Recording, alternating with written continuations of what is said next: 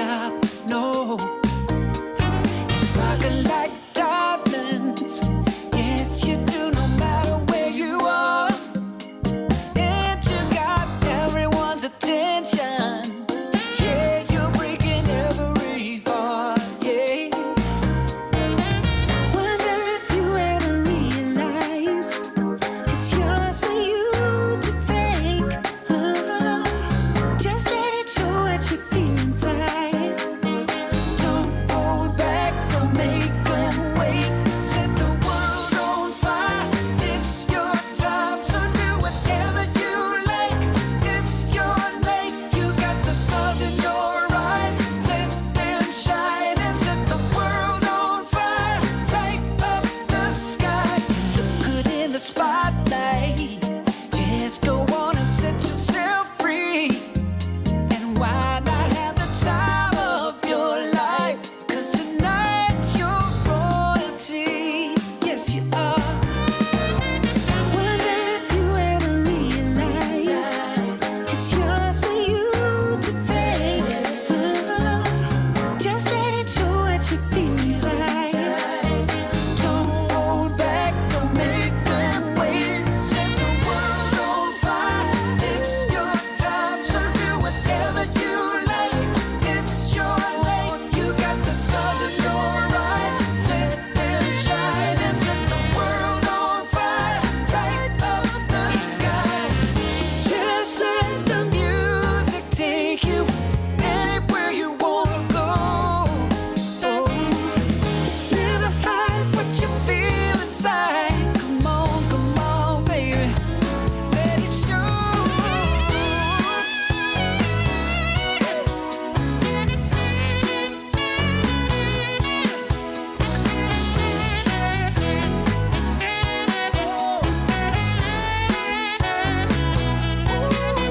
Set the world on fire. It's your time, so do whatever you like.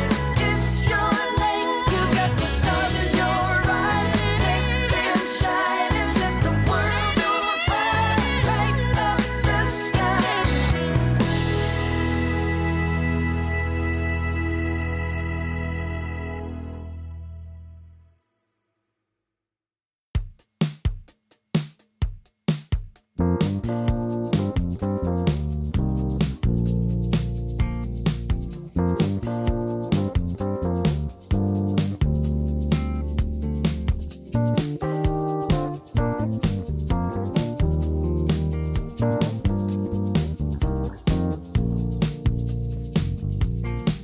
You should see my baby, she's spanking new. And she never says no, she's can do. Got a smile that shines like rubies and pearls.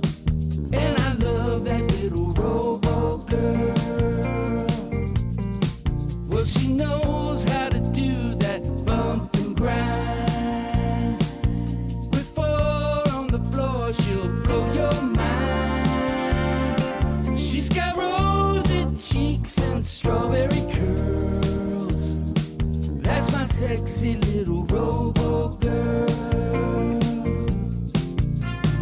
When I kiss her heated lips, she burns like a kitten and twirls her lips. Says your wish is my command, telling me to love her like a real man. You love it, you wear it, wear it. Wear your passion. Share your passion. Wherever, whenever. Gaming is a lifestyle. Get your merch at shop.eslgaming.com.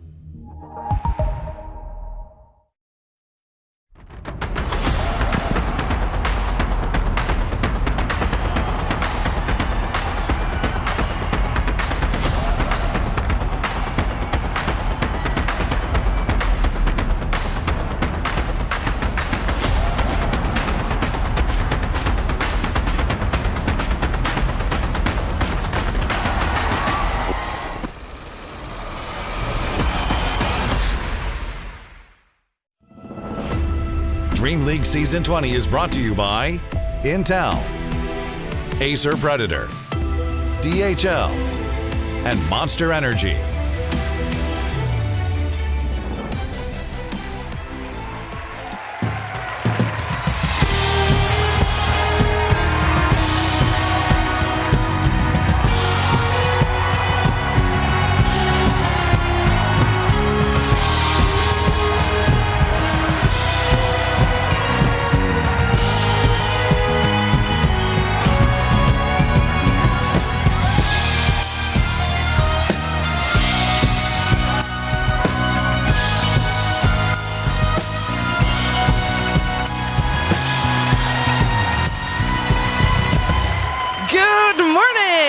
And it is a very good morning because today so many things will be decided here for Dream League Season 20. It's a great time walking into the office and knowing everything's tidy. Isn't it right, Jenkins? Oh, yeah, that's right, What are you Cheever. doing? Oh, what a good morning it is today. I'll tell you that much. Good morning, part-time pandas. Part-time pandas because today is only half a day, that's right. So it's a bit of a shorter day, but it's extra spicy because of it. Just keep waving. That's a good, it's a good strat. We have something planned. It did not include this box. Give me that. Yeah. Ah! Respect the interior. We don't need that box anymore. It was already shipped across the country, ladies and gentlemen. DHL, if you want to get your products from point A to point B, and then it'll end up on the floor of a Dream League studio. Yeah, but the nice thing about these boxes is that it's so easy to reuse them. That's true. That is true. It was not supposed to be a sponsored segment. The box was just there. Anyway, I'm going to go ahead and double fist my monster here. Oh, that's a good product. Anyway. Oh, God, we are very unprofessional. I'll tell you that much. We're doing great. This is my last day. This is my last day. No, it's not. It's fine. You're doing a great job, Jenkins. Thank you. You even ranked up yesterday. Where is it? Oh, look. You ranked. What? Yeah, you ranked up. Yeah, you still ranked up. Look at that. You're a Crusader. I want to say. PJ's I want gone. to say that you had to check to see what those ranks were. That is some top 1% MMR privilege right there. Is that you're like, I don't know what I had to count the dots. these pathetic medals are. Did you know that they have the number of dots about which rank it is? Herald is 1, Guardian is 2, Crusader is 3, and so forth. That's how I check it. But it could go the other way because if you have 1 dot, you're number 1. Yes. You know where it's at. You hang out a lot with Herald, so it's, That's right. you know it. I've lost my mind. But you did earn your points, your stripes, very well yesterday. There's 2 people that are still trying to earn their stripes to be on the morning show. The morning show is something special, and we do put our new people through the challenge. We had Thijs, of course, earlier being put through the challenge as the newest addition to the Pandas, but he has earned his spot. Put him on there. On where? On the couch. No, on the rankings. Ooh, we should put a board with the Pandas. No, but that's mean. They're a team. Who cares if it's mean? When have we ever cared? Look at them. God damn it, Bob. No, then you know they're reaching the highest level because they're that good, and then they're just. You got to humble them. Yeah. You got to keep their feet to the ground somehow. Even if You know, you have to tie you know them who to we the do ground. that with? You know who we do that with? We do that with our guests. We do that with our commentators. And let's bring forth our first of the duo, of the commentator duo this morning. It is none other than SVG.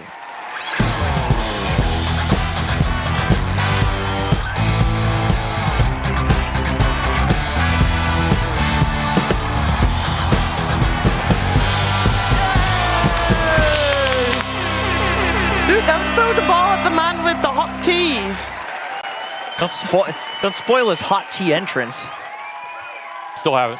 Still have it. Very good. Undefeated. Hello, how are you doing? Good morning. Those are Good morning. goalkeeper hands. There you go. Oh, thank you. There. It's like bringing an apple to the teacher, but instead it's a ball. I've Very been kicking cool. that thing around for like 30 minutes. I'm actually out of breath. I just touched it with my hand. It has not been 30 minutes. It's been about 5. Yeah, I fell in the toilet like twice. Oh, that's right. Tasted like that. Lovely. Okay, so someone who does bring the tea, well, both in his hands and with his commentary and with all the goss he's got going. Let's bring forth the Capitalist.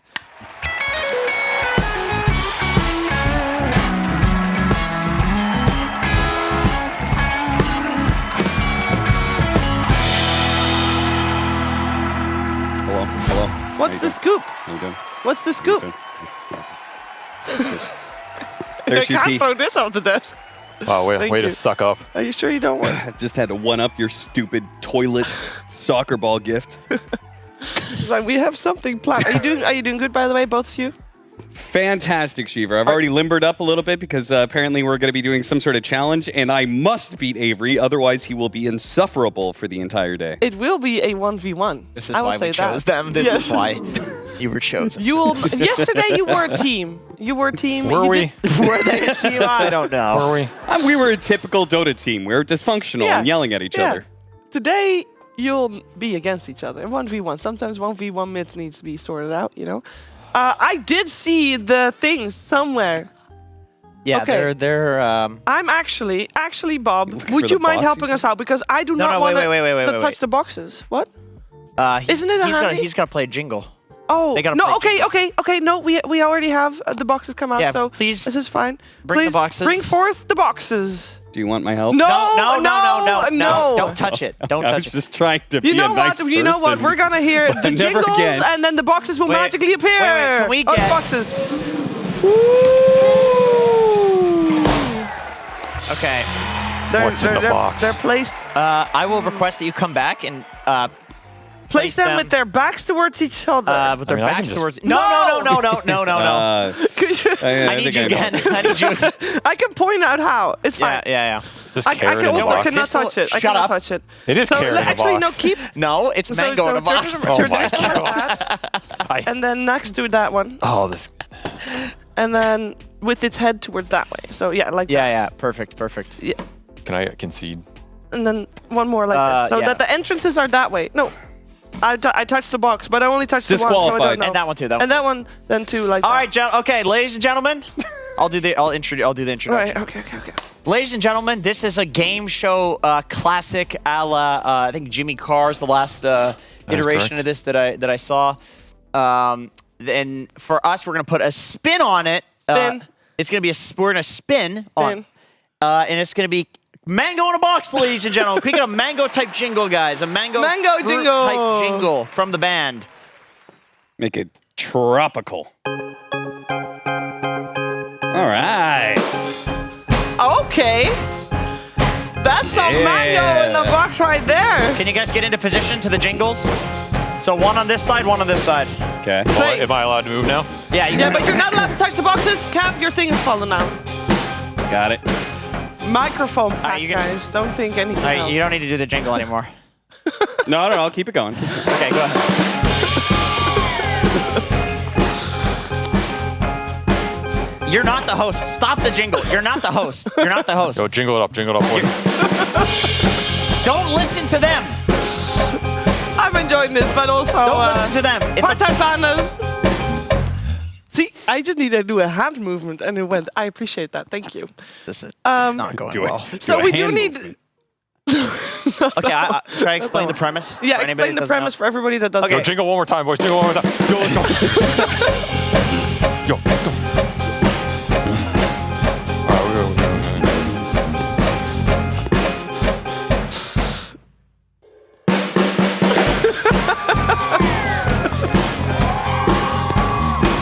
It's a great segment, Jenkins. All right. This has nothing to do with the segment. Okay. Part-time pandas. Thank you. No. Okay. Explain the premise. Thank you. The premise of the segment. Can I open the box? No. No. Oh, yeah, we're Actually, doing a yeah, segment. Okay, the premise of the segment is that one of Don't these touch it. one of these boxes, ladies and gentlemen, contains a juicy mango in it. The other has nothing. Can I in open it. my box now? No. You, my friend, Okay. are going to be able to look into your box. Not yet, not just a yet, not second, yet, in not just a yet, not second, yet, in not just a yet, second, not for yet, fuck's not sakes, yet. dude. You need to listen. You need to listen. So you're going to do it in just a second, and then you can ask him whatever you want, and then you get to choose. Wait, whether can I stretch first? You can stretch. You can choose if you switch his box or take yours, and you want to get the mango. And also, I want you I'll take to his be box. aware. Nobody is allowed to know what's He in has the to- box. Not even the camera that's right there. Yeah. You, No, I'm gonna take Nobody his, I'm can gonna take see his what's box. in the box. so be careful. You can pick it up Okay. in. And we don't turn know it. what's in the box Can I open the either. box? Yes, open the But box. only peek. Only slightly peek. Take a Okay. peek. Slightly peek. So what do I do with the mango? I'm going to take his box. Okay. No, I'm just kidding. I'm going to wait and see if he wants me to take it. Well, what do I- I'll be official. You know, SVG. Get out of Try to get out the of the box camera shot. that has the mango. Unprofessional. There's too many camera shots. Okay, so he claims there is a mango in his box. I'm still in the camera. Wait, what? You Why can't we said, get what do I do with the mango? I didn't say there was a mango in the box. SVG, try to get the box with the mango. Good luck. My box doesn't have a mango. Would you tell Kyle that? Got him. Got him. I feel like I just won the segment.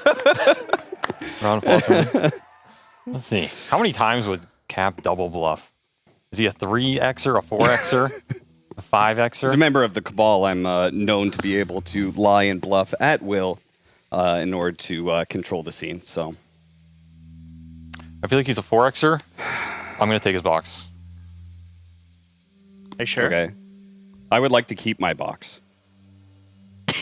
You don't get to choose. You don't get to decide. Why It's not? not your choice. Yeah, I wanted to originally take his box. I think he's still trying to 2X, 3X bluff me. He's up to 8X now, but I'm going to still take it. Because I just think there's a mango Can we in do there. this segment again? Why? I think there's literally just a mango in the box. I wanted to take it originally. I'm still going to take Can we it. do the segment again? Can we just like take the boxes out and do the reshuffle? I wasn't listening to the rules. He's still trying to double debate me. I'm still going to take his box. The double Sure? debate. Yes, I want to take his box. I'm going to take his box. Okay. Thanks, box. I'm just I gonna, Take the like box. And don't show the camera. Don't show the camera. Don't show the. You look, but you can look inside the box. Are you going to look inside this one? I have Yes. a great idea. And What's now only the opening peek. sign? Only peek. Only The take a other peek. side. Only take a peek. And then we'll call the next person. He can see if he agrees or not. How about it? Okay, go ahead. I think this. We can. Cap, I think this segment's come to its end. I think. wait a second. Please hold. Do you Yeah. want to do that or not? Wait. But they both know what's in the box now. Yeah. But I would like his box. Whoever My turn. we bring on does not. I saw it. I saw Yeah, it. but I mean, whoever is we it bring on supposed to does be not. What you saw? I fucking saw it, dude. He didn't open it very subtly. I've made a lot of mistakes. Okay, One all of our right. guests. Let's not How talk are we about including them? who's responsible call for them this in. failed segment. Okay. So Did I they- win? They come in Did I win? and they get the chance to see if Avery, they get the chance To to steal a box. Oh, this steal is a a box. this is a mango chain. I'm thinking We about can do a it. mango chain. Yeah, Do you wanna do bring a out the mango mango chain? chain. Alright, we can do a Bring mango the jingle chain. back, boys. Bring We got the some more jingle back. games. Yes. Ladies and gentlemen, let's see if SVG can keep his box or not. Oh, wait, Ladies I and have gentlemen, to- everybody make some noise for Fear to join on the mango game. Woo! And he's bringing a gift for Cap. For me? No. Oh. You were parked in my parking spot. I had to move your car. Thank you. All right. All right, so what's going on here? Have you understood the premise of the game? Yeah. Listen to There's the rules a very carefully. mango in Fear. a box. It doesn't Yes. matter. Have Yeah. you seen the video? No. Good, because I think maybe the video feed caught what Jenkins saw as well. Who knows? Wait. Can I say something? I was lying.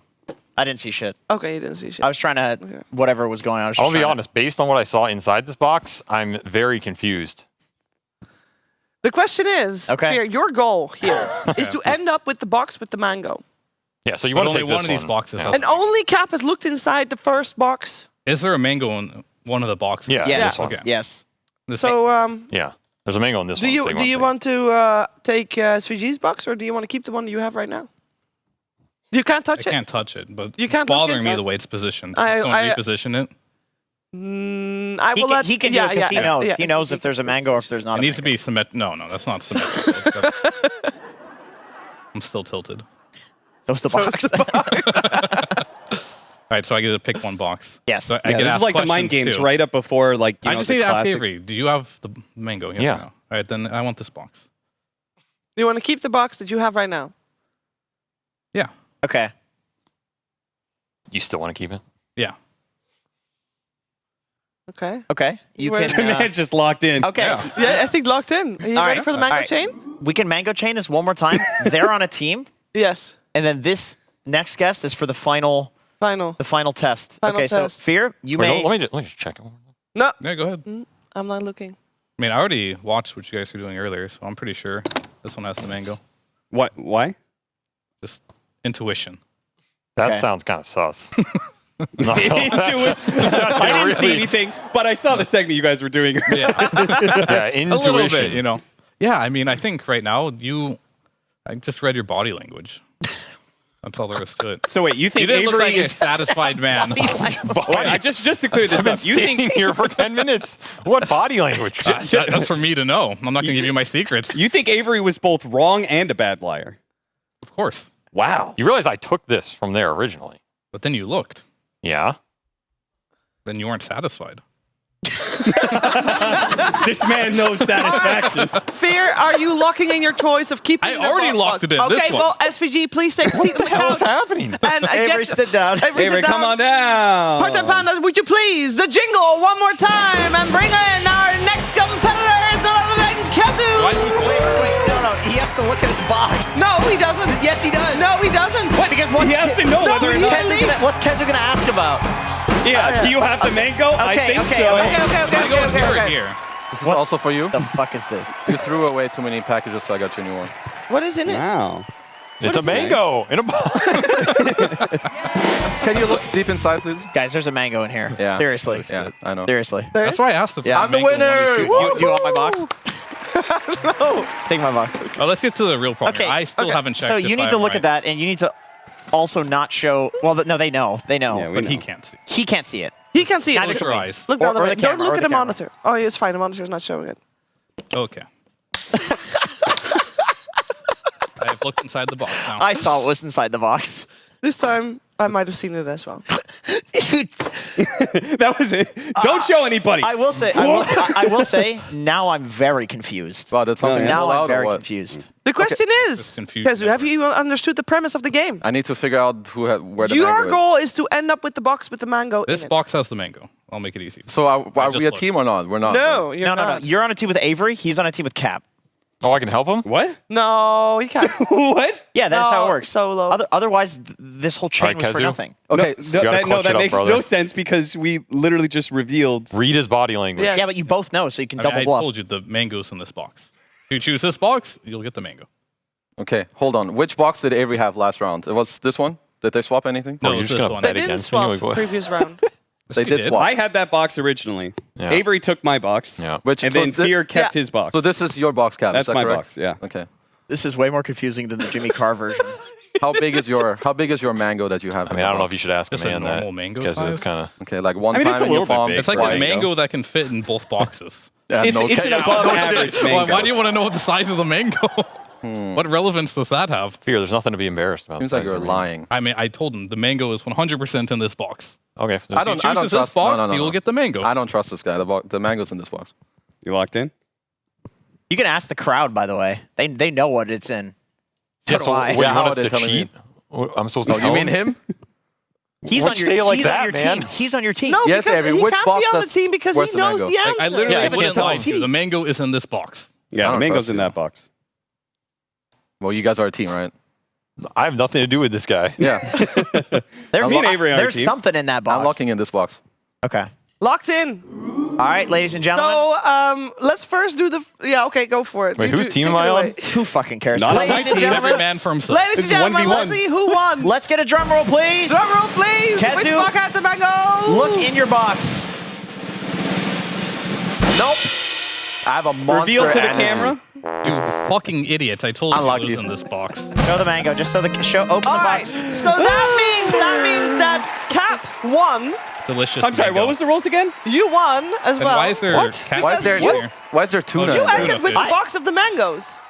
I put the tuna in there to What? throw people off. Nobody mentioned the can of tuna. Yeah. I just did. Are you guys insane? There's a can of tuna in there. You both saw it. I thought that was just lunch. A mango with tuna. What sort of lunch is that? Well, I never saw the mango box. Avery chose the wrong box. Well, Fear chose the right box. debatable. Twice. How did I choose it twice? Fear wins! No.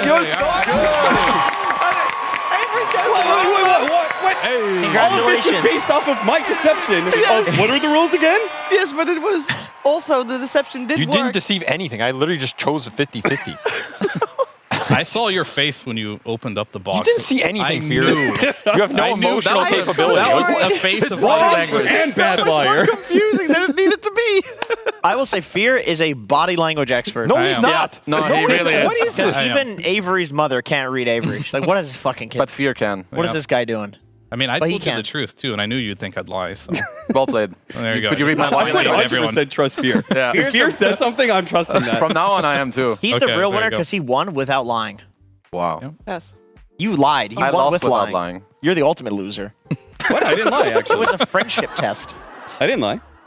Did I? Yeah, you said this is definitely the mango. Well, I mean, it was kind of like, you know. It was sarcastic. Sarcasm. I said it wasn't He had the to mango. lie. Yeah. Well, Unlucky. I Oh, think I also said I wasn't listening, but I was. yes, of course. I knew that part. So that's double lie. That means you can. I have another present for you. Thank you. You're welcome. I expect you not to It listen. still was a good victory. Cap, respect.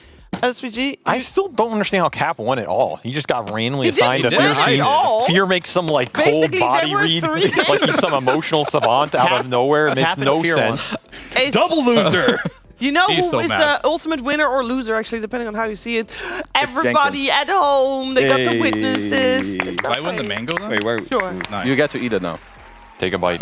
Take a bite. All right, SVG, skin? Cap, if you wouldn't mind Nice. making some space on the couch. Thank you. There, Cap's Oh my eating some God. mango. That's not healthy. Want to use the mango for a future challenge? No, not anymore. That's a rotten mango. You can ask That's them a who raw bit the mango. mango. That's a rotten Cap. mango. Who bit the mango? Yeah, who You bit the who mango? bit the mango? I'm taking the box though. Thank you. Thank you. We don't need those anymore. Appreciate it. A rookie. Yeah, take your tea. Oh my god, I got the mango.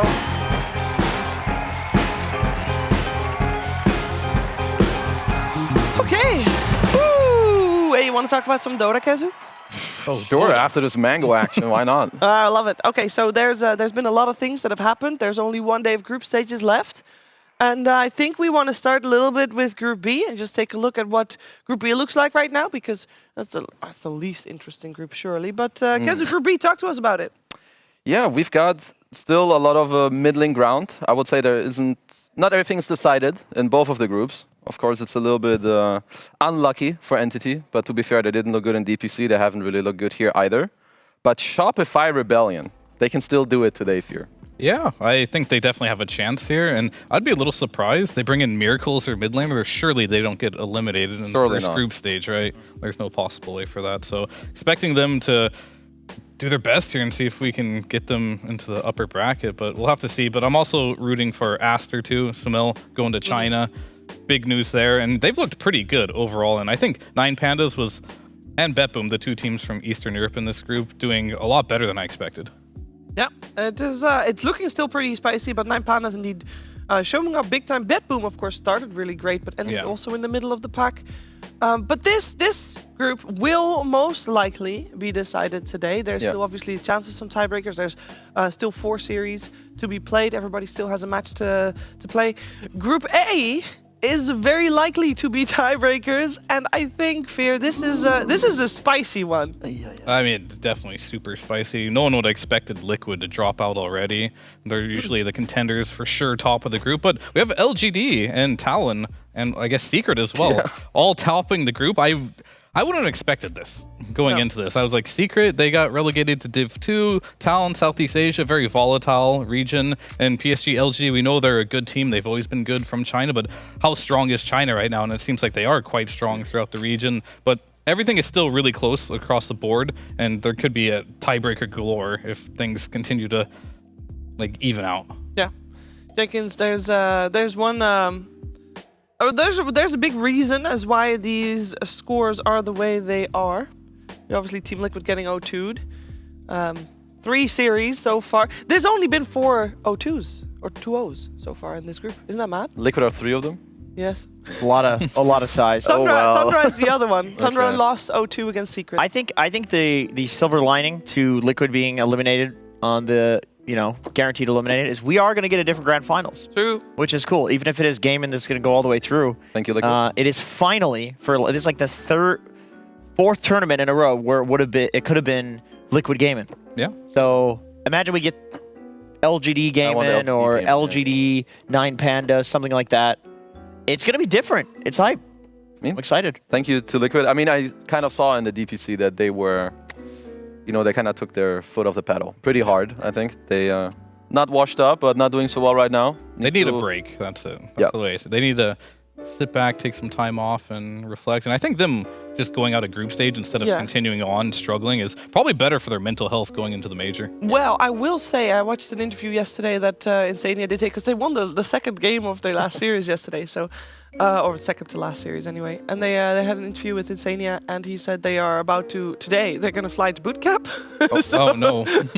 So they're all going to go to the same place, but they do know what they have to work on. And maybe it's indeed, as you say, maybe it's better to work on that without having officials. Yeah. So yeah, hopefully they'll come in fresh for the Bali Major. But here for Dream League Season 20, both Team Liquid and Entity are the only 2 teams so far eliminated. We'll have to see what happens today. Now, our first series of the day is a very important match in Group A because both Tundra and Evil Geniuses are tied. They're 6-6, so this series, if it's tied, there most likely will be a tiebreaker. But of course, whoever 2-0s, if there's a 2-0, one of these 2 teams is like, okay, they're in the upper echelon. So let's start talking about this series because it is that important and it is that exciting. We're gonna first look a little bit more into Evil Geniuses, as we wanna just see what they played most recently, just to get a little bit of a feel, Jenkins, of what type of Dota they have been playing. What do you think people should look at when they watch Evil Geniuses play?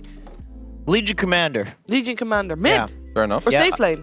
Yeah, well, Was it Pakaz played it. Well, yeah, of course, Chris Luck will play his, or C-Smile, or C-Truck, or whatever you want to call him. Yeah. Will play his Legion mid, but they actually had Pakaz go Legion mid, and C-Smile played the safe lane Venomancer, and they won all 3 lanes in that game. Here it says the last 4 series draw. Though this is actually the last 6 series draw. They drew every single series, so very important information right here. I mean, everyone is just kind of tying it up. I think when you look at EG, you need to expect some crazy stuff when it comes to the drafting. Like, they won't shy away from some last pick Viper, some last pick Venomancer that then somehow, as Jenkins was saying, he's going to go to the safe lane so that Pakaz can play his mid Legion. And overall, I think just a bit of craziness around the map with Matthew. He's like a wild dog just running around, killing couriers, placing aggressive wards. I would say he would do that a lot, but as far as drafting-wise, this team, they like doing their flex picks a lot, and they'll put it in any single lane, and of course they'll draft pretty much any hero in the game if they think it's a good game for it. Yeah. But I used to look at the South American teams, more so Beast Coast than EG now. It's like, they're just going to be chaotic around the map. It's going to be rhyme without reason, but EG's not really that way anymore. I think the things they do on the map do have a reason for the most part, and they're not as chaotic. Maybe Matthew will make some crazy plays by himself, but they're a well-oiled machine now, and they just like have objectives on the map, and they can play methodically if they want to. Unless they're playing against Beast Coast. Yeah, well, Beast Coast does that to every team. That's the EG difference. Beast Coast just looks insane, man. That's the Beast odd Coast one. factor. EG goes back to their old ways. No, I agree. They're a well-oiled machine for sure. I think like one thing that South America was really ahead of the curve on is just outplaying people in team fights, like focusing really hard on the little individual mechanics. I know one fights. small one that South American teams outplay everyone to this day on. Like Fairy Fires, Magic Sticks, and Lotuses. Like, they will bait the hell out of you every single game and push it to the limits. Like, we're going to kill him, Oh, Fairy Fire popped. Oh, it's okay, I'm going to kill him again. Wand popped. We're definitely going to chase a little bit more. No, he's got a Lotus, and now you're out of position, and now you're outplayed. They do that a lot. It happens. Let's see if it will happen against Tundra. We should be in the draft momentarily. Tundra is, of course, a different story. They've done really well and increasingly better over the year, doing, of course, great in the DPC. They came top in Tour 3. But they're playing with 2 stand-ins. Yep.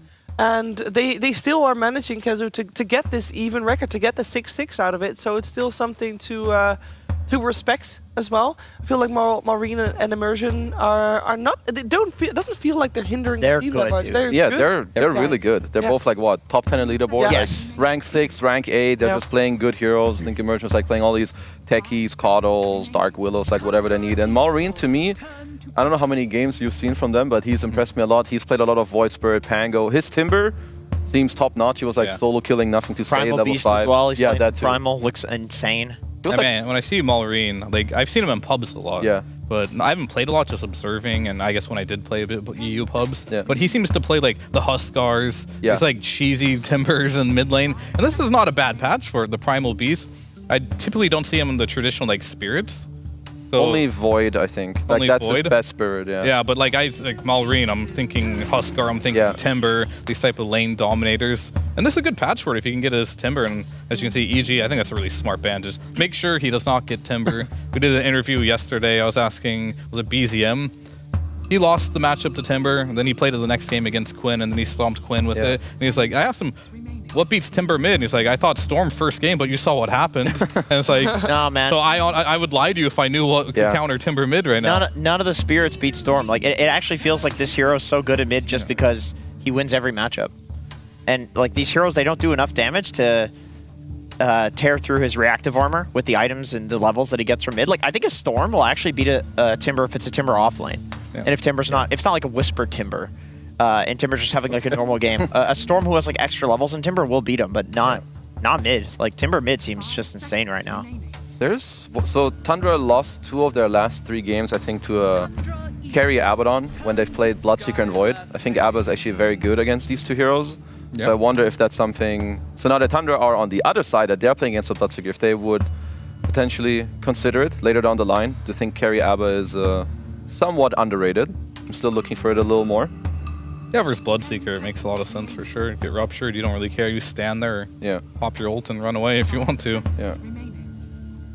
Skywrath Bloodseeker opening. Very interesting to see Skywrath picked in this position. I think for EGs, it's handy to have a flex pick, right? Both Matthew and Panda have been playing. Yeah. Have they flexed the Bloodseeker before? No, not Probably this tournament. Bloodseeker's kind of just like you pick it as carry. And what are you going to do type of situation. I do also feel like with EG, Whisper is the least flexible. Not in that he can't play those like the other heroes. It's that they want him to play his like signatures. Like he almost always gets what he wants, you know, even if it's in the first phase, picking like the Batrider or the Timber, which didn't happen this time around. Yeah.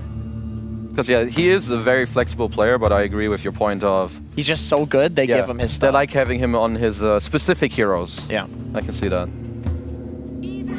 This Dusa pick was really good. Yeah. This is another hero like we're talking about the Batten. You can rupture him. He's going to stand still anyway. Dusa's the same story. You rupture Dusa, she's just going to either stone gaze or stand there. Doesn't really care about that. You're going to ban out the heroes that are the worst matchups for Dusa. Anti-Mage, Morphling, and maybe Pango. I'm not sure what the last one could be. There's a lot of different ones. Wind Rangers. Could be Wind, yeah. Wind Ranger with the Diffusal is a pretty good one. But with all those out, we've seen time and time again, Dusa can be a beast if there's no Anti-Mage in the game, or if Morph. I think those are the 2 biggest ones. Yeah, I think Morph for sure. Like Morph, or well, AM obviously too, but like just the Morph Ags and wanting to kind of just ignore the Medusa, play these long fights, you lower her damage by way too much. But I also do like the Dusa pick a lot, as you said, hard to be ruptured. And you can also protect your team if they get ruptured. True. So Tundra should be very happy with their closing pick on the first phase. Yeah, I mean, I look at EG's like opening draft as like Bloodseeker, Skywrath. It's okay, I guess. You got to get a lot of kills. Yeah. But if you draft a lineup on Tundra, especially if 33 picks up a hero that buys a lot of auras, and you just can't kill anyone, this lineup will get out carried and out team fight really quickly. So they're getting a little bit scary here for EG just on their opening alone for me. It seems more of like a, I don't know, I call this like a casual opening. Yeah, like sure. it's not wowing me. I don't think it's doing anything too crazy. The reason I asked earlier about the flex pick is that I'm personally not the biggest fan of playing carry Bloodseeker into Medusa. If you have to, I think you need to try to tailor your draft around like early tempo, winning the other lanes so you get the thirst and try to like snowball. Because the longer this game goes, I'm quite certain you do not enjoy this matchup. No, that's a bad matchup.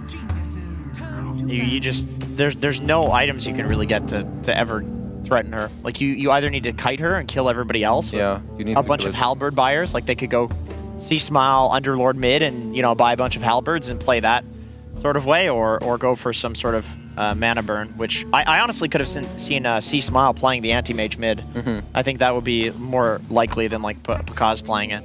Also, C-Smile could play his Slark mid. It's not so good against techies, but it is one of the decent Dusa counters. But Wind Ranger is still in the pool, so maybe you just go with that one.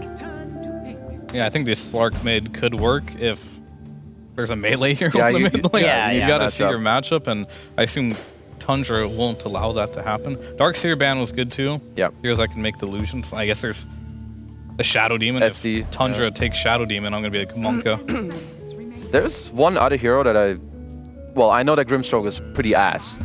But do you guys think that it's like so unplayable that you can never pick it into Medusa? You can play it. I think it was. Because I haven't seen it yet a single time. I've seen SD, that's good. What about Beast Nyx? Coast has played it. When, has been when you said there's one other hero, I was like, oh, of course he's going to mention Nyx Assassin. But Nyx was too hard, I think. everybody At was some point, everybody picked it. everybody was playing Nyx against Yeah. Medusa. So they do go for the mid. Was it this patch or last patch? 7.33. Okay. So. I mean, I've seen it It's in hard, I action. think. You're just trying to, in the team fights, run in there as your Nyx, get that right click off. Surely I won't get stunned before It was then. it was like Nyx Darkseer that looked really good against the Dusa. I've seen that. You could surge him in, and then he would get the hit on Dusa. Yeah. The Wind Ranger makes sense, though. I mentioned it earlier already. Yeah, Diffusal Blade Buyer. And you do want it played mid? You want Chris to play it? Could be carried too. Whisper could I mean, also actually, play you it. have a Bloodseeker. Yeah, it's probably mid, right?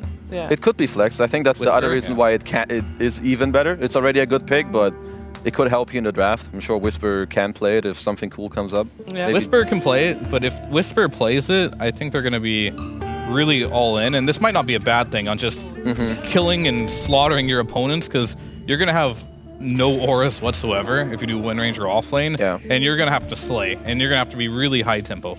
I must say the draft of Tundra is looking very scary. They have all the OP heroes. How did this happen? Those are the good ones on that side. I know which team I'd want to be on at this point. And it's not the Wind Ranger team. And Yeah. this is scary. I forgot about Doom. And Void Spirit? Yeah. Void Spirit will sometimes make it through to this point, but the Doom, I don't know. I mean, that also could have been Whisper's hero if Tundra had left it in, so it also kind of felt like they needed to pick it because of that. I think you just double down if you're EG. Like, don't play for the late game. Yeah. Don't play for normal Dota. Time to bring out your primal instinct and just, like, run around the map, slay, make this a crazy-ass game. Do they play IO? I mean, maybe not, yes, but not this patch. Perhaps. Yeah, okay. Because I think, like, I agree with you. I would like them to just... When you already have this foundation Primal of the Spirit draft... becomes the Monkey King. Yeah, you just want to go. I just want them to be able to run at Tundra. I guess. So I mean, Monkey can also be flexed for them. So right? what are the roles? Because I feel like if you're like Monkey in this game can either play into the Doom lane and it's pretty good, but I don't know. My gut says that this is just gonna be C-Smile mid Monkey against Void Spirit. It's an amazing matchup. I feel like he asked for it, but then again, he was lounging in his chair. Maybe he was like, "Oh, my hero's already picked. It's Windrunner." No, I like the mid Monkey this game. It fits the narrative that I want them to go for, and it's just crush the lanes. Don't play to the point where the games are even here, and just go, run at your opponent and just slay them. Yeah. Okay, SD ban. It does mean that Whisper will either be playing Bloodseeker or Wind Ranger, unless they want to do like a 5-wind, but then why did you pick it into the Medusa? Unless they decided to flex the Wind when they saw the Void Spirit, because they're like, okay, the Medusa counter doesn't matter as much as countering the Void Spirit with the Monkey King. They have played a game where they had Wind Ranger as position 4, and Sky as the 5. They have played Monkey King on the 4 as well. They have lots of options, There's an incredible amount of flex. I suppose if you put Monkey mid, he can still build the Diffusal, because I've heard a lot of people saying Monkey is a very underrated answer to Medusa. All of the statues in his ult get the Diffusal. You can actually drain her mana very quickly, and you can't man fight against Monkey King. And Medusa wants to run in with Stone Gaze and stand there and man fight you. You just need some type of lockdown for the Monkey that he can like stay on the Dusa. Yeah. That's the only thing. Yeah. Looks like Tundra is assuming that we're looking for a Whisper hero on the side of Evil Geniuses. What do they lack? Because at the moment they look like just very squishy. So I feel like, do we need a Mag Brewmaster? A big beefy boy. Big beefy boy? I mean, Underlord still looks pretty good. Yeah, it's a bit boring, but the root for Void Spirit, heals for Doom, Reeves Buyer. Oh, I want something that's just like faster.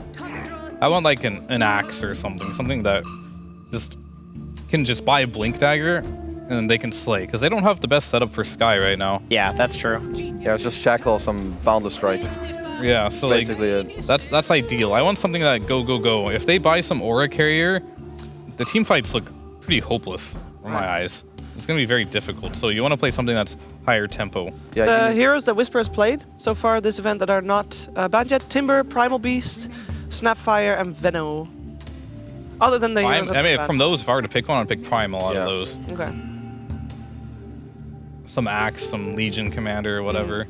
Not the best for Stuso. Yeah, I want anything that plays with the tempo of Monkey and Bloodseeker, which is basically fast. Like minute 10 to 20, You go. you need to just go at Tundra. Like, look at the heroes. Doom is going to be top net with Dusa if you just leave them uncontested. I feel like at some point you just kind of auto lose. And with your hero, you have good enough heroes that you can run the map over pretty damn hard. I'm also fine with Wind Ranger offlane, and if they want to pick like some melee hero here. I'm not sure, other than Spearbreaker, which ones are good this patch. So that options might be a little weak.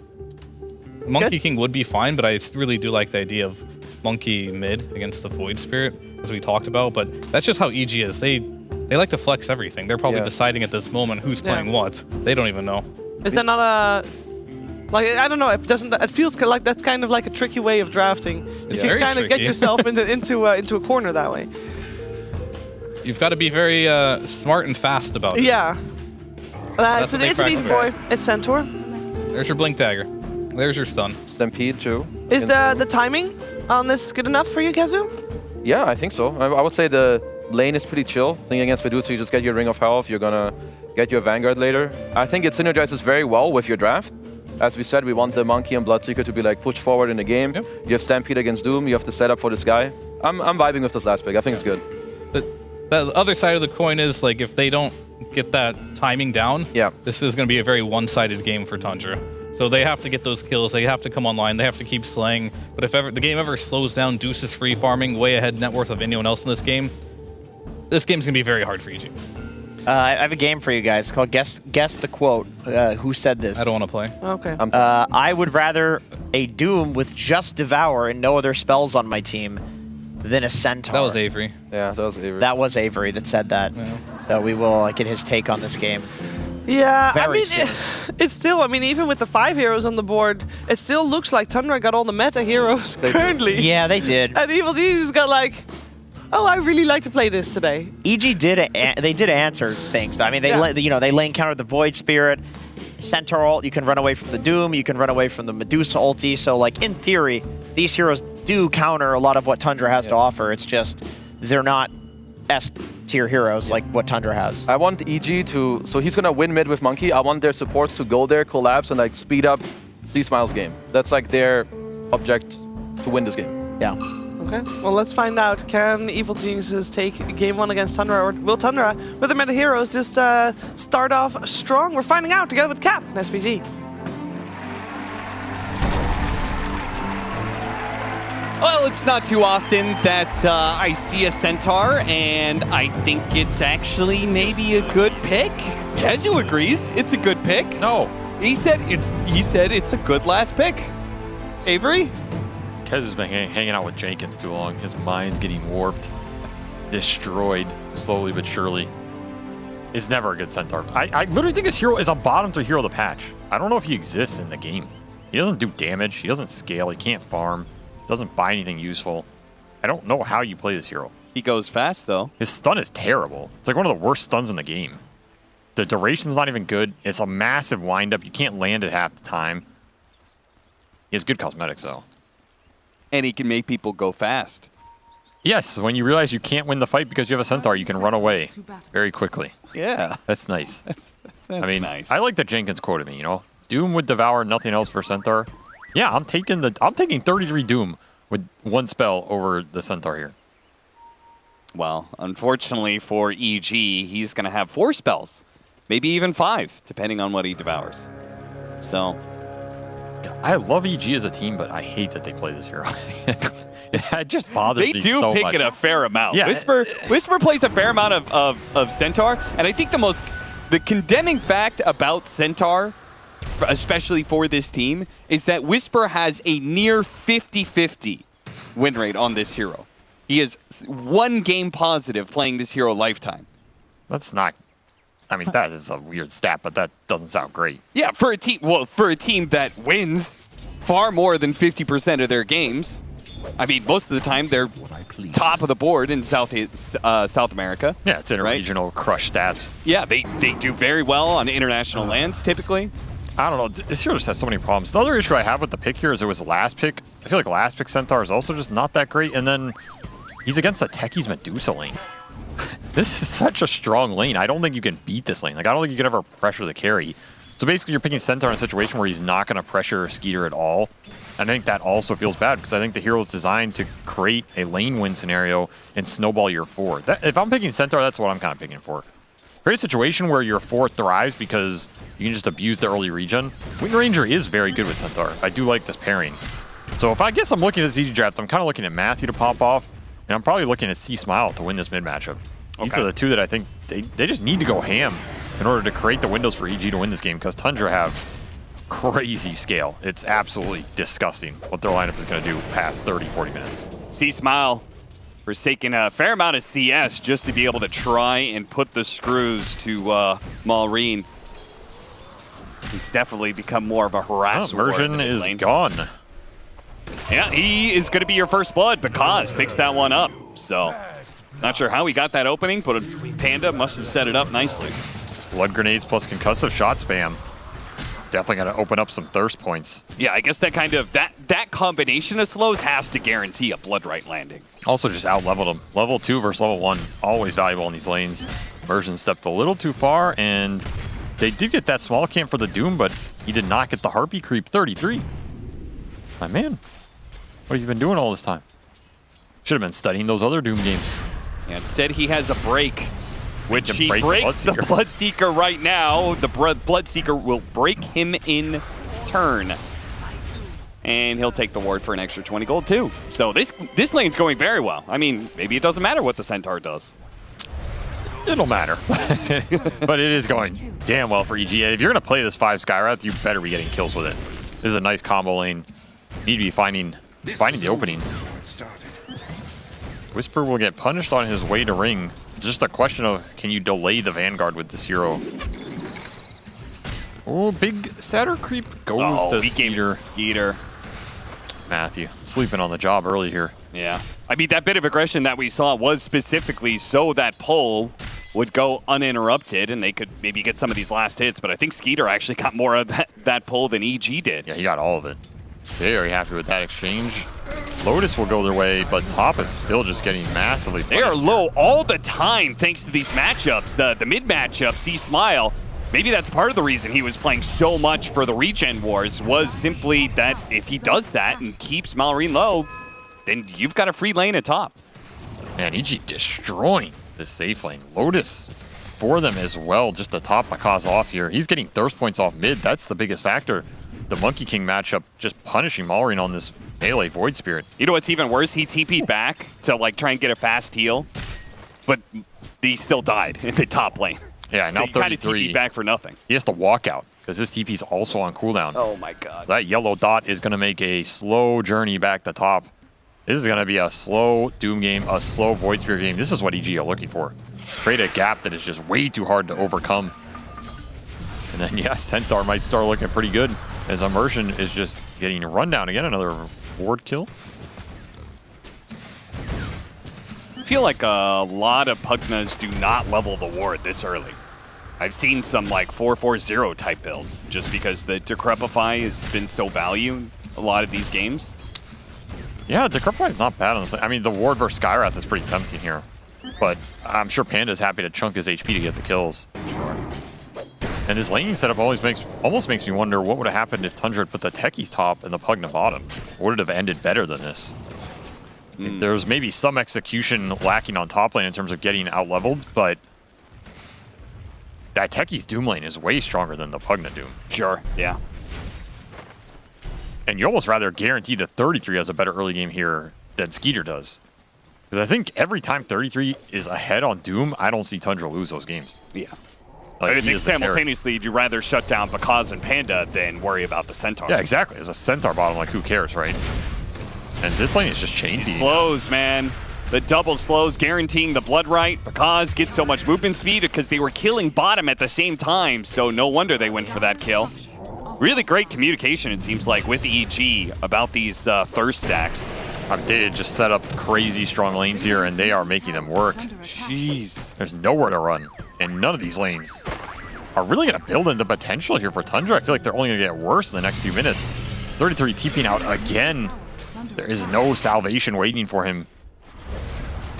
Instead, they're just going to bring the numbers mid and try and get the return kill. Which they should here. C-Smile, there's just too many heroes. So Malrine tips him right back. C-Smile was taking a huge advantage in this mid lane, but a bit of an overextension will help Malrine recover. You could see from the CS, though, it's a long road to go. Yeah, he's got 14.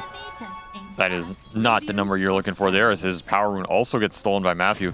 I like the cheeky play. Matthew was trying to feed him the Lotus down the cliff. Is that what he was doing? Yeah. That's funny. That's why he was running there. That would have been a nice heads-up play, but C-Smile will TV back in mid. Still 3 here. The supports are nearby this time from EG. Panda's going to join in, and we do have that rotation from Matthew coming in from behind. Tried to go for the body block onto Malrine, not good enough. Now goes for the shackle onto Snaking. Didn't latch. He'll get off the blast off. It lands onto the 2 of them, and Malrine will clean up. He picks up one of these kills, Snaking the other. Now Matthew, he may just die as well, and if he's not dead, he's kind of out of this fight. Oh, he doesn't have boots, so he's definitely getting run down. Shackle shot. Cancel the clarity. Value. Okay, yeah, do what damage you can. Another win run's coming up. That'll help him just try and take as much as possible. Malrine's like, bro, I want this last hit. Oh, he Lotus to make sure that Malrine wouldn't get the last hit. Now that's... Okay, we don't need these. We don't need these. It's like it's too far. That is There's a perfect limit. production value. Thank you very much. What is even the turnaround on that? That happened like 15 minutes ago. You know, you say like, DreamLeague production is that that good? Yeah, if I asked for like something on you, they'd be like, oh, it's going to take us a week at least. It's a week at least. But if it's some clip on me, it's 10-minute turnaround, boom, in the next game. I see how it's working around here. What happened to the Wisdom Runes, by the way? They got traded out. 33 took one, by the way. That is how bad his game is going. Trying to body block him, not quite getting in front. Does manage to get the Jingu stacks up here, so C-Smile can battle this one out. Oh, what they do for level 6 off Malrine right now. Yeah, seriously, he's so close to it. Is he going to double jump for it? Oh, I thought maybe he would get 6 and just try and double jump and get the kill. Nonetheless, what Tundra have done on mid has salvaged this game, right? Yeah. Their supports have the levels to actually play Dota, where they otherwise wouldn't have. 33 came over to secure the power rune. I mean, he's not doing anything top. May as well. He wants to join these fights to get the XP. Kills are worth a lot. They're going to use the Centaur ult here. Everybody's going to go fast. Malrine is going to get hit by the Rupture, though. He's in trouble, and the power shot is going to put him down. Snake King will follow his mid laner to the grave, I believe. No outrunning because... I mean, if Bakaz is willing to join those skirmishes, you're not going to win him because he is just way too damn big right now. So Tundra overextending a little, but you can't help but feel that that is the only place they're getting anything positive done. Outside of Skeeter farming bottom, he's still having a pretty decent game on Dusa. But what is 33 going to do? Well, he had a shield rune, so he thought he was going to be okay. Shackle shot. Oh, just TP. He's not going to be there to stop that TP. I feel like he's TP'd to base like 3 or 4 times already, though. It's almost better to die in a way. He's just getting so delayed here on the Midas. Meanwhile, Whisper cutting waves and is second in net worth above Skeeter. I'd kind of like to see Tundra bring the Void Spirit down here and kill this Centaur. I think this is one of the ways you can abuse this hero. He tends to be pretty low armor. You can just chase him down, especially when Stampede's on cooldown.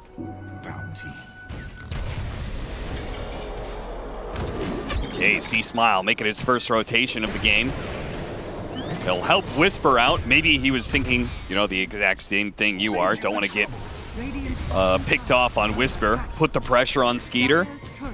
And he's in trouble. Tundra, yeah, they really thought they could stick around here, but EG, they're willing to go for this dive. And it's a very dead carry. Who wants it? Oh, maybe you should have taken it. Well, C-Smile will still get the last hit in the end, which is what they intended, and 33 is low enough they have to TP rotate. Doesn't die at least, but Bakaz is still totally free reign of this lane and in this game. Just lane domination here from EG. This is one of the things they like to do when they feel like the enemy's just picking too greedy. They're just going to try and run you over. I think they're one of the few teams in the world that still will consistently try and do it as a viable strat because it's risky. I mean, this game looks very one-sided, but you lose 1 or 2 fights somehow. Tundra Draft is going to kick back in. We've seen it happen a lot, right? Yeah, but it is also good. I mean, part of the reason they've been, I would say, successful on international lands they're really damn good at Dota, but also I think that pressure style is good. You know, like that fast playmaking style is good in situations where you've got a lot of pressure on you. I mean, this is a very important series. We've got all of these teams. These are 2 of 4 teams who are 6-6. Whisper, he's taking some damage here. yeah, these mines are doing some heavy lifting. Matthew does There's that cut the voice last TV. one down. Malrine shows up, but is he going to be able to finish off Whisper here? Whisper trying to dodge the step. It doesn't get dodged, but it also doesn't kill him. Whisper should have gone down there for sure. Just slight miscommunication and misplay from Tundra. Spells weren't syncing up. The voice for TP's a little too late. That's a big kill to miss and a big committal from Malrine as the tower dies regardless. These are not the kills you can afford to give away when EG is just running you over. With the Bloodseeker net worth right now, it is absolutely out of control. I mean, he's playing into this Dusa matchup. Pugna as well. These are tough heroes to just run into, but not when you're this far ahead, man. Yeah. And yeah, that high pressure tempo aggression, it works. I also want to say it works pretty decently versus a lot of these European teams that like to play a slower, greedier style and farm up. I think that's why they feel annoyed playing against the South American teams a lot of the time. Like East Coast and EG, they're just going to run at you. It's seen as a lesser form of Dota, you know. Is that really you just making that up? No, it's like why don't you play cultured Dota? You know, an aesthetically beautiful game instead of this Pinky up Dota, if you would. caveman run at you bullshit. But hey, if you can execute it well, it wins you games. Yeah, it absolutely does. And EG is winning this one, 5,000 net worth lead. Again, just to piggyback on that one. Out of all the ones, you had to choose the mango gif. And mango did not taste good, by the way. It was an unripe mango. My reaction to the Centaur pick. But it's working for him right here. I mean, Whisper is one of the players who's very comfortable in this hero, at least. If you're going to pick this, you better understand what to buy and when to buy. He's going to go Vanguard straight into the Blink with a pipe afterwards. So what can EG get done with this Blink? Skywrath is and Wind Ranger definitely help Centaur. If you play Centaur with this early Blink, you need supports who can give you the damage on the jump. Yeah. It's like we saw that game from yesterday with the Axe for Liquid. He had no damage fall from supports. You get this second item Blink, you Blink stun somebody, they take 200 damage and walk away, you feel awful. Yeah. So this game, he has the damage to back it up. With Skywrath ulti, with the Wind Ranger Focus Fire, Whisper can actually run around with supports and make the action happen.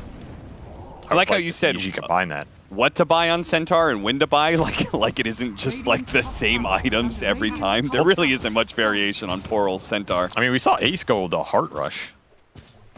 Oh yeah, when was that? Radiant's top tower is under attack. April? I don't know. What do you mean when was it? It's like, it was in the past. Okay. Dire's I don't remember the exact game. Oh, so it's not in the future. I did actually try that build, and it's interesting. You get very farmed. You can do Ancients a lot more efficiently and stuff, but it didn't end up feeling that great in the end. And he did lose that game too, so. Immersion. They're just hunting non-stop on this side now. The Shackle Shot does not last long enough for the follow-up there. They are going to be able to get off the ultimate here from C-Smile, trying to salvage a pretty bad engagement. Skeeter is getting a lot of heal out of Immersion, and he needed it too. C-Smile almost managed to get that kill. Inside of the Wukong's command, a dangerous place to be this early on against Monkey King that is this farmed. Instant Diffusal Rush for C-Smile, paying off in that fight, but they can't secure the kill, and Already almost dragged him down. You gotta be careful on these aggressive goes, right? We can see Tundra are always gonna bring the numbers because that's where they're gonna get back in this game is the turnaround kills on the defensive positioning. And they have a lot of turnaround potential between the Pugna and the Techies. But simultaneously, that is also risky for Tundra, right? If you're bringing everybody to the fight, that just means you could get, like, team wiped, right? But they're happier to take the risks, right? Well, I think when you're behind, if both teams enter a risky situation and you're the team that's behind, you're happier with that. Because the chances that you get something that gets you back in the game is way greater than the enemy team getting like 2k more in kills. Okay. There's that Skywrath ult. You're gone. Stoke's gonna go off. C-Smile's gonna get a little bit low here. Has the Pavas to be able to help him out. The Blood Right trying to create some space here as well. That's slowed on Matthew. They get the blast off, but only one hero dying during this powerful period of Stone Gaze plus Malrine's entrance to the fight. I think EG is pretty happy with that exchange. I mean, they got 2 for 1. We're definitely happy with it, but they're not destroying the fights, right? Like the lead slowly building. You still have this Midas Devour going to work. Skeeter isn't dining these engagements. They almost get that Monkey King kill. Pavis definitely saving him a decent amount here. Tundra continuing to group, not wanting to yield any territory here, and it's just bots Midas for 33. I mean, he is in full recovery mode here. His favorite build, the net worth is going to be there. The items aren't going to be there for a while. That's the big difference. Everything EG is buying right now is going to translate directly into teamfight potential, whereas this Doom is... He's going to be a while before he's contributing something to the team. Rotation around the side, right behind Skeeter. Stone Gaze on cooldown, nothing to stop this kill, I think. And Manta's going to go off. They have the focus fire raining in on him. The TP rotations are coming in. Skeeter, he's standing strong against all of this. How is he managing to pull this off? Because we'll finally finish him off. The stomp comes through, actually hits Ballerina as well. How did he live that long? Did he get like a monster Mystic Snake or something? He had a Snake on 2, massive wand. Manta dodged some of the damage. Buys a huge amount of time for Tundra. They're looking for the big monkey kill. Oh, the turnaround! They are going to be able to trade off kills there, but with Stampede being used, the support's probably in trouble here. Snake King trying to protect himself. Really good taser, and is he actually going to get this kill on Whisper? He is! Double kill for Snake King. Damn, he's owning. He really is. Honestly, 2,500 damage to Techies in that fight, but Snake King has owned this game. He played the bottom lane pretty damn well. All these fights, he's getting every single one of his mines to land. Beautiful disarms. Really keeping Tundra in these engagements. It's 1,900 net worth off of that one. Just buys out a full drums. This man likes his drum. And the extra move speed, it's going to help Tundra disengage from some of these AoE spells, right? It's unfortunate that Shackle doesn't land. I mean, that's it's one of those shackles that you ask, why, God? Yeah. And if Skeeter had lived here off the Pugna stock, you're just looking at a disaster for EG. Yeah. I can see what you're saying about the whole, like, these risks. Yeah, these don't feel great for EG, right?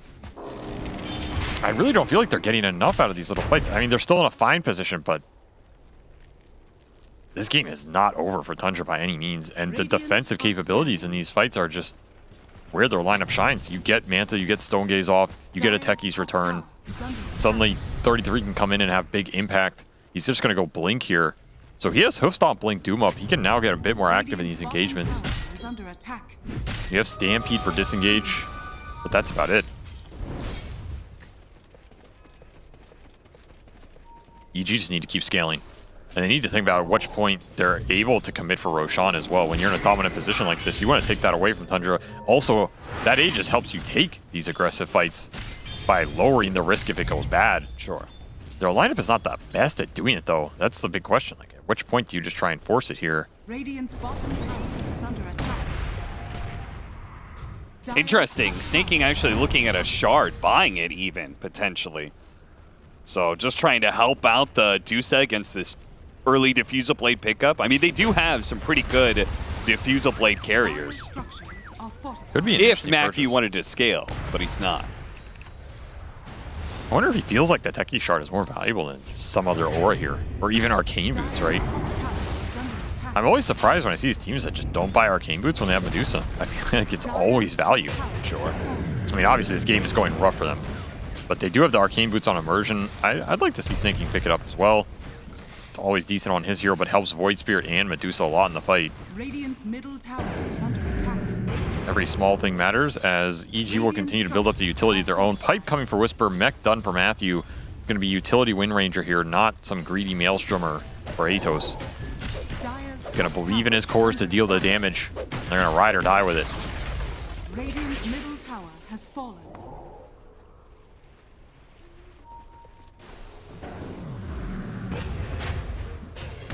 3K gold lead cap. Yeah, it's dwindling. That is the Devour and the Midas outweighing the Centaur. Oh no. Come on, Whisper. God, this hero is just, it's so stupid just to watch him climb. There's nothing you can do about it. He's 0-3-0 and he's a top 3 net worth hero. I mean, the doom is inevitable. Watch Whisper go through the gate. But Tundra are evening out this map. They're getting lanes pushed in with the Manta illusions off the Snake. We just got to force Roshan. I feel like this kind of is the play. I mean, that's why I was debating it This feels a little early to do it, but it's going to be fast enough, and then you're not finding anything else on the map. They have not been able to find pickoffs, right? Yeah, they just not been confidently forcing team fights, but also haven't been able to find the pickoffs you're talking about. I mean, the vision game for Tundra is superb right now. They have obs everywhere. They have deep sentries to control as well. They just see the whole map. I don't know how they got so many obs up at once. Yeah, that is kind of interesting. They got 5. Seen both jungles, top gate, mid lane, deep lower radiant jungle, which is also valuable. Do you think this is intentional, that they were intentionally not using some of their obs? I wouldn't put it past this team. It is something the team's theorycraft about. This team also likes to place obs so they have them for nighttime, because obs are more valuable at night during the day. Sure. Maybe there's some timing interval about this as well, but I think they might have also just got closed in early that they couldn't get them out, and sometimes they just get stored up. Because this window of time has got to be one of the most important periods of time of the game, right? It's where EG have an advantage and kind of need to keep this snowball rolling. That's where the wards help you. I mean, it's definitely helped them dodge this ganks during the period. Imagine if EG could have gotten 2 or 3 more core kills off of Centaur, Stomp, Skywrath, Old Shackle. The lead would be 7 or 8k right now instead of 2, because you would have extracted way more off the map, but they cannot find Tundra. Tundra are too good at ghosting them. Never return the call. And Shard picked up for Snake King. See if it has impact in that next fight. As the butterfly is closing in for Skeeter. I like that. The shackle shot just to try and slow down the illusions from farming the mid lane. Illusions are definitely annoying. They kill waves very fast. Still killed half this mid wave despite EG committing cores to stop them. Matthew very aggressively looking here. Stampede going to be used. Matthew needed it, but the rest of the team is coming in with the reinforcements. The shackle shot lands. Should be able to get the kill on Snake King, but it's a paltry pickoff. Not a whole lot of meat on that kill. Oh, Balreen's farming the whole jungle top, and 33 is getting out bottom. I think Tundra are happy with these exchanges. And the butterfly's done now. So now you've reached a timing here for Tundra that Radiant are scanning. feel like maybe they could take a team fight. I think they absolutely can if they find the right opening, especially if Stampede is down. Then your initiation is just guaranteed. There's no reset here for EG. I mean, is there an opening, or is it just if they go on Skeeter, we can fight? I mean, that's definitely what they would prefer. They would love for EG to go on the Medusa right now. It's going to give free Doom targets. Immersion has great formation just sitting behind his Medusa. The aggressive jump is harder, but they do have the Blink Hoof Stomp into the Doom. Do you want to kill the Centaur first? Yeah, Seems like it. I mean, maybe they're just going to take whatever they can find here. Missing out on the Remnant, but with enough slows, they have the damage. This will open up space. I mean, Tundra are happy to claim any good core kill on the map, because then it's just time for Skeeter to go to work. EG just left sitting here with this Aegis window. He still want to fight here. C-Smile can get the right opening from the side. Matthew gets a shackle shot, but C-Smile wasn't in position to immediately follow that up. It's also hard to commit on a single target like this when you have Glimmercape Pugna waiting in the wings. Yeah, that's true. And it's gonna Prepify, yeah. It's going to stall out that single target jump a lot. You don't have the nullifiers yet or anything to commit through the Decrep, through the Glimmercape. That is going to be a big question here for EG. Who wants to build nullifiers in this game? Is it the Monkey? Is it the Bloodseeker? So far, neither have it queued up, as Pakaz just wants a Scotty to help him go in and tank the damage. Apparently, Skeeter's thinking about it. Dire's bottom tower is under attack. Gosh, just boldly running through. His Aegis is expiring in a minute and a half. That's kind of another team fight scenario. Pakaz would love to have Tundra take a team fight around him. See if they get these Techies shard. They do not. It goes to the Pugna instead. So, oh, Techies. Never mind. He already bought his. Snaking, always the team player.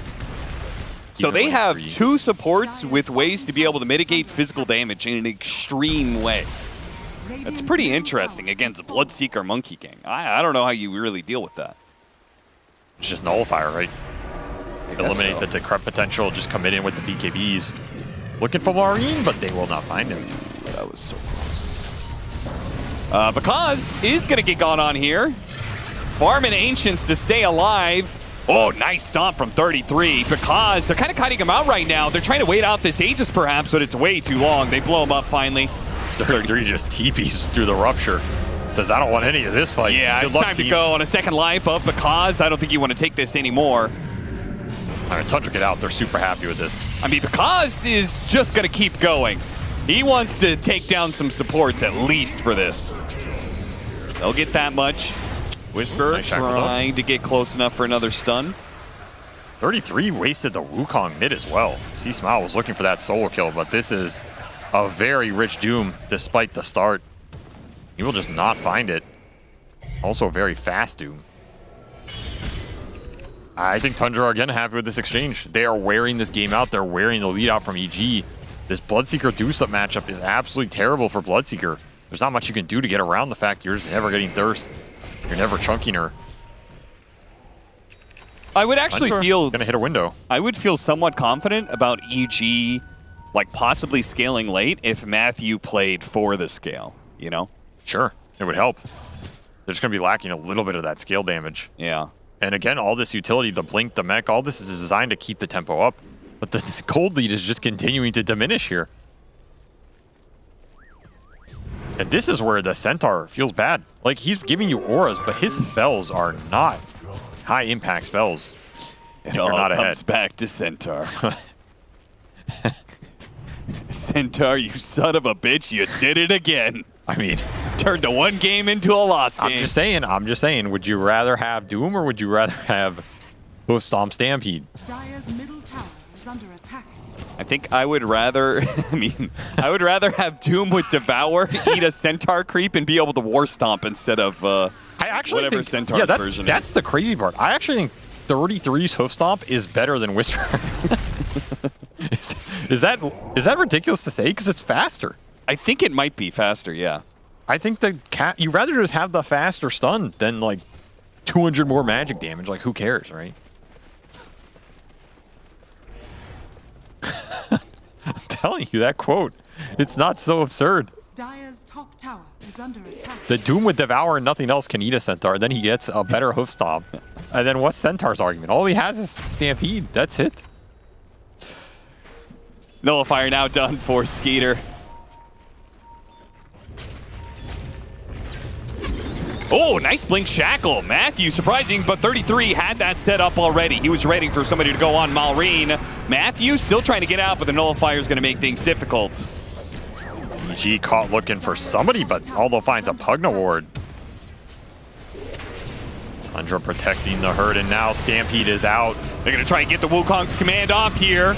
Is that going to be enough? Whisper, Ogre Seal Totem trying to get him out. 33 getting the heals, and the BKB TP out is successful. Away he goes. Meanwhile, the supports on EG's side are going to be the one to get caught here. Panda, first one down. Astral Step on through two cores, two very low cores. Whisper, oh, the mine actually caught up Not to enough. him. Whisper, not dead quite yet, but the Remnant's going to be able to grab him. Silence up. Void Spirit, he's dying fast because it does end up going down. Meanwhile, C-Smile battling for his life right now with the Jingu stacks. He's managing to stay alive. Nullifier's going to be used onto him, and he ran into a mine. Oh no, the stomp lands out from Whisper. A great stomp at that because can he with this engagement up against Peter? He's all inning for it. BKB is going to go off trying to outrun him. Now the TP comes in from 33. He's going to blink forward. Another random mine goes off. A shackle shot plus that shard pushing him away, but it's enough.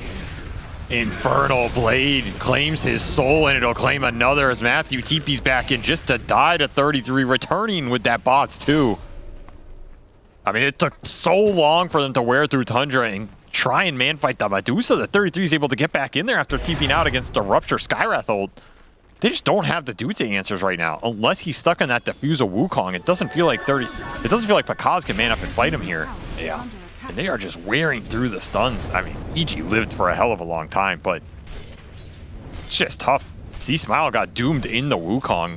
Can't follow it up with a stun or take that man fight. 33 is doing some work after a very rough start. 3-3-3 for 33. Looking hot.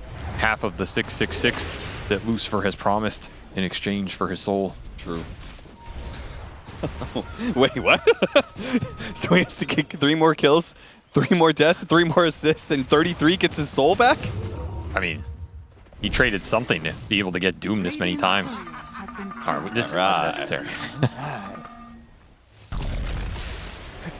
SVT has moved on from Dota lore to Dota player lore. That's what I assumed would happen. How else does someone get Doom this much in a year where Doom is the first pick? This guy's been playing it since TI.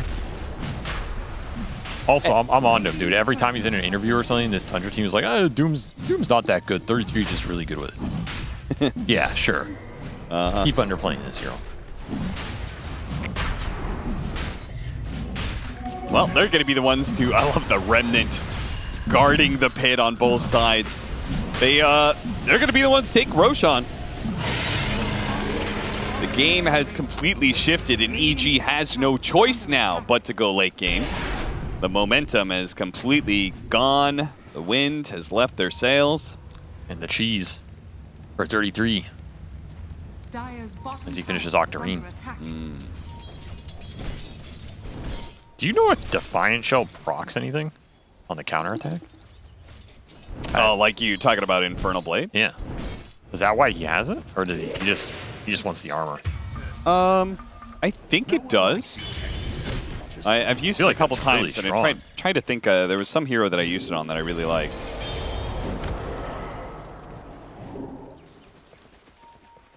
I mean, nonetheless, the 7 armor and stats is still nice for him here. That would be even extra value. Yeah. This is your Aegis Medusa window. How much do Tundra want to try and push it? They've been behind all game, but now they are ahead. Probably feeling very comfortable with this scale. They're going to continue to output here.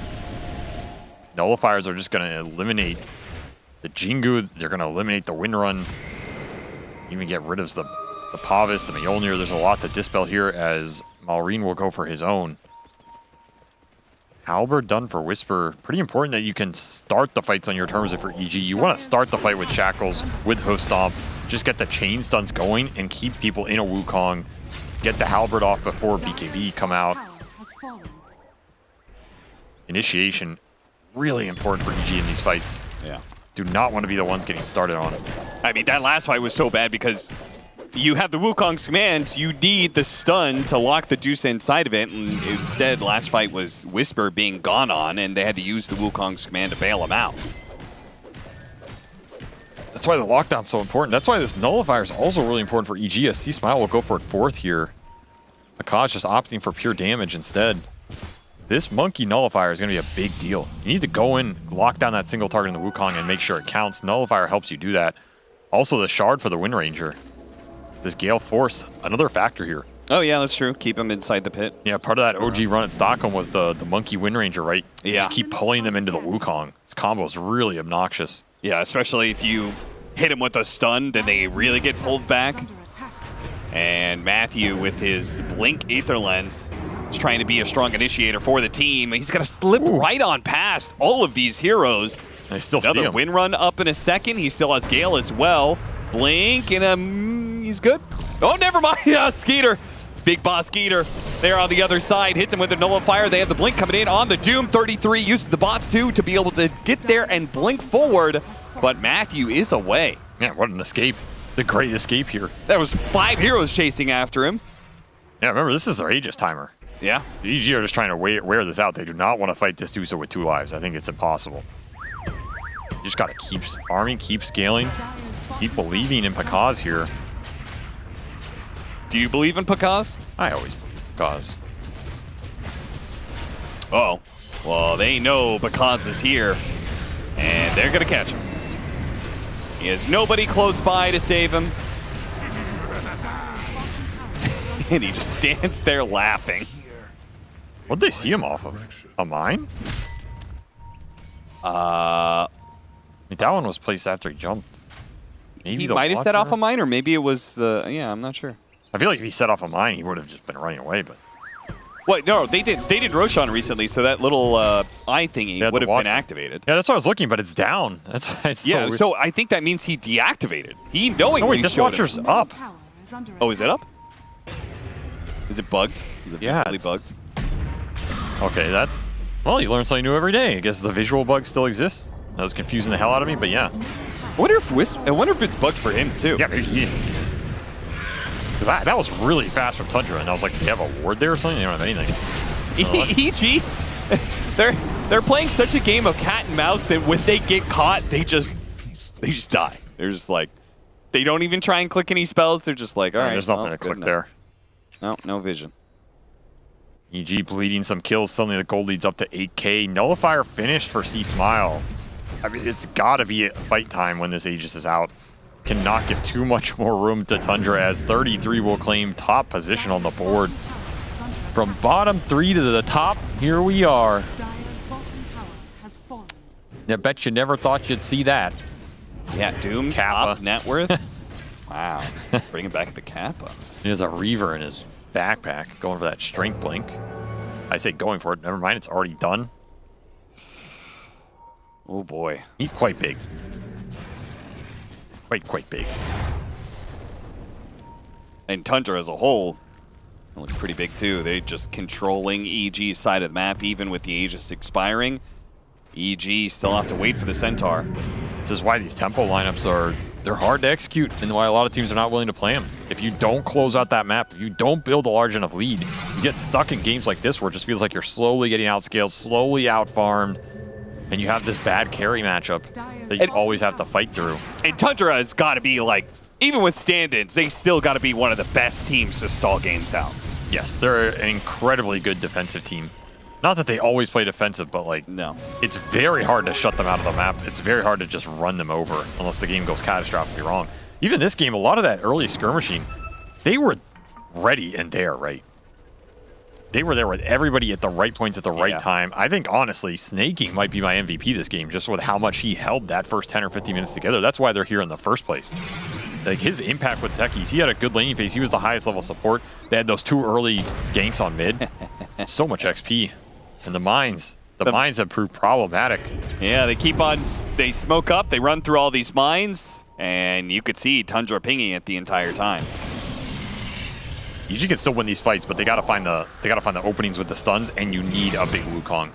Might even just need to aggressively use Stampede here to get everybody in. Now they're desperately going to the other side. A nice double stomp. They do have the shackle on Malrine. The forward stunts. The silence is there, but C-Smile, what happened to him? He kind of got stuck. 33's TP got canceled there. He TP'd onto an illusion. Fortunately, he's close by, but it looks like this fight may already be kind of in trouble here. Never mind, he blinks in, gets the Doom out, onto the Bloodseeker with the follow-up remnant there as well. Shackle shot in for the side, but Matthew doesn't do any damage, so Malrine's still going to stay alive. They're going to go for Snaking, but Snaking with the taser is delaying them out. Meanwhile, Pakaz still trying to get away. He's going to live. Taking out the Doom's going to go. He now pops BKB, goes for the kill on immersion, and back up he goes. He is a speedy boy, and he's thirsty once more blood. The Gale dragging them back in. Slowing him down, but Skeeter, I think he's looking good for this fight. Malrine back into play, by the way. Gets a little bit of heal up and now comes back in, gets the Astral Step to pick up a kill. Whisper trying to hide, blink away. Because spotted again, slowed down by the overwhelming blink, and now Tundra are healthy enough. The thirst is a little low. Yeah, who's the real speed demon here? 500 Bottom of the MS second, Doom. they're going to be able to catch him. No TPing away for you, sir. Immersion bought back, but that is well worth it. Tundra claim a convincing team fight in the end, despite EG trying to fight through. I mean, Pakaz lives through the Doom. You can turn a little bit, but it goes back to that Wukong. The Wukong takes a Pugna, and that's it. Tundra are able to disengage from that, and the initiation, right? Malrine lives through that Hoof Stomp Shackle chain. Like you said, the Monkey and the Bloodseeker follow-up was not fast enough. Yeah, what happened to C-Smile? He got like stuck in the trees or something. I didn't even see. I thought he was just going to be leaping in. I thought the Stampede was going to be able to just close the gap for everybody. It has to happen, right? The saves are strong. That's why you need the Nullifier here to get the Glimmer out of there, to get the Decrep out of there so you can commit on that single target, because Pugna doing Pugna things here. He is one of the best anti-single target initiations in the game. And it punishes the hell out of EG. Gemma Mallory now Satanic finished. He is their frontliner. They're going to steal the Tormentor. Game fully in Tundra's control now. Oh, Snaking run! Close call, close call. Fortunately, Immersion's there for the top off. I mean, he's going to finish an Octarine. He's yoked, man. Yeah, that last team fight, he had 2 of the cores going on him, and he popped a taser. Then they just couldn't do anything to him. He's so big. He's got 2,500 HP with the armor that Techies naturally has. He's a problem in these fights. Yeah, it takes him a long time to kill the Techies. He's getting so many tasers off, so many mines. Has been killed. Really putting this first pick to work. EG, they're going to have to find some answers here. They're going to have to find some better stuns, and that is not it. Ags, Doom online. Because do you really want to run into this one? It looks bad. The blast off's going to go. They're actually going to pop the BKB. They go for the techies first. Oh, they clumped them. Oh, they did clump real bad. Maureen, he's still going to be caught the remnant. It catches the Centaur before the stun. The shackle. The Maureen does fall. Matthew catches him in the end. Locks him down. C-Smile still chasing after Immersion. They got to deal with this bug up because he is the gas station for Skeeter. Another blink-in shackle from Matthew. Has to get away from the shots. Couldn't get to the high ground in time. Skeeter against 4. Not going to be good enough, sir. How did that go so bad for Tundra? It looked so straightforward. You have AoE Doom. You're just fighting in AoE Doom. It's the power of the Centaur. They just all got clumped in that shackle. It goes back to the shackles. You get Techies and Void Spirits stuck in that Wukong forever. You're going on Centaur. I mean, yeah, you know, the Centaur baited pretty damn well. He did, because he created a hell of an amount of space for his other 2 cores to just go in here. And the second Void Spirit and Doom are out of the fight. Now you're just kiting Skeeter. Sick positioning in shackles from Matthew here. Ends up killing himself, by the way. Or I guess he just got hit by MKB running up the hill. Yeah. But he was waiting on that high ground for that remnant pop. And EG strike back just when I thought it was looking pretty grim. Yeah, they showed that they can actually take these later game fights, and now it's only going to get better. They get the 3rd Roshan of the game. Huge Rosh to get. Cheese for Whisper, who is... He's proved to be very tanky on these goes. I don't know if you want to be jumping this Centaur anymore. It just takes a while to bring him down. He's not that high of a damage threat, right? It's about the other 2 cores here. Aegis for Pakaz means you can't go on him as he finishes up his own MKB here and hits level 25. That is double Rupture Chars for him. A really big deal in this fight, in this game, because now you can Rupture the Doom, you can Rupture the Void Spirit. Yeah, if you could keep them inside the Wukong's command, which is going to be all the more dangerous because our monkey has the Aghanim Scepter. Yeah, he got that for free. Yeah. C-Smile living the dream here, pumps his net worth back up, and that is a influential Ags in this game when you're playing up against that Medusa with the Diffusal statues. I mean, if Tundra gets stuck in this Wukong, it's not going to end well. No. That is what EG are looking for every fight. But if you kite that Wukong, you're still eliminating a lot of the persisting damage in that engagement. This is kind of what it's all coming down to. And that means 33 needs to think about these jumps more, right? He cannot just jump a Doom onto the Centaur, maybe even onto the Bloodseeker if he's clumping his team on the go and then setting up this Wukong for C-Smile. If anything, I think Tundra want to find the monkey, maybe just find the Wind Ranger, who's also proven to be hell of annoying in these late game fights with that Octarine build. These are incredibly low cooldowns between the Shackle, the Gale Force, pulling everybody back, locking them down. Matthew might not have the damage, but he is setting up the damage for his team, no doubt about it, as EG are getting aggressive with this Aegis, looking for the fight now. Again, the mines will trigger the smoke that's coming in. And there's also a mid lane that's pushed in pretty aggressively. Nobody's farming it, so Tundra are well aware of what's going on here. And I will say, this is a hero Martyr's Plate is good on, right? Oh, yes. If there is one hero in the game you want to redirect damage towards, it's this. I don't want to call him a hero, but you could call him a champion if you're trying to. It is this martyr of a hero indeed. You suffer, but you can pay it off. He's getting to that critical point where Centaur's... Maureen spotting C-Smile, goes for him first. An immediate Lotus gets rid of the Remnant, though, and Maureen, there's just too many heroes there. He's going to back out. See if anybody gets caught, though.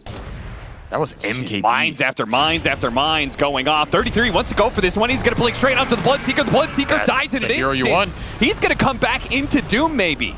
Yeah, they can Remnant pull him out of here. On the side, they're going to go for the techies once again. Pakaz bouncing back in. Whisper hitting the stomp onto Skeeter. Pakaz now on the aggressive. C-Smile trying to get up the Wukong's command. Stopped by 33. Infernal Blade plus the stun. He hops down. Now gets it off. The blast out comes in for the techies off the buyback. Skeeter is super low. The Crep Fight cannot last forever. And eventually he will fall. Big explosion doing lots of damage there onto C-Smile. Not good enough to get the kill until 33. Jumps in and finishes them off. Right into the Wukong's command. Right into Hell's Mouth he goes, and he finishes off. With the buyback, it looks like they are going to be able to hold here on the side of Tundra, but it was a lot. That was an expensive hold indeed. But goddamn, somehow Techies is doing the most damage in these fights. Yeah. It speaks to the impact Snaking is having. Literally as much as Pakaz on 2 lives. Great jump from 33 to eliminate the Aegis, still have the Doom up, and he is really carrying these exchanges. I mean, Skeeter just gets stuck in these Wukong. That Wukong got delayed because he stunned him in the tree, but nobody could cut it down. Nobody has room for the Quelling Blades, and there's no natural tree cut. Yeah. It's kind of invincible up there. Forces a Skeeter buyback. He's pretty much 6-slotted, waiting for that Swift Blink. It's How 2 much do buybacks Tundra per wanna 1 push? out of that fight, but if they go high ground here, there's a decent chance they get a buyback out of somebody. Yeah, it's going to be at least the Skywrath Mage. They're going to try and hold with just that. I don't think Tundra wants to let that lie, though. I mean, they know Centaur has no buy for 2 minutes here, so they know they have a 5v4, and that means... Oh, what a Doom He found entrance them all. from 33!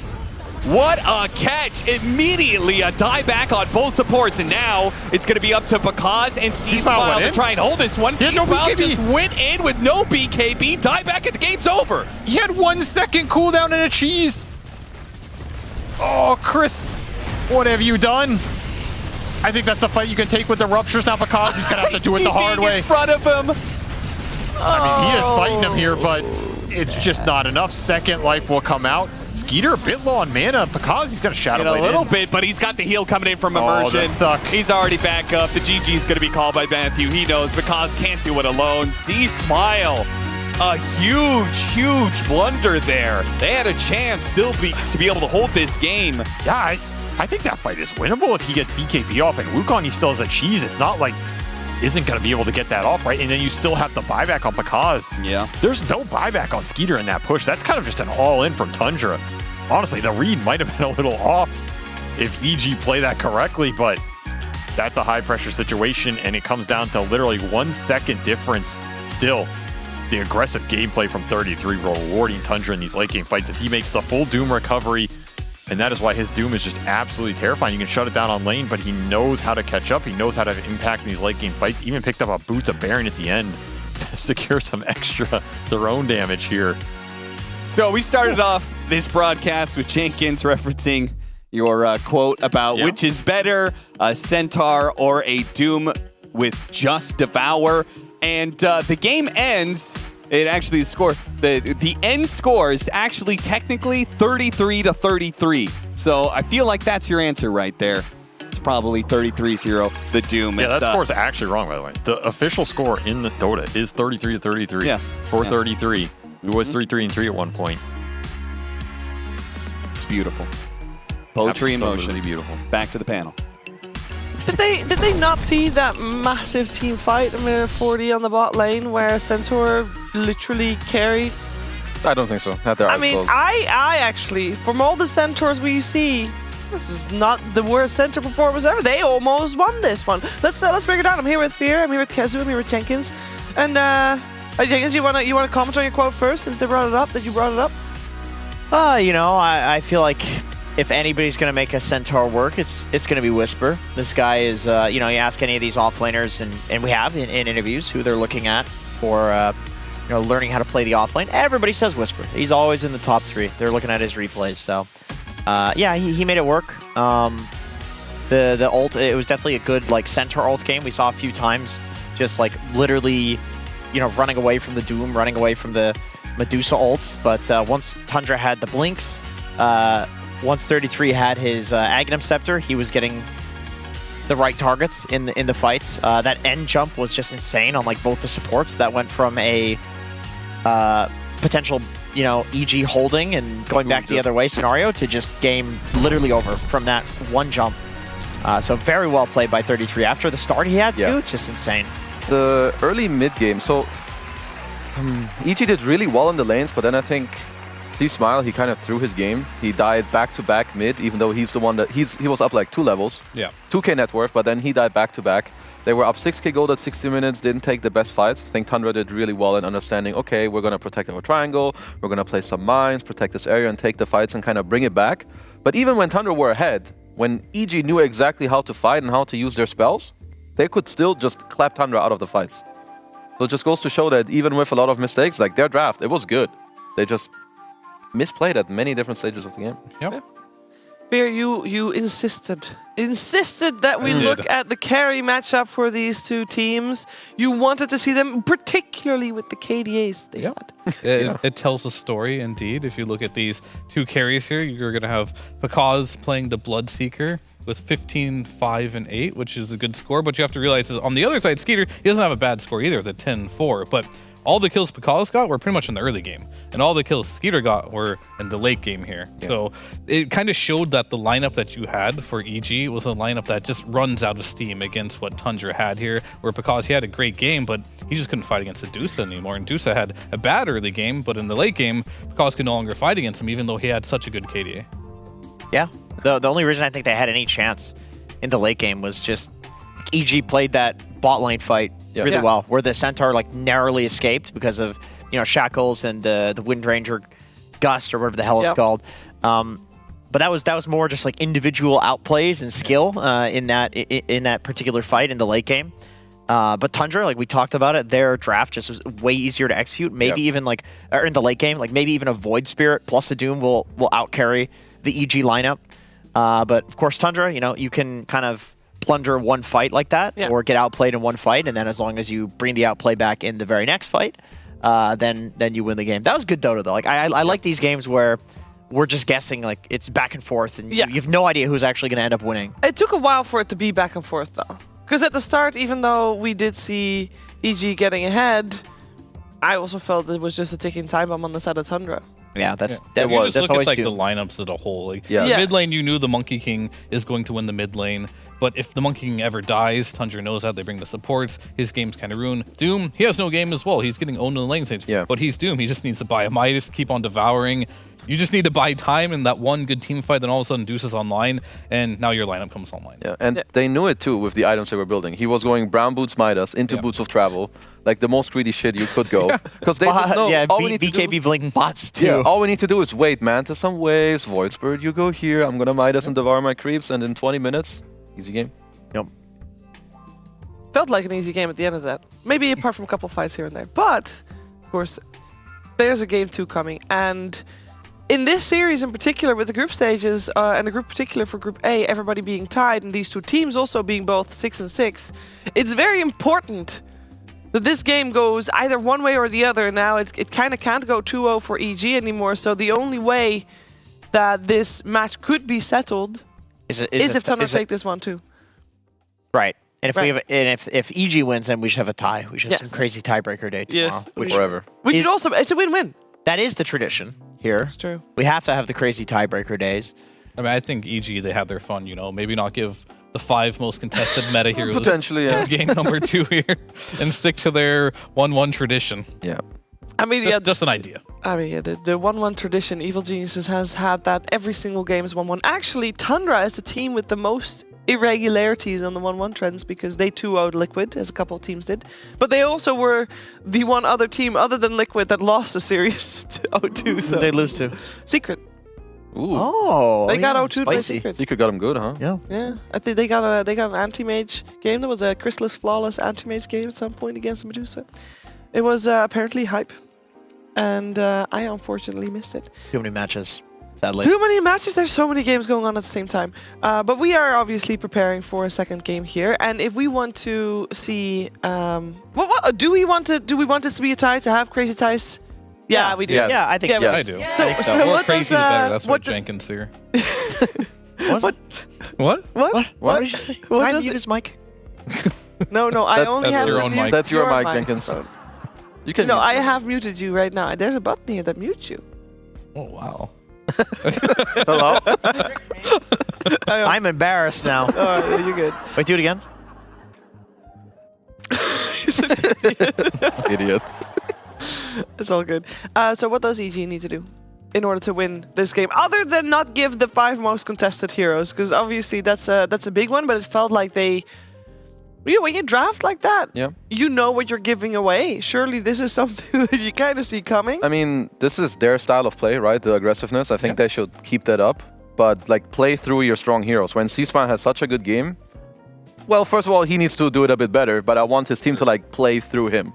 Like when you're up 7k gold with an aggressive lineup, it's kind of, even if your draft isn't ideal, it's kind of your game to then throw away. And They did that. Yeah. They did that. I'd Can like they? to see Whisper just play a better hero too. That's Yeah. all. Oh, here we go. All the Centaur hate. Didn't hear enough of it in the All cap. right, continue. Didn't hear that. One loss is all it takes. But he does play a lot of different heroes, Yeah. so I'm sure we're going to probably see him play something different regardless. We're going to find out if this will be a tie or a 2-0 in favor of Tundra. Game 2 coming to you after this.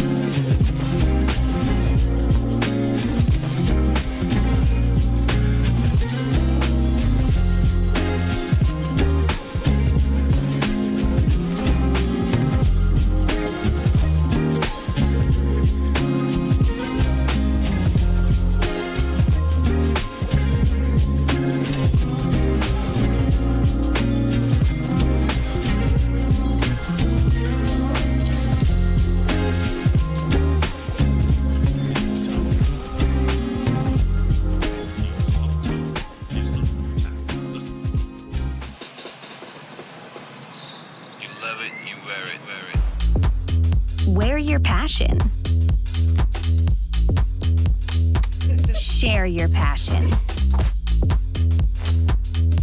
Wherever, whenever.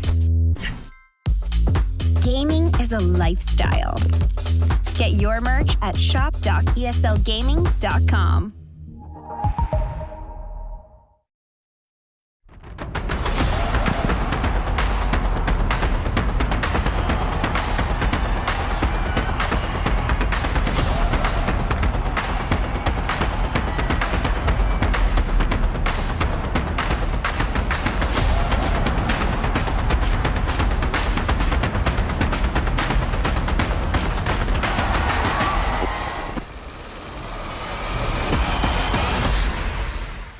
Do you want to play like a pro and gain that sweet MMR? Watch the DHL Pro Tips to improve your gameplay. Then test your knowledge to win a €250 Steam gift card. Become a pro by visiting esl.gg/DHL Pro Tips.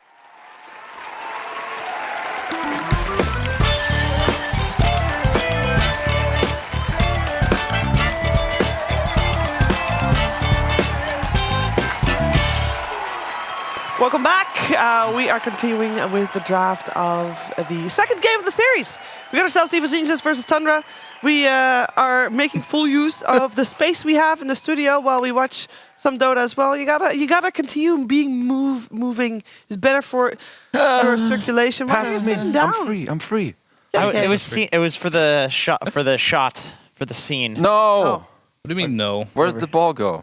Where did it? We've already lost it. Where'd the ball go? This is a great show. I got it. Anyway, should we talk about the teams? Yeah, but the draft is not on yet. Which I team? kind of thought we were going to have a draft. So game one was won by Tundra. It was I want the ball back. Here. pretty back and forth. 5 seconds. But Tundra, at the end of the day, did have the better draft. Most meta heroes. This is a great Keep shot. talking.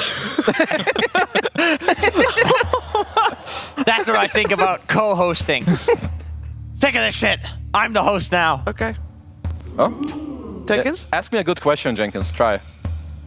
Try. Oh, am I actually Try your hosting? best. Am I hosting now? Yeah, can you ask us some good questions? This is a way more comfortable chair. Let me show you that. I've heard that before, What? actually. Hello, host. Oh my god, this is so cold. Wait, do this. What does that do? Oh, holy shit. It changes the lighting in the Wow. studio. Oh my god. Wow. Suck it! Suck! Alright. So Fear, Yes. you were saying that if Tundra was a jelly bean, No. they would be puke flavored. I, What the fuck were you talking about? that's a good question. What was I talking? Did I black out and start saying those You things? were blackout drunk and you said that to me How long ago was this? a few years ago, before Tundra was even around. Yeah. Wow, you already knew Yeah, I about already Thunder? knew. I Yeah. mean, we saw their early game performance, so I wasn't that far off. Yeah, well. Not wrong. Doom does devour things. True. When you puke, you of course devour first, and so he was doing a lot of devouring and eventually did come back in that game. He didn't really puke, though. I actually did have a question for you guys, and Yeah? this was before I was the host. Oh. Do you think if that game was exactly the same, but no Doom, does EG win that? What do you mean, no Doom? If it's a different offlaner on the side? Yeah, they on- win, Yeah, if- because that guy had 1,000 net worth. So if both teams had a Centaur in the offlane, If both teams had a centaur. EG would have won. EG would have won. Yeah. Okay. But they didn't ban the Doom. They did not. But they can did take ban it. the Medusa. Mm-hmm. You know? And now I they just can hope they have take a it. different opening. Like, I was uninspired by that Sky Blood opening. Sky Bloodseeker? Well- Yeah. Oh, hold. Well- Hold. Hold. Hold. 50? I'm okay with this. Yeah? Hold. What, Okay. what do you want with it? With the Blood Seeker. Any other support? Or- Maybe So the one Pug that they Knot. didn't ban out this time around is the Beastmaster on the side of EG. Bless Oh, you. bless you, Panda. Bro. Jeez. Oh my god, a triple. It is hay fever season after Yeah, all. I Welcome have to it too. Europe. Yeah. That actually must Poor very man. much suck. Oh, there it Whatever. is. It was Good. fine. They owned their lane. It was fine. I hate it. It was good. I mean, the lane was good. I'll give them that. That is true. So the Sky Bloodseeker lane is the Sky Wrath. He just keeps buying those blood grenades with the concussive shot. Easy setup for the blood right there, and that's why 33 fed his brains out. Yeah. So the Dusaban is good. Obviously now they can close the phase with it. But I think if Tundra want Doom, you're gonna have to pick it here. And if they don't pick it, then it must mean that they think the lane is too good, which they don't. So this kind of goes to show me that 3-3 thinks when he now plays this lane again, he will not feed his brain out.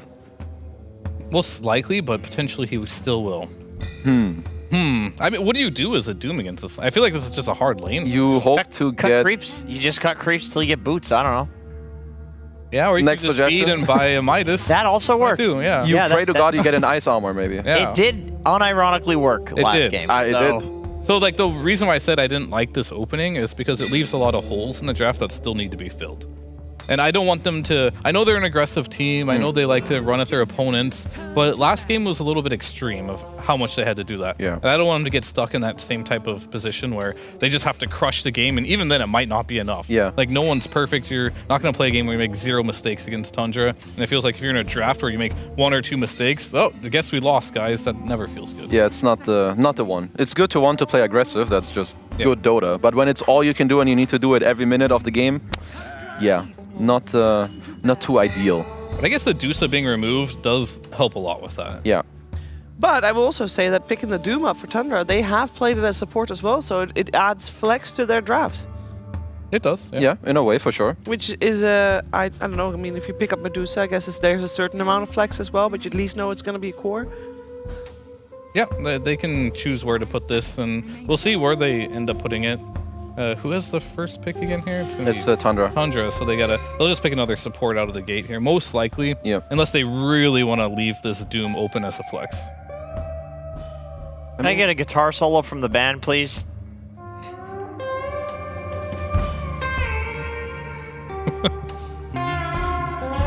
Thank you. Continue, panel. Thank you, host. Thank you, host. Yep. Thank you, host. Doing the important things.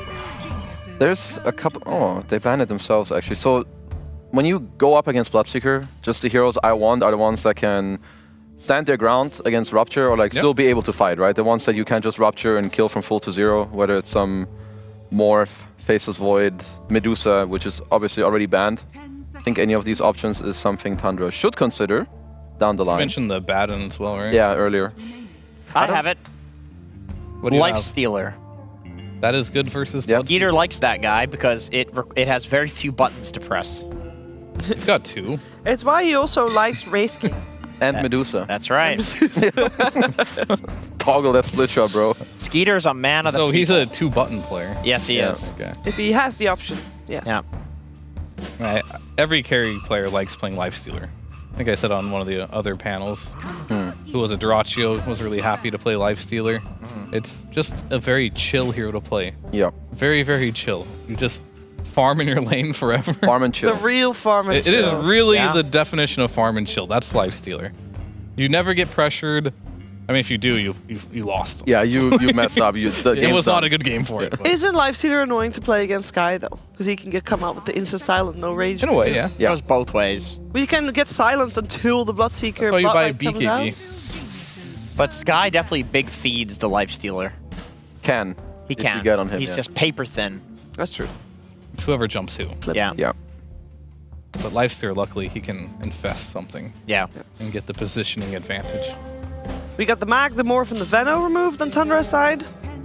The Storm, the Visage banned. Which other hero do we need to see removed? Are we surprised that Void Spirit is still in? Because I don't know. That seems like we're heading the same direction. Void's okay. A different Void gets banned. Faceless Void, also a Void. I think after that Centaur game, EG is going to be like, let's just get Whisper Brewmaster. We don't even know why Brewmaster is good. He just asks for it all the time. And they it gave owns. it to him the other day. Yeah, I got And my they're- Pugno. Brew Pugna, They did win it. the classic. Actually, it'll probably be, I would imagine it would be Sky Brew. I don't know why I'm so fixated on the brew. They haven't picked Brew it yet. Pugna? How's that they, okay, classic? so I don't know. they played the Brew twice. They Yes. lost with it against Team Liquid, and they won against it versus TSM. Do with that information as you will. 5 seconds Yes, Jenkins. remaining. They lost against Team Liquid? Yes. With Oh, Brew. no. So With don't- you Brew. don't pick that hero no, again. Maybe they won't pick it. But they won against TSM. Oh, no. I like, or I could see an SD here for Tundra. I think SD has always been pretty good against Pugna. I mean, how good is Void Spirit when you can pick it into Bloodseeker and Skyrev Mage? He's pretty good. Yeah, he's pretty good. I, don't get know it. You why buy he's Manta, not right? banned. Because EG probably feel like, yeah, we have some answers, but Tundra don't give a damn about We your got the answer. silence. They think that, huh? Yeah, we've got the 2 silences. Uh-huh. We'll see It about worked that. out last game, didn't it? Mm-hmm. There is the Shadow Demon as well. Yeah. Just the aggressive purge, it's good against SD. The defensive one against the Skyref as well. You can save against this kind. Because once again, you don't have too much setup yet on EG, but what they need to do is rupture someone, hopefully have some Skyref ult and kill someone. Have you ever seen Purge aggressive? No. Me neither. Not yet. We're doing it again. Chris Luck is going to go SF mid. Going to play one of his Grandmaster cheese enemy mid laners. Shiver, one time somebody Funky deleted Kingdom Purge's spreadsheet, and I saw him get very aggressive. Yes. He had an ability draft spreadsheet. Oh, no. And it Can't was, he just take it out of the trash? Isn't that how computers work? well, somebody deleted it from his G drive because he made a Dungeons and Dragons character to defeat this person in a duel. And so that person was very upset about that, went into his G drive to delete his ability draft spreadsheet. It's very Somebody did that. interesting. I love the Dungeon and Dragons comment. That was good. The lore. Thank you. No idea what you're talking about, though. Good SD game. Sounds very upsetting. It's a good SD game. Brian Cannabis said on the he said if you ever pick 2 heroes that can both be countered by Nullifier, your draft sucks. And Bloodseeker and Pugna both get countered by Nullifier. Guess who has a built-in Nullifier in their ultimate Shadow Dringus? Yeah. You're coming up with these words. Very good Shadow Demon game. And as Kazu mentioned, of course, the combo break of the Shadow Demon is also very strong in this game. So that was a good pick. Indeed. Thank you, host. Thank you, host. Thank you. The Brewmaster still gets banned, as you The classic combo that read Jenkins talked By about. the way, Classic. host. The classic. Pugna Brewmaster. The Pugna Who doesn't know it? Listen, it would be Sky Brew, okay? Oh, sorry. You said Pugna Brew. That is another absolute bang. So what do we want to see Whisper play? Because I'm sure that some people would really hate to see another Centaur game. He can't play Windrunner because SD also counters that. He's going to play Mars. He's going to play your guy that goes in, gives team fight, and locks a dude down. What about a Primal Beast? I was going to say Primal Beast. I like it. Okay. So it's None of that. these heroes deal with Shadow Demon yet, though. So The Abaddon is bad. I don't really have an alternative, though. I'm just shutting your guys' ideas. That's good. So what is Abaddon counter? I'm trying to think here. Everything. They banned Abba. Yeah. Wait, I can't see the ban. Oh, yeah, okay, is so- Beastmaster banned? Yeah. Yeah, Yes, it Beast is. and Brew got banned because they're trying to protect the Shadow Demon. Normally, when you're playing for Shadow Demon, you want to play a multi-unit hero, Yeah. so you can annoy him and not get purged and get on top of him. But most of the good ones are gone now, so he doesn't have a very obvious choice. Beast was the best by far, Yeah. but that got removed. Brew was acceptable. I mean, Snapfire maybe? He has played it. Do you have any hero that can potentially find SD in the back, but also gives you a team fight? Because I feel like right now they don't have the guy that goes in first, and gives you solidified team fight.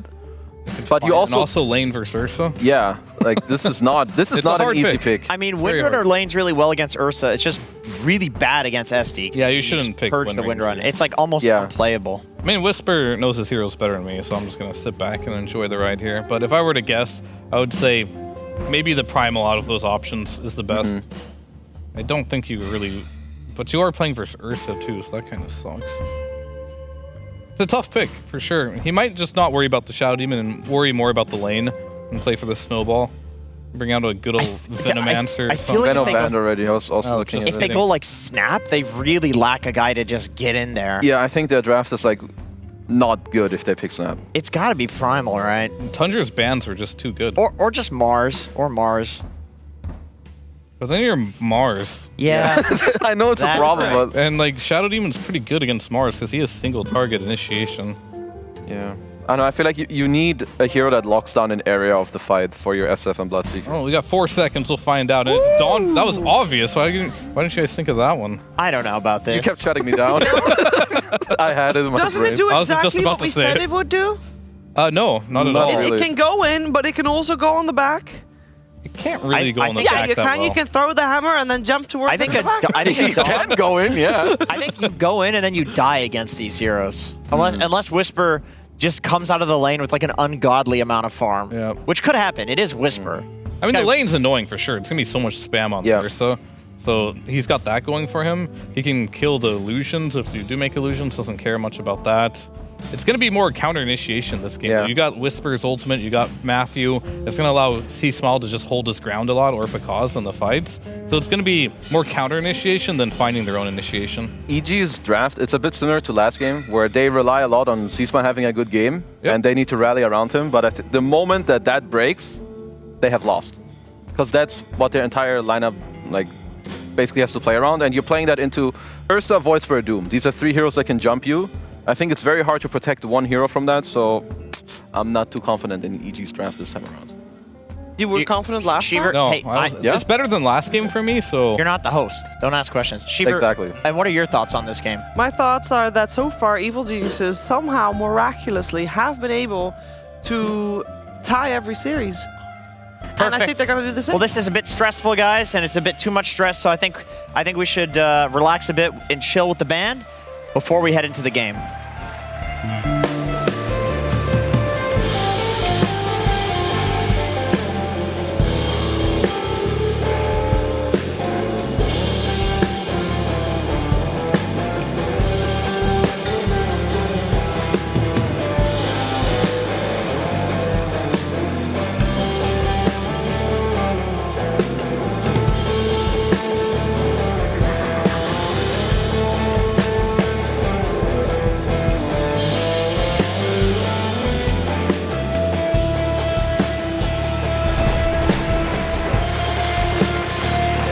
Yes, welcome back to another relaxed intro here for Tundra versus EG. Game 2. We've got a Dawnbreaker. Breaker. I always get that mixed up. Dawnbreaker. EG's really off the rails with these picks today.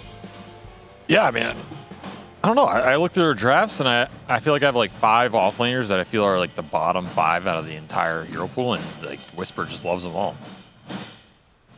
I can respect it though. You know, 30 seconds. this guy's like, he's playing some out there heroes right now. Well, doing it for the boys. Can you respect it if you lose and get eliminated? What the hell is that emo? It's the Davian emo. What? It has just a small bit of nudity to how's that in the game? Yeah, well, because it was from Valve. Really? Yeah. They didn't let me put my nudity in the game. Yeah, I know. That's because they want to save all the nudity for themselves so they can sell more hats. They're not going to let you have that. That's bullshit, man. Let the people vote. Yeah. Let free market reign. Type 2 in chat if you want to see Avery's You want to finish that? nudity in game. You did not want to finish that one, did you? Nobody wants to see Body this. block, body block, body block, and the hammer. Whisper gets first blood. All right. I mean, once again, I do feel like, Avery, EG is all in on destroying the lanes. We've got a SF versus melee hero matchup in mid. We've got Dawnbreaker, who did get first blood, but in general is just kind of a lane winner and also a hell of a spell spammer against and Ursa. And if they can win those 2 lanes, then the Bloodseeker wins his lane. All sounds pretty good on paper. I just don't know if the lanes are going to go as well for EG this time. I think Tundra have a lot better chance at running it back here. They've also done it before. Like, they played versus the Skyrath Bloodseeker lane last team and got destroyed by it. So in theory, they kind of know, okay, we're not going to do the same thing again and get destroyed by the same lane. Yeah. I kind of expect the lanes to at least a little better for Tundra this time around. But like you said, yeah, I think EG want to get off to a fast start. I have a lot of issues with Dawnbreaker this patch.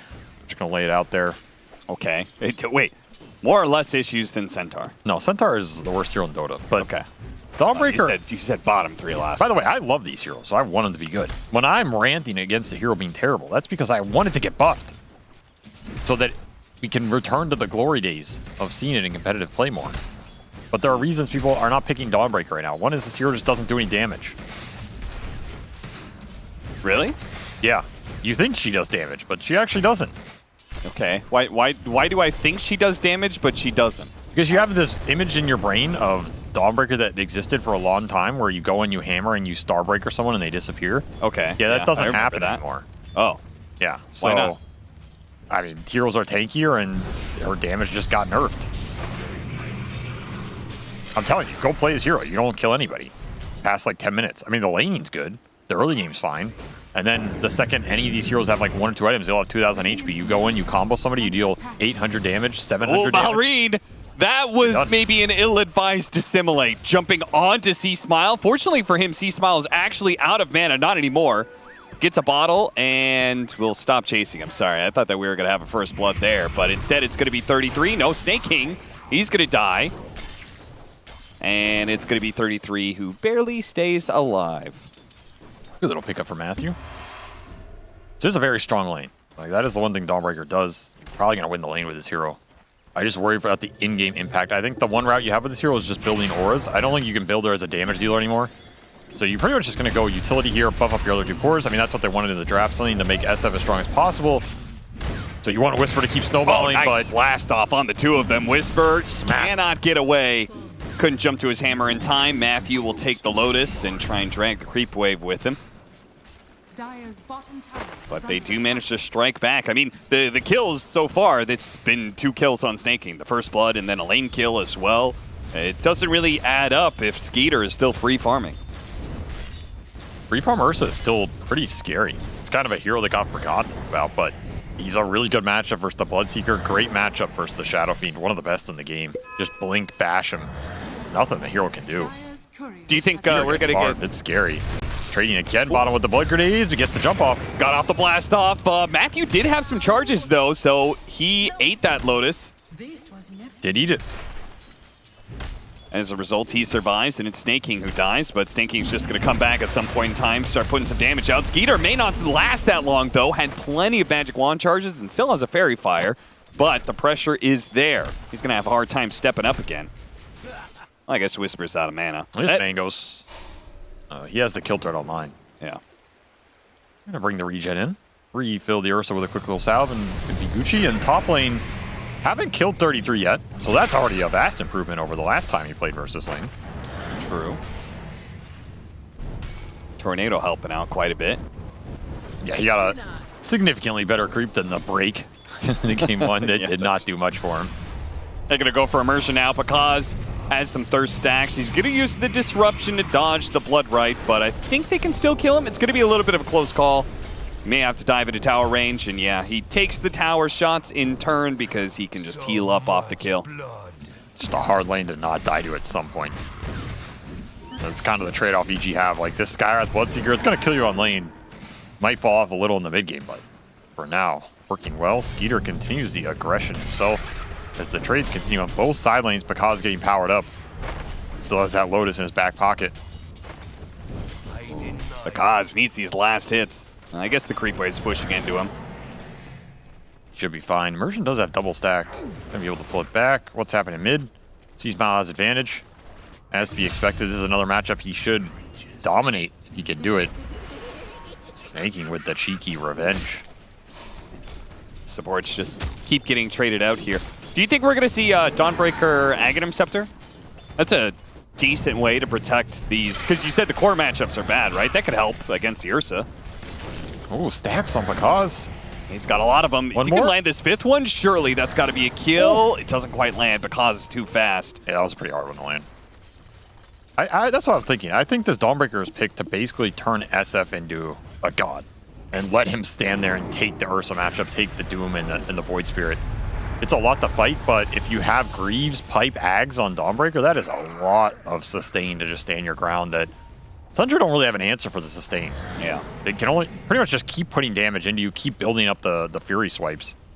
Sometimes that's enough to fight through it, but sometimes you just last long enough you can turn around to the Ursa when his ult's out. That's what I'm looking for Whisper to do in this game. Get a fast Greaves, get either an Ags or Pipe, maybe some other utility if he wants it. Halberd's not the worst, but Lotus might be okay. yeah, Lotus is okay. Vanished, but not gone.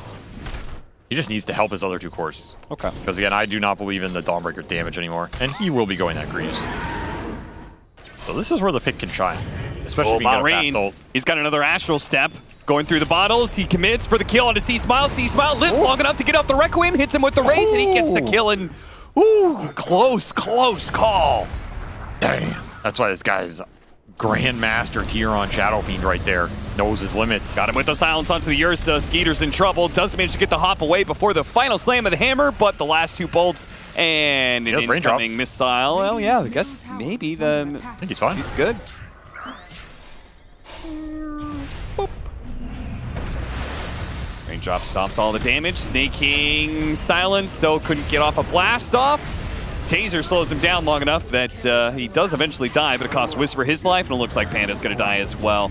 Some late TPs from Tundra, but should be good enough to get the job done. Double kill from Malrine. So once again, maybe he's in a bad matchup and it loses his lane, but Tundra are the first to play around each other and upset the laning phase dynamic. This reminds me of the first game. Like Tundra reacted to the EG aggression, just bringing numbers and happy to make those exchanges if they believe in their scale, especially with the Doom having a much better time this game than last. They're just going to return the favor to Whisper. Nice grab. That was a beautiful grab, and that will likely ensure the kill underneath the tower. They get it. The TPs are coming in. They're going to try and catch somebody off of this one. Skeeter trying to zoom away with his phase boots, but because they jump in early, because was willing to get a little bit active early on last game, too. They kind of just saw Tundra get active and responded the same kind of force, and they do it again here in this game, too. It's a huge kill. Skeeter does not have TP on that Ursa.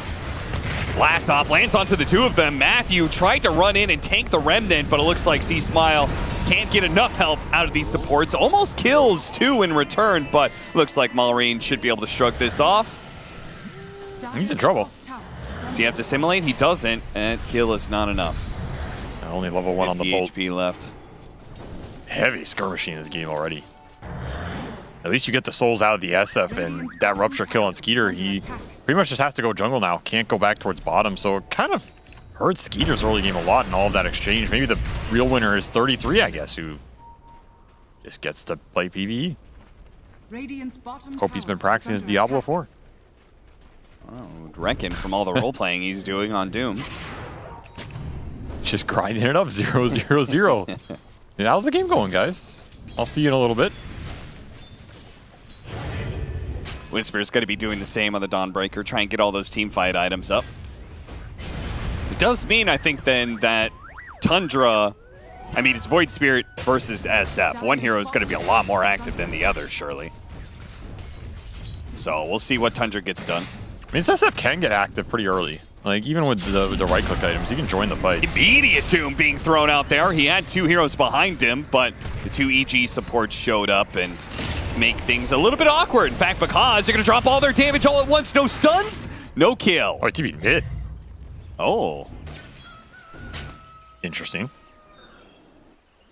Doesn't want to end up back in the fountain where you can't keep killing creeps and getting farmed. Nice little heads-up play. We'll continue the thirst onto Picasso, who is cruising. Oh, that was interesting. Did he use the Remnant to try and drag aggro from the creep wave? That's what he did, right? That's cool. He just doesn't want to fight this SF straight up. Yeah, he can't play the lanes, so pull the creeps. Oh, very nifty. Nice little move. He even dragged him towards 33, farming that camp so he can steal some of his XP. Very efficient. EG, they show up in force here to try and take this mid-tier 1 tower. SF is pretty damn good at putting the damage in. Catch on to Matthew, though. Oh, never mind. It turns back around. Matthew needs some heals, and Whisper is there to give it. So they actually just killed Malrine. A little bit of a misstep there as he thought he had the Pugna dead to rights. This is where this lineup can get active pretty damn early because the Dawn can play greedy and still join that push.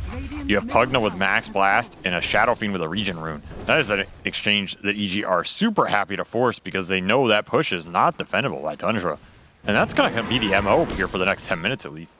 If EG decide to group up, I don't think you're contesting it on Tundra's side. Yeah. I just don't think you have the AoE, the early outspam, the tower defense. Your lineup just doesn't function that well unless EG dive you. That's the big question. If EG dive you past a tier 1, go on your Ursa, go deep on a Techies or something, you can get the turnaround then. But it has to kind of bait the C-Smile SFN like this. This is not the easiest kill. They're going to drop the Mystic Flare. Still has Rupture on him. He walks out of the Mystic Flare, and the magic damage of Panda will get the kill. But because too fast, he wanted this kill in the first place. Fortunately, he's able to outrun thanks to the tech he's getting so low.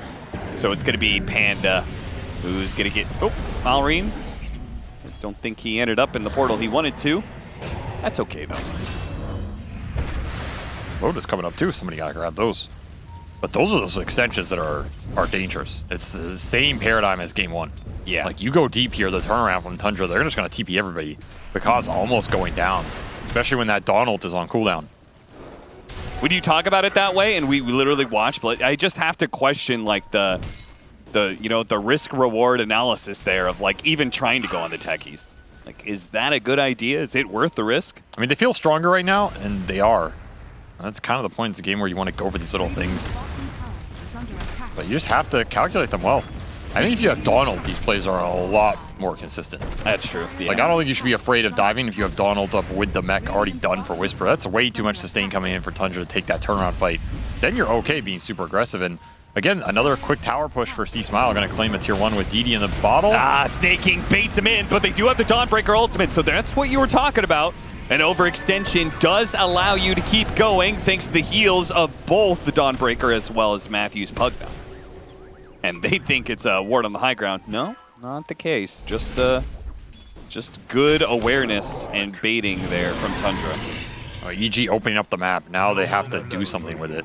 You have to maintain aggressive positioning, create some sort of threat. That's kind of where their lineup lacks, is the actual pickoff, the catch. Who's creating a threat on Tundra's cores who are just going to farm the map? Like, here's a Rupture, but just no follow-up. So you need to take control of aggressive farm areas and take them away from Tundra to create the gold differential here, because you're not going to get it in pickoffs.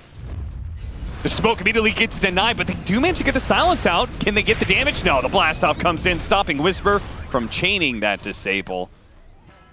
Bit unfortunate there for EG. That smoke is just immediately ruined. Not expecting. Oh man, he's going for it underneath the tier 2. He's got the back of a C-Smile, so I guess he can do that. Nice little find. They're still chasing after Malrine. I mean, they're trying to deny the power rune, which they will as Arcane Rune spawns bottom. A rune the purple Void Spirit really would have liked here. Well, there is a purple rune for him available as the 14-minute Wisdom Rune spawn. That's true. You get the other purple rune. Purple rune for the purple man.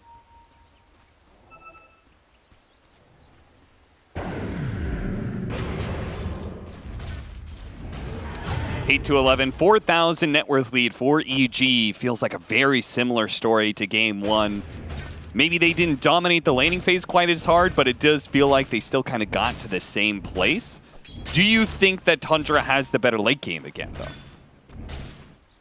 though? It's so hard to say. Like, the SF and the Bloodseeker are definitely going to scale better in this game. That there's no Dusa to go up against. I think that helps Because a lot. Yeah. I mean, the Ursa matchup can be bad, but it's not as bad as that one. You can still Rupture this Ursa, kite him around. It's pretty dependent on like who's bashing who. If Ursa has Aegises to back him up, that's a big question here for Tundra as well. Are they getting Roshans in this game? Even if they're behind, they can still force it with that Ursa. At the same time, EG can do it with their Shadow Fiend with these early pushes. I don't think either team is afraid of going late, as long as they are the ones who are slightly ahead. But it just comes down to who's jumping who. Problem is you're going up against Doom, so being ahead versus Doom is just tough. I might give a slight edge to Tundra's lineup, but just because I think Shadow Demon could be a big X factor as well, and I don't know how much I believe in the Dawnbreaker scale here. Yeah, that is the biggest problem. Once again, they have an offlaner who is not going to scale, and Tundra have an offlaner that scales incredibly well.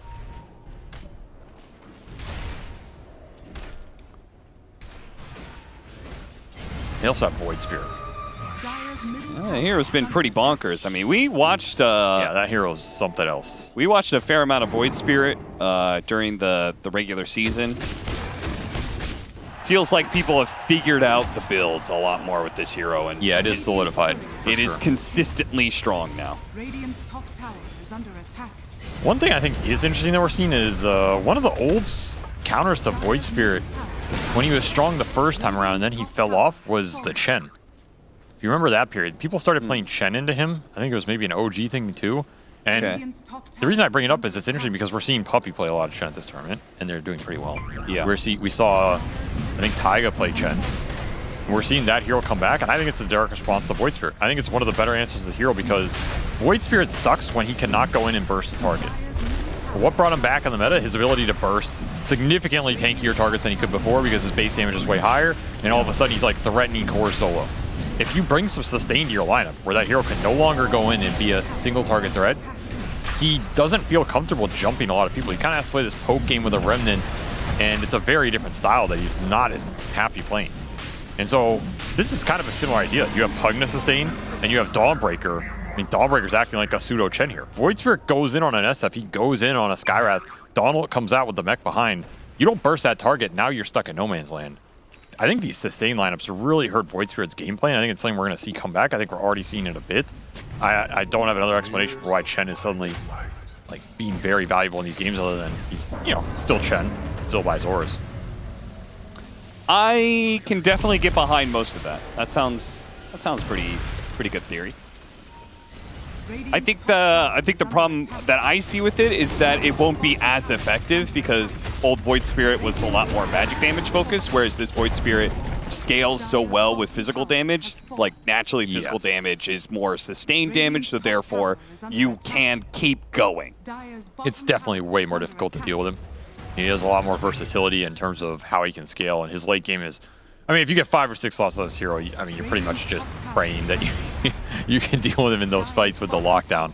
But I think the sustain cuts off a lot of his early game momentum. Sure. And that is a big piece to solving this hero, is not letting him get ahead of you. Like the position that EG are in now, I think this Void Spirit, you can deal with him in this game.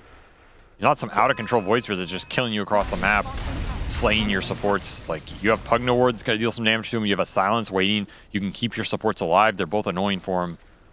That's a decent recipe to deal with him in the fights. And you have big right-clickers in the Bloodseeker and the ASF that are going to shred him because he doesn't get a huge amount of armor. Like, this hero is susceptible. Maureen gonna try and put some damage on it because it's not a real attempt, though. Maybe just seeing if they can bait out a response here from EG. But EG seems pretty intent to bulldoze towers. They just went through that top tier 2. Now they're trying to hit mid. Yep, C-Smile is just going through the objectives here one by one, knowing that they cannot fight him during this Aegis period especially. It's good that EG took that Aegis away from Tundra as well, denying Ursa. The ability to join these fights off a second item blink is pretty big because I don't think Skeeter feels comfortable going into this ball right now. I mean, especially with Aegis, but in general. You have Pipe and Mech already done for Whisper. This is incredibly early timing. Can you just force high ground? The outspam is pretty lacking from Tundra. I mean, you have everything. I mean, at bare minimum, force them back, right? Yeah, I think you want to see heroes here before you leave. This is a decent push. It's not that slow for this early in the game. No, especially with the support being able to help out. Matthew getting some blast in. This is just a Whisper good taking read. a lot of Shadow Poison stacks, though. I mean, Maureen got ruptured in the back because messing with him. He can't even join this. This is almost a tier 3 gone. You have Pugna Blast to back up the push. Even better, right? And you've got the required saves, right? I mean, as you said, the Ursa doesn't feel super comfortable jumping out, but even worse so if that target he wants to go on just gets decrepified. I mean, EG are committing for this Aegis timing. Akaz is just going second item Halberd here. This is not the normal item progression you would go on the Bloodseeker, but I think he is just building to help C-Smile take this high ground push right now. They're going to go for it. They've spotted Whisper, and they're going to try and get him with the Decrepify, buying a little bit of time, but he dies to the blast off ultimately, but a lot of damage being done during that time with the BKB going out for Bakaz. He is fighting shape, and he wants to be able to run down Skeeter, but can he chase this far? Immersion tried to get off the disruption for a couple of seconds safe, but not good enough. Meanwhile, C-Smile has shaken off the Doom and healed back up to a decent point. They only got the Dawnbreaker, now with the Doom on cooldown. It's looking like this could be another lane of barracks. They cut the wave. They're just waiting for the back door to come back up. This is going to be in time. That's a big question. They're going for the melee over the range. They got to commit. They got to commit fast. Backdoor protection. Couple seconds. Is it in time? It's not. Actually, just get the whole lane. And they're going to keep going? How is it not back up yet? Oh, the siege was. I'm sorry. We didn't even see the siege creep was still alive. Legally blind, apparently. Yeah. We'll get that checked out after the game, but it's going to allow them to commit here. And you have to take the fight. They nailed the Requiem, the Dawnbreaker ultimate. Oh, they jumped into that one. Maureen. He still has the man to be able to get away, it looks like. So thank goodness for that.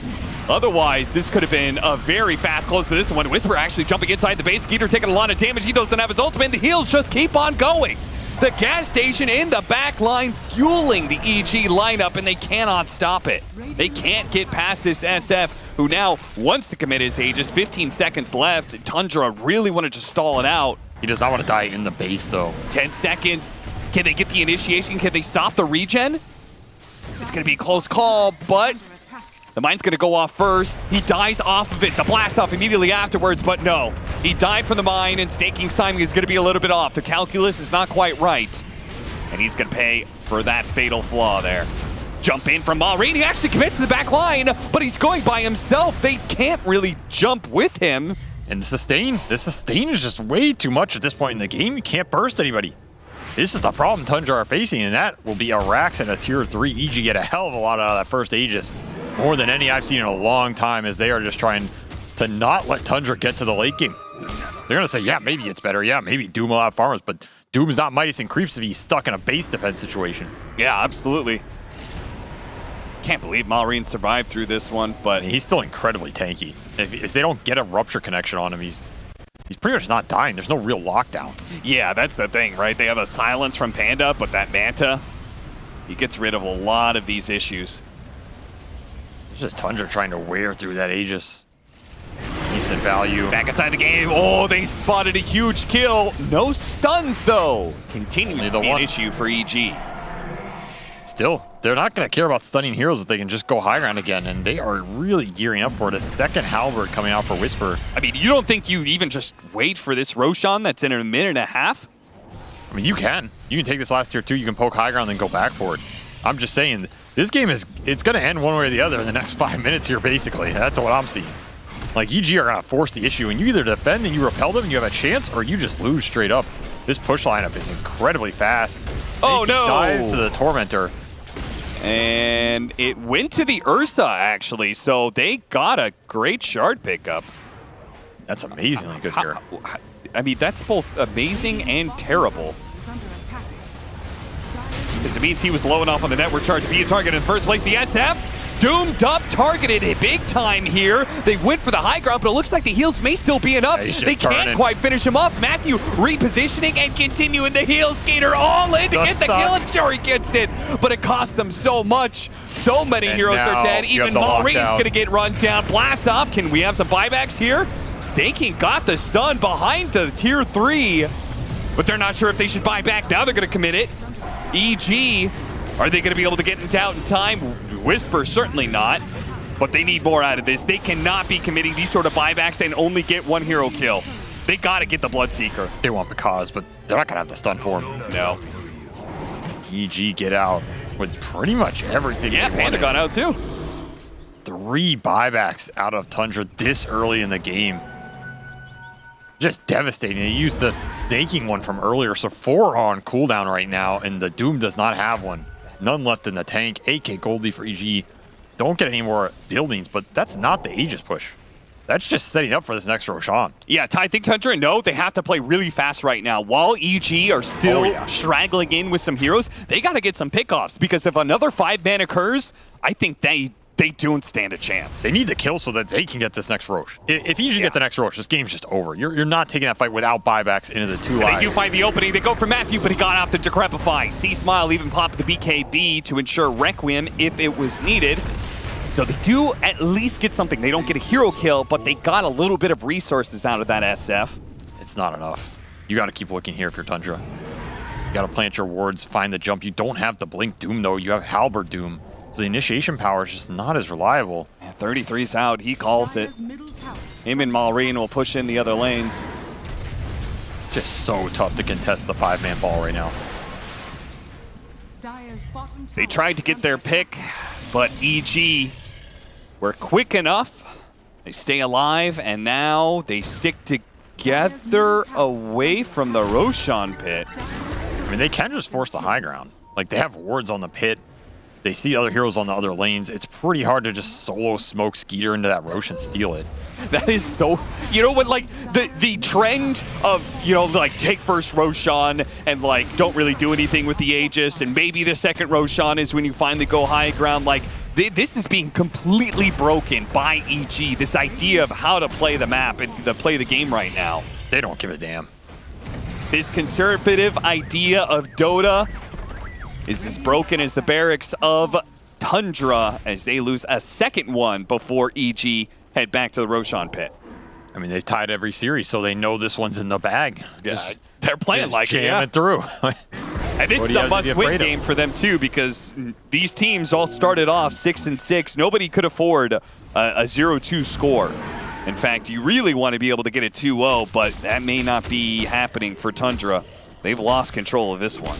This is going to be Roche into just TP bottom and run down the lane for Megas? Like, what's stopping you here? You have Daedalus finish on C-Smile. Give him the Aegis. Let him be that high ground siege mechanism. As long as you can protect your Pugna and your Dawnbreaker, one of the two, then you're happy giving the sustain through the team fight. Okay, Roshan so number 2, that's a cheese as well. It sounds like we need some sort of like simultaneous initiation from Tundra. I mean, you can just go, you can ignore the Pugna because you have Demonic Purge, but then it's who are you jumping, right? I don't think you can jump the Shadow Fiend casually without committing ults, and then he's going to come back a second time. I think you need to find the Bloodseeker. Bloodseeker or Dawnbreaker, one of those two. You got to doom them, you got to just commit on that, and then have Demonic Purge for the Pugna on the back end. If you can flank EG and start on the Pugna, sure. I mean, you'll take that, but I think that is, in theory, very difficult with how many saves EG have and how much they should be thinking about it. And I think it's why Tundra are so desperate to find a fight outside of their own base right now, but the Yule Scepter stops Skeeter's initiation, and now it could go real bad with Skeeter's ultimate being on cooldown. They back away. They're actually going to try and protect each other rather than play for a kill. They could have chased after Skeeter. It's a massive kill to get, but no need. You're right. Just protect the ball. They don't need to kill heroes to win this game. They just need to kill the buildings. And they are well on their way to doing that, and it doesn't seem like there's anything that could stop it. That was maybe your one chance to find some weird angle. Malreen's still in the back, but you lack the vision to find the backline here. Blink on immersion will blink back into the base. And that Yules has been problematic for Skeeter. He doesn't want to commit the BKB on a Skywrath jump, but you kind of have to. Pugna Ward also going to make this obnoxious. And look at the attack speed with the Blood Rage. Oh yeah, he's going to work, man. Skeeter just chunked some damage. The Enrage is going to go out. He's going to die the first time. Malreen does go for the initiation onto Matthew. Oh, well, Skeeter doesn't have a buyback, so that is just Megas. 3 minutes left on that buyback cooldown. Boy, this game was fast. So much for Doom getting a late game. This is one way to punish that hero. Yeah, you have a lot of net worth, but a lot of the net worth is built in items to get you more net worth. You never get there. You never have any real items. I mean, this is why EG is such a scary team. Like, who else is going to play like this? I think very few teams can pull off this kind of style. Yeah, none really come to mind.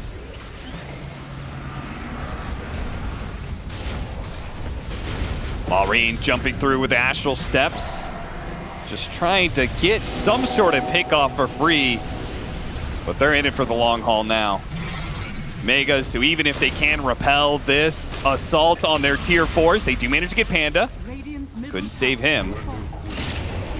But the Rupture on Malreen is trouble. Disruption and Dissimulate, both available. He's going to be able to jump away. Nice blast off on 3.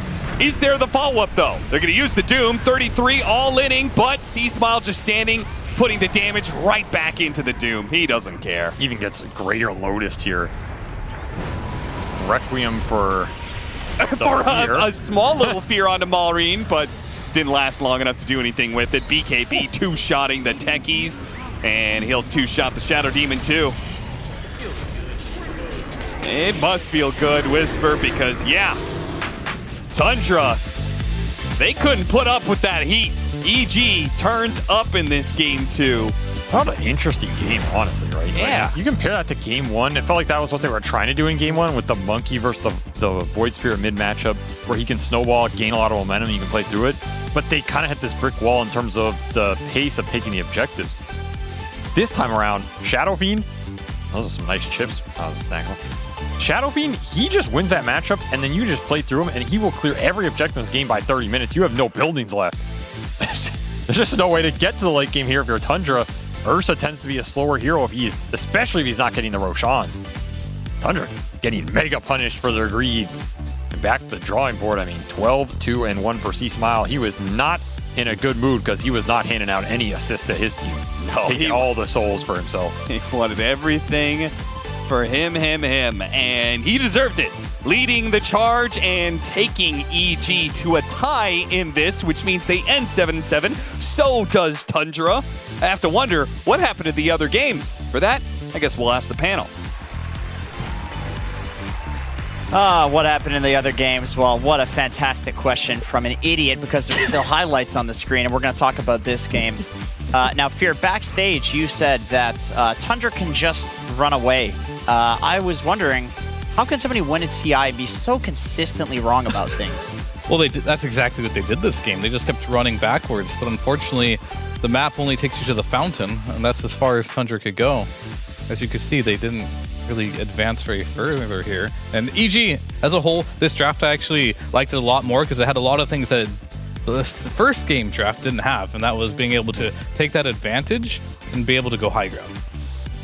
With the Monkey King, you couldn't go to the high ground. With Shadow Fiend, all of a sudden you can start hitting the high ground. With Centaur, you can't really go high ground either, but with the Dawn, who has a mech, some pipe, and the ulti can help the Shadow Fiend go high ground. So they had the same type of inherent risk in their draft where they probably won't win in the late game, but if they can make it to this mid-game timing, they can just close the game out. Yeah, we heard it in the cast as well, where, you know, SVG was highlighting the great scaling potential of especially the Doom on the side of Tundra. It doesn't really matter if you lose before that scaling can even kick into gear, and that's exactly what happened. We saw once again, 2 games in a row, we saw EG drafting for the laning stage. They made sure that they did well in their lanes. Had Tundra react a couple of times to the aggression, but it was just not enough. The difference maker this time around is that EG actually learned from previous game and therefore turned their advantages into objectives and were able to close out early before any of the scaling we were worried about even happened. Yeah, I wasn't too sure in the draft. Like, we were looking for this hero who could maybe help them get on the backline. Yeah. But them taking more heroes that just helps the SF stand his ground, because like, okay, now you actually have to come to us. I think that was really good of them to kind of find with the Dawnbreaker in the draft. So yeah, I didn't fully see it, but now we saw it in a game. And I think EG had a great draft, and they played really nicely around the timings they did have to go high ground and be like, screw you, Tundra, you want to farm 20 minutes? You will not get to. Yeah. I think it's very rare nowadays to have the confidence to pick a type of draft that's this death ball. We need to end the game. Yeah. Things have to go this way. We're going to dominate the laning stage. After the laning stage, we're going to buy the right items, and then we're going to go to the high ground, and we're going to close out the game. And if it doesn't work, it's GG. Yeah. It takes a lot of confidence to pull off strats like that. Yeah, to do it twice in a row and saying basically, no, we were having the right idea, we just didn't execute it well enough, and they came back to did it again. And they continue to keep up their trend, of course, tying all the way. We're never worried. We were never worried. 7 times in a row. And naturally, Shiver, there is actually going to be a guaranteed 3-way tiebreaker for Group A. Of course, Talon just winning. They guaranteed that they went through. PSG, LGD, they also have gone through. I don't know who is in the tiebreaker because I was only told that there is a tiebreaker, and I'm not a good host. So there will be a 3-way tiebreaker. More details on that lately coming in soon. But Kezu, BSJ said behind the scenes that this is why people aren't picking Ursa, and you said, why the fuck are you even here? Why do you say such stupid shit? True story. And I wonder, do you think this hero is just unplayable on this patch? Why does it look so bad after looking so good at the start of 7.33? I don't think it's unplayable. I just think he has a lot of issues in like the first 10 minutes. If your first 5, 6, 7 minutes go well, you're gonna have a good Ursa game if you get to clap people and get to hit them. But Dawnbreaker or heroes that can lane against you aggressively, I feel like those are the heroes you don't want to face early on. I think the biggest problem with Ursa right now is he doesn't buy Ring of Health for Battle Fury anymore. Yeah. This hero doesn't have self-sustain. You see these Blood Seekers, these Medusas. They don't really care about the sustain. They just sit there. They get free sustain. Ursa, he needs health regen, and these healing supports aren't really popular right now on the laning stage, like the Chen with Headdress and Divine Favor. It's not really a playstyle right now. And Warlock. Ursa, Warlock, these type of heroes. Like, Ursa just can't stay in lane. He needs a healer. He needs that early Ring of Health, but now it's some cornucopia that's 1,200 gold, and it's too expensive to get you out of laning stage. Yes, host. Is that we're supposed back to be to back you? To me?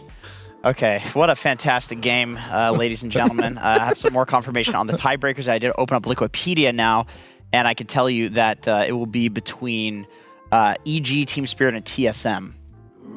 Not Is that right? That's There's correct. no, because we don't know yet if TSM Yeah. is in That's there not right. because TSM is still playing. That's not right. TSM has Tundra and EG, and whoever loses between Team Spirit and Team... I don't... Team Spirit and Secret are playing right now. Yeah. Yeah. Secret won game 1. If they win again, they're guaranteed through, Yeah. I believe. Yes. If they don't, they're going to be 7-7. Yep. And I believe Team Spirit would also be 7-7. And TSM is playing against Team Liquid right now, and TSM already lost game 1, so they have They to need win. to win. And then they will be joining the tiebreaker as well. But we can't say that much more, or our host can't say much more, because the games are still going on. Give me a second. I forgot what even happened in the game. I've been just struggling with the hosting. Who did they even pick? Who are we actually? Oh, you know what was very interesting? Oh, yeah, actually? please tell me, host. You know, I like this. I like this. We're just going to run at you sort of thing. But speaking of running at you, there was somebody doing a lot of running at you in that game, and that was the wonderful C Smile, who we now have on the interview. There he is. How are you doing today, C Smile? Hello, hello. ¿Cómo estás, sí, Ismael? Muy bien, muy bien. He's good. Okay. Question number 1 for C Smile. There were a few mid laners in this tournament that haven't played in a long time, such as Miracle. Is there anybody that he was really excited to play against? I don't know why I'm saying he. You know, he knows exactly what I'm saying. Were you, C Smile, were you excited to play against Miracle in this tournament? Dice que hay un montón de jugadores antiguos que no juegan hace tiempo como Miracle, y si estás emocionado por jugar contra alguno de ellos, y si estuviste emocionado de jugar en contra de Miracle. No, porque o sea, es como jugar con cualquiera, creo. Y anteriormente ya he jugado contra él, así que no es nada nuevo. She says no, because it's like playing against anyone, and he's already played against him, so it's nothing new. Okay. It's a really bad question for me. Question number 2. SF, Monkey King. Not a lot of people are picking these heroes, except for you, young man. Are you the one that tells your team, these are good heroes, pick me them, I'm gonna own? Monkey King y Shadowfiend son dos héroes que no todo el mundo piquea, solamente tú. Eres tú el joven que le dice a su equipo, piqueame esto, yo voy a ganar. En realidad es como que aquí todos saben, ¿no? Que los seres que piquean, los seres que piquean como los espíritus contra el SF, el Shadowfiend, no son muy buenos.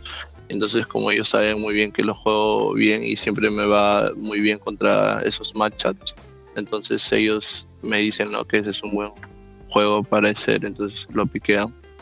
Y lo del Monkey también es como que relativamente casi lo mismo. To be honest, I'm told to play those picks. Normally, when I have to play against spirits, they know I have a good matchup when I play Shadowfiend against them. So they just give me the pick and I play. Okay. What about Underlord? Are you? Do you want to play Underlord? Because it's a very boring hero. Or is that another? Your team is forcing you to play Underlord mid. ¿Qué tal Underlord? Es un héroe bastante aburrido de jugar. Es algo Creo que jugar.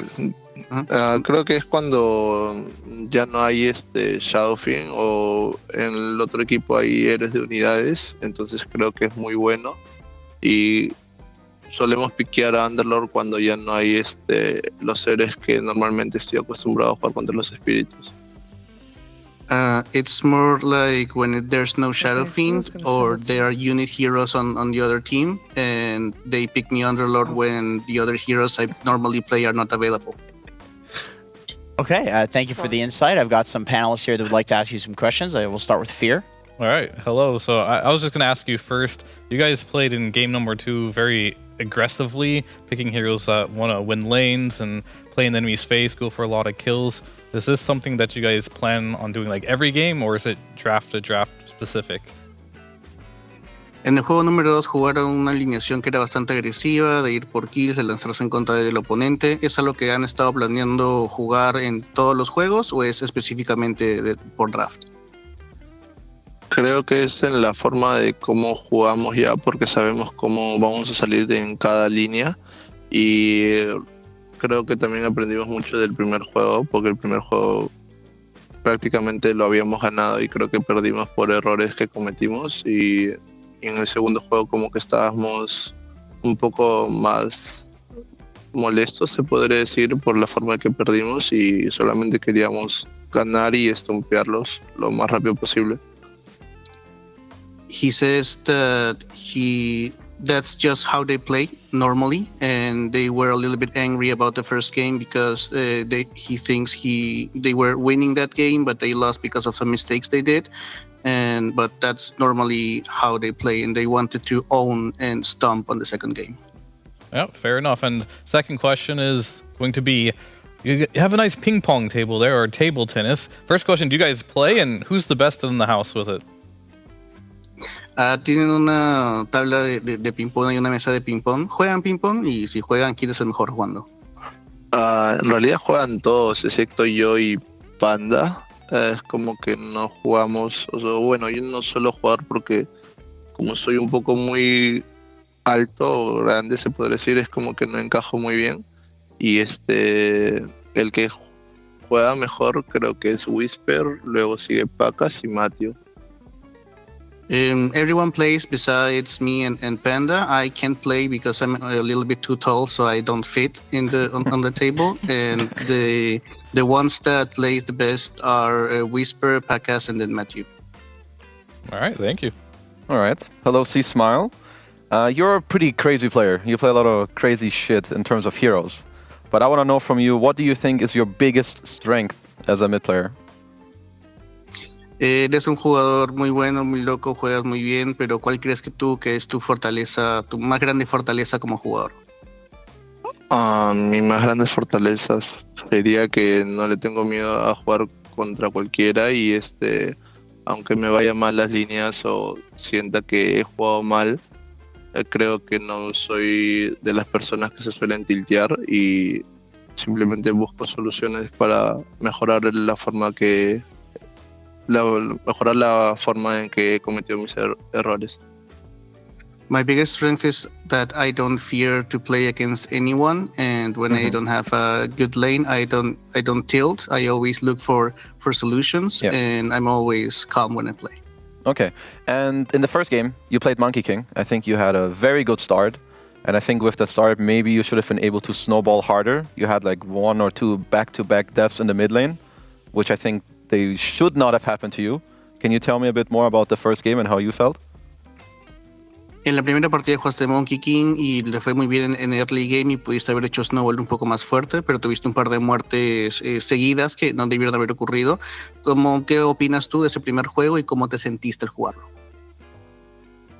En el momento, obviamente que tal vez no es como que me dé no me dé cuenta muy rápido, pero cuando va pasando el juego uno se da cuenta de en qué momento cometió un error y por qué se siente más débil después, ¿no? Y creo que eso es como que te ayuda un poco a mejorar más, pero también a la vez también de repente como lo que dije, que de repente te puedes tiltear porque sentías que podías haber hecho más y no lo hiciste por los errores que uno comete. Well, when I'm in the game, I maybe don't see the mistakes as they are happening, but later on you do see the mistakes. And well, like I said before, I don't really tend to tilt about it because some other players would tilt with it. But I just look at my mistakes after the game and then learn from them. Of course. Thank you. Hey, Big C. Gracias. Congratulations on the game. I have a question. I know you're at bootcamp, but I was wondering, where are you? ¿Quieren saber si estás en bootcamp? ¿Dónde estás?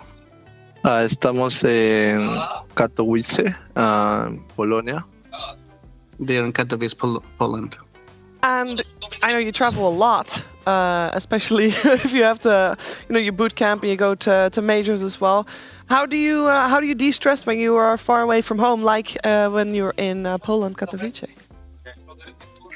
Sabe que viajas un montón porque estás viajando a medios y eventos. ¿Y cómo te desestresas cuando estás en lugares lejos como Katowice, Poland? Salir un rato tal vez a tomar un poco de aire, hacer un poco de ejercicios y eso. Maybe go out sometimes to touch some grass and do some exercising, and that's it. And do you do that alone, or does the whole team join? Like, what is everybody's time to, I don't know, get away from each other? Maybe sometimes. I can only imagine. I mean, you're there the whole time with each other. It's a long time. O tienen un tiempo en el cual todos se alejan el uno al otro porque están todo el día juntos. ¿Cómo es? Acá en el lugar que estamos hay una terraza muy grande, así que a veces salimos ahí a conversar. Y referente a salir fuera del hotel, es como que no todos salen. Tal vez los que podríamos salir soy yo y Mateo, salir a caminar y ir a comprar algo. Y los demás son como que más son los que se quedan más en el hotel. There's a nice balcony here, so we go there and just talk a little bit. The only ones that get out are Matthew and I, because we just want to go out and buy something. The other ones just stay in the hotel. All right, thank you very much, Big C. Good luck further. Yeah, well, that's gonna be it for the interview. Thank you. Thank you. See you guys in Bali.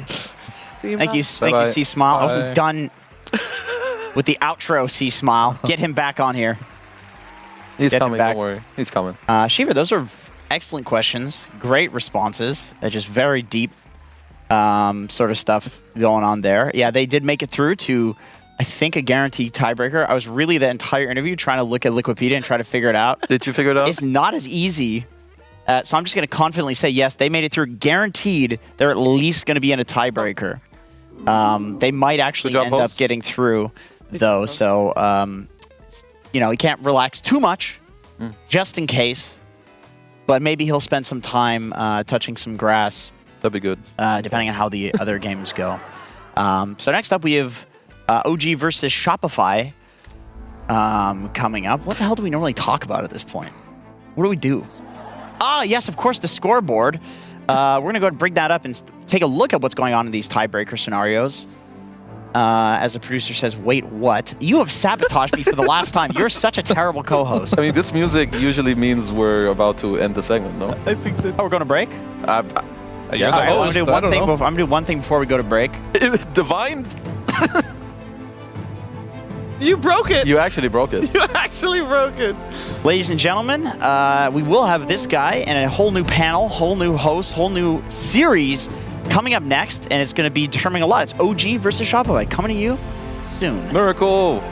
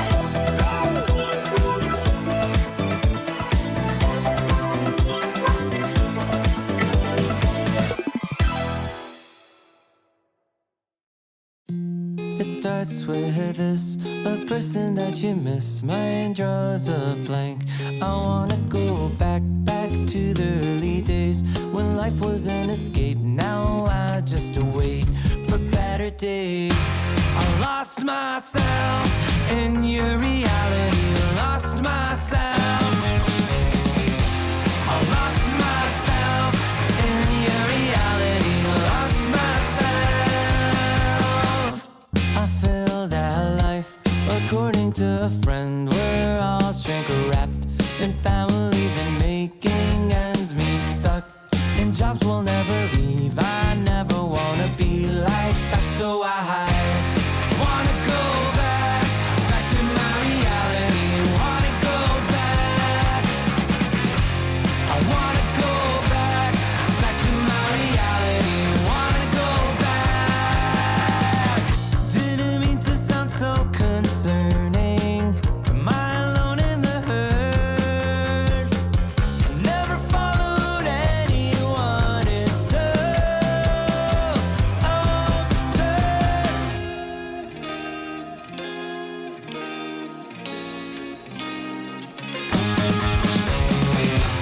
I wanna go back to my reality. Wanna go back. I wanna go back to my reality. Wanna go back. Trying to go back. Gotta go back. Gotta go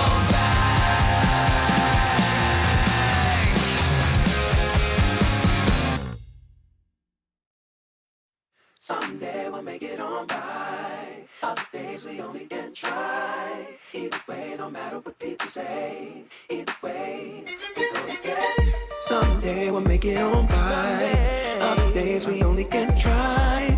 Either way, no matter what people say. Either way, we gonna get it.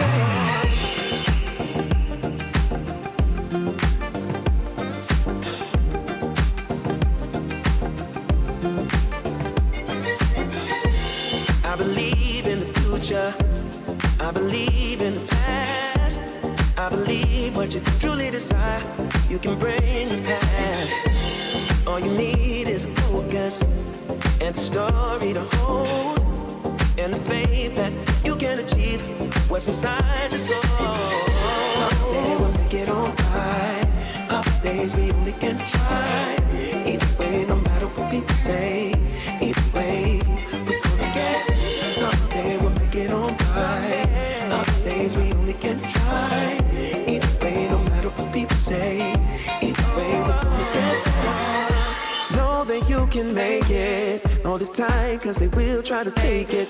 Keep it close, cause they will try to shake it. But whatever you do, don't let them break it. Cause each moment's just a new chance to take into your own hands and shape the life you see inside your dreams. Someday we'll get on by. Other days we only can try. Either way, no matter what people say. Either way, we're gonna get it. Someday we'll make it on by.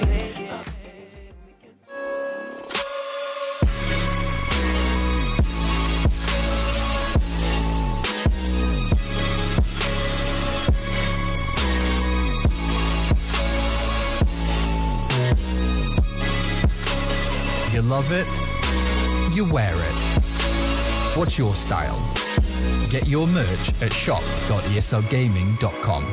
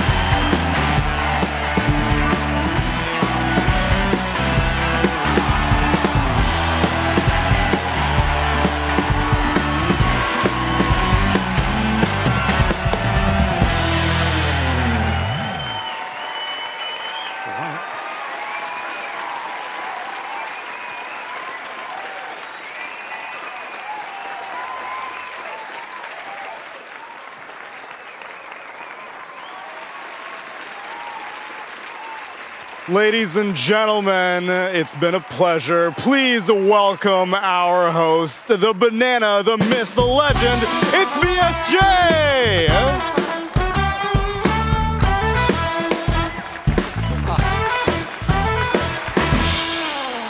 You know, I heard it's the day of co-host getting promoted to host. Yeah, Brian. Today's my day. You really think it's your day? Yeah. You think you got what it takes? I think I got what it takes. We got Group 4 of Stage B coming up, and we had a solid start to the day so far. We had 2 teams just get done playing, and now we've got 2 more teams playing, and we got 2 more panelists coming out. I think they're going to be good. Yeah, go for it, Brian. Yeah, I'm really excited about the panelists. I think the first one, it's oh, we got Sheepstick. Or, no, we got Effie. It's the other one. Oh, it's the other one.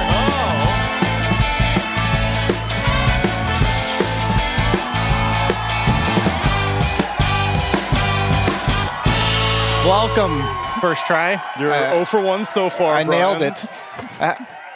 Oh. He is Sheepstick. I am Sheepstick. So I was right. You were right. Awesome. How are you doing today? Well, it's great. You know, I love being British and, you know, cute and good at things. Good day to be Sheepstick. Do you have any presentations for us? We enjoyed your Lich presentation. Yeah, sure. I could present something. What do you got? Dota 2. That was better than mine. Beautiful. And we got one more panelist, as we've already got Sheepstick here. We've also got Purge.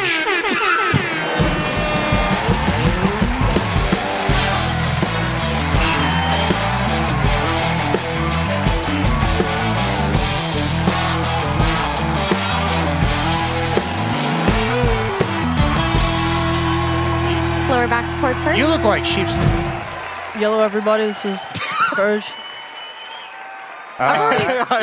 Neil, this is getting a little. This is getting a little bit too much, man. I don't know if I Brian, I think you have lost your privileges. Okay. Please return back to your chair and take this with you. Okay. Is it because I ranked up? No, Brian. Oh. It's because you ranked up twice! Oh! We just gave this man an Orcon badge! Let's go! Congratulations, Brian. That was a stellar performance out of you. I know. It was touch and go for a moment. I really brought my A game.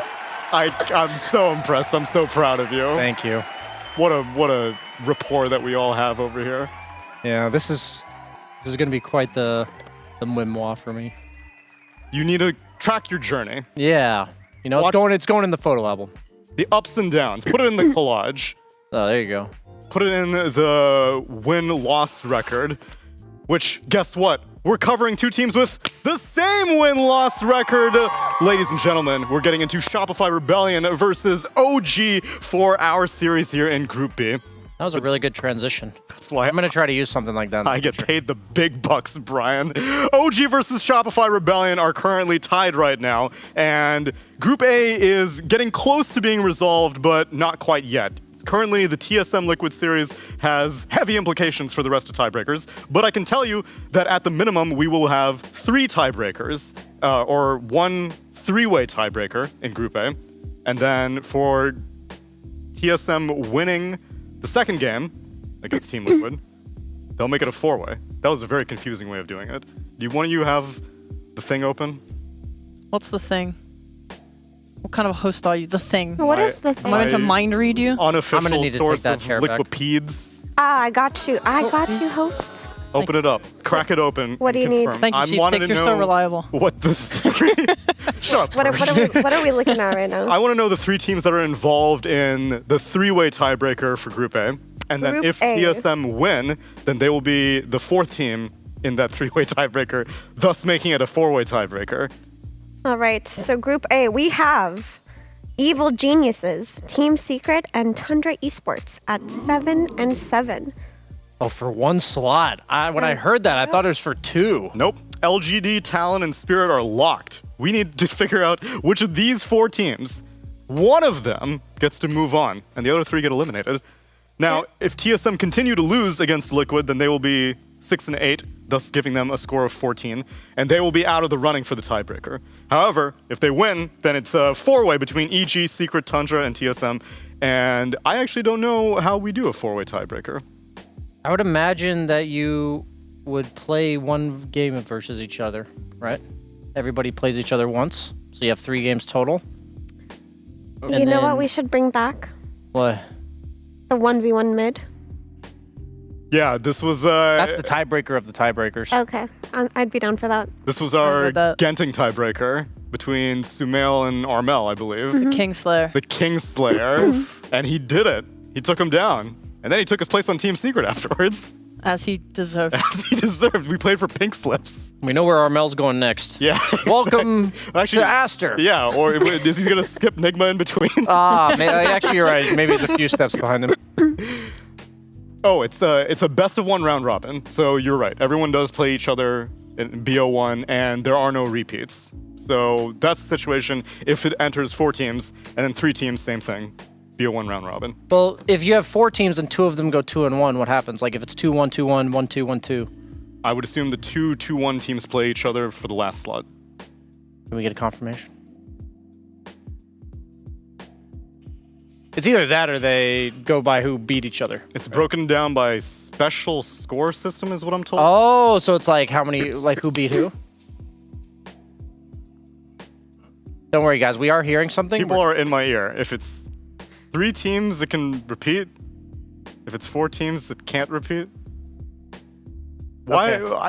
I was specifically told that my producer had the power to talk to the stream, and yet is exercising to not use that power in the most critical situation that it would be useful for him to use that power. Crack open the monster again. Crack open another one. That's really good product placement. How good is that monster right now? Tell me all about it. I feel re-energized and ready to cover some more Dota, because we're getting into OG versus Shopify Rebellion. Could we pull up the Group B standings by any chance? He's on the ball. 9 Pandas and Game & Gladiators are locked? Yeah, that's locked because the most... No, that's not locked, technically. If they both lost both games, and Team Aster and BetBoom both won both games. Correct. We have no locks in this group other than Entity being locked for elimination. That is the only confirmation. Other than that, all of the matchups today will control who gets our 4 slots. And part of the reason why we selected the OG versus Shopify game, as opposed to the Game and BetBoom game, or the Entity Aster game, or the 9 Pandas Beast Coast game, is because these 2 have the same score right now. And also, I heckin' love Arteezy. Heckin' love him. What about Miracle? Heckin' love Miracle. Miracle versus OG? Oh my god. That's crazy. It's because he used to be on OG. Dude, Seb used to coach him on OG. No way. And now he's playing against him. Dude, this is a lore matchup, for real. The history. Really long time ago, so no one in the current audience knows about that. This is Boston major days. This is Frankfurt major days. Bat chest. Heckin' bat chesting all over the place right now. Dude, I don't know. I think there's like no way Shopify are like happy tying every single series, you know? Like I think they were hoping to do better. And I'm kind of sad as well as a viewer watching Miracle like he's come back twice now, right? He did a stand-in for, was it Nigma? That he kind of came back. DreamLeague Season 19 Yeah. was right after the end of Tour 2. And he played for DreamLeague Season 19, but then Nigma got eliminated in groups. Right. And then now he's in a very similar situation where didn't play DPC, but comes back for DreamLeague. But he was pubbing more for this one, right? Supposedly. Supposedly, yeah. So I was kind of hoping to kind of see him, because like last time I was like, oh, Miracle's back out of friggin' nowhere. Yes. And then they bombed, and I was kind of like, well, that's fair enough. But this time I was sort of hoping they'd be doing better. Okay. Then out of the 3 of you, who would like to give me the hottest take if I ask this question? Will you be able to defend a hot take, Brian or Mira? I'll do my best. You'll do it? Always bringing the CDPC. Not that one. Who's doing better? Mikey in Season 19 or Miracle in Season 20? I'm going to go with Mikey in Season 19. Oh. As he was a game winner. I've seen some perform. We saw the Rampage for Miracle. I mean, I had my sunglasses on. You treated us to a Rampage during Season 19 also. I wrote a love letter to it. Yeah, I feel like really with Mikey, there was some sort of X factor that even with Miracle, I don't see it. Okay. Like, I just think that he changed the game for good or for worse. like we saw that one Huskar game from Mikey. But the rest of the time, like I thought he was like the standout performance, and it wasn't in a way that he was carrying the game like a carry would. He was like a bat rider that was double last swing with a refresh orb. I feel like Miracle's kind of playing carry from the mid lane. That is true. And I don't think that meshes that well with Arteezy. Isn't that just the nature of Universal Heroes, though? That you're playing carry with carry items because you're just a Universal guy, you know, building Manta Style and Echo Saber on Void Spirit. If it's a different patch, etc. wouldn't he just be Invoker? I He don't did play think so. I mean, I do think that Mikey played better or had a better performance last season of Dream League, but I think it's a bit too soon to tell. I mean, it won't be too soon to tell if they get eliminated today. Then we can say, wow, he really sucked, didn't he? Huh? But I mean, if they 2-0 OG today, there's still a chance that they're in it, and we don't know what the rest of the Dream League is going to look like. So we're going to have to reserve judgment until the tournament has reached its end, or until Shopify is either eliminated or not today. Yeah, and it's not really an apples to apples comparison because Universal Heroes have been introduced since season 19. The nature of the mid lane has likely changed dramatically, and also the way that Shopify was drafting around Mikey, they were almost exclusively first phasing Mikey. Yeah. And that was a product of him having a limited hero pool, or at least so we thought. Whereas I would assume that whenever they're playing with Miracle, they feel like they can get away with being more traditional Shopify, where you last pick Storm Spirit or things like that. Also, the carries right now, it seems like there's like 3 or 4 that are way better than the others, like Bloodseeker and Medusa, the number 1 and 2 that come to mind. So I think teams are leaning towards more picking their carry in the first round as well. Yeah, and I think that last Dream League definitely felt different because it was towards the end of the patch, or towards the absolute end of the patch, where everything was figured out already.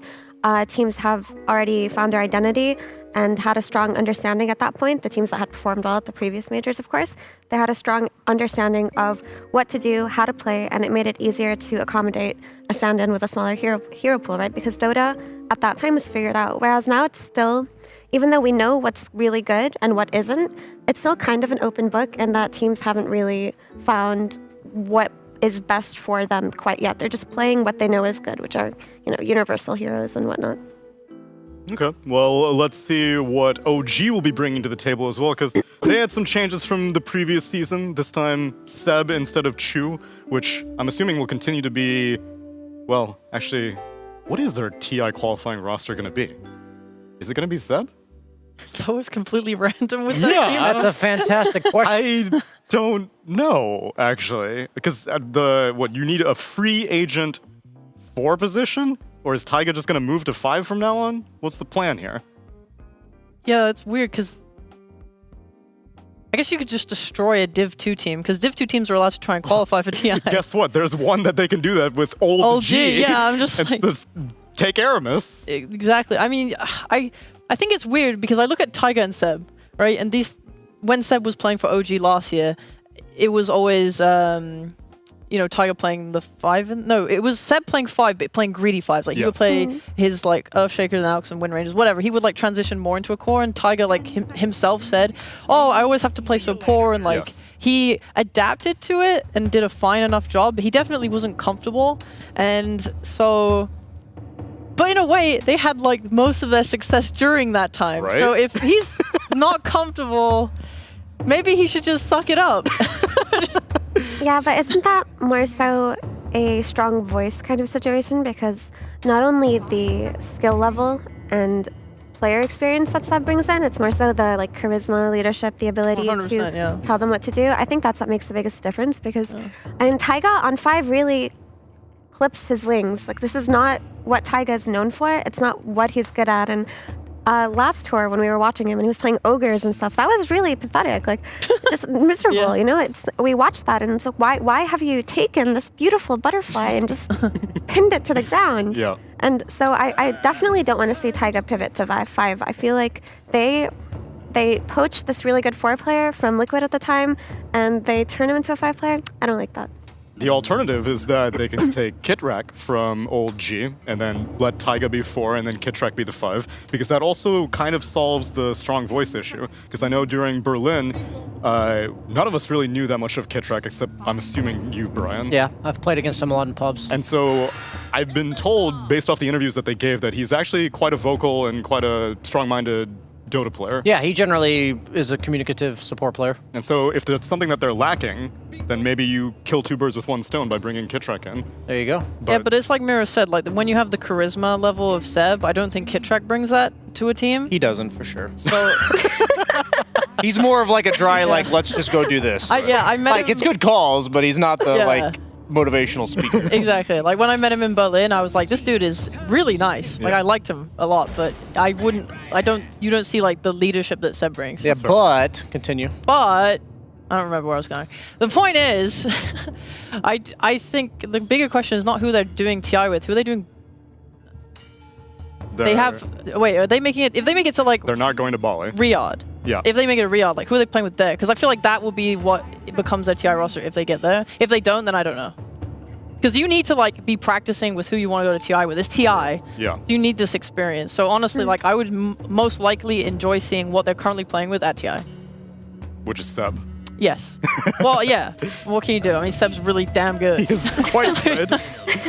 Ooh. can you do? That's a hero that usually gets banned in the second round against OG because DM loves it. I think they also flex it, right? Yeah. I think every team comfortably flexes the Veno to 5 if they have a good offlane Veno player. I like the Veno as a response to Batrider usually. It's one of the heroes that gives them pretty hard, right? Because Batrider is a motion-based hero. You slow him, you can fight back into him. Also later on in the game when he gets a Blink Dagger and whatnot, the Plague Wards can be very annoying. I think Timber is a very interesting pick in this draft just because Shopify have played the Timber on mid, but they always picked it later in the draft. Whereas you see other teams with a lot more confidence, like first pick it and first phase it, which is, yeah, I think cooler. So like if I look at OG's draft already, I can see like the Timber going mid, the Veno going off lane. Obviously it can be flexed. I think DM is good on both these heroes, so it's kind of chill no matter what. But But they end up trading the Timbersaw first pick for the Bloodseeker, right? Which has traditionally always been an answer to Timbersaw with the Rupture.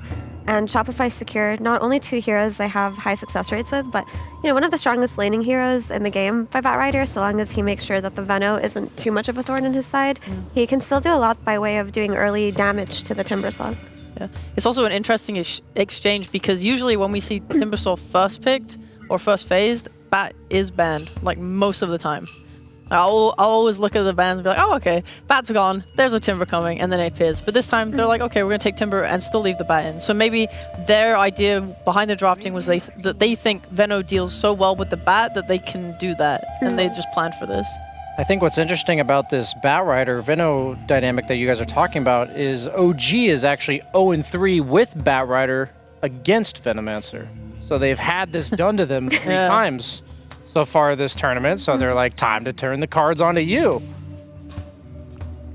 The turns have tabled. The table turns. The turns have tabled. No, but I wonder if we're going to see more Abaddon come out, because it looked really good yesterday when it was run out as carry, and I think a lot more teams are looking towards it as a potential option to things like Batrider. So pretty curious to see if OG have watched or are interested in it. I think it'll fit any type of playstyle with Timbersaw on its team.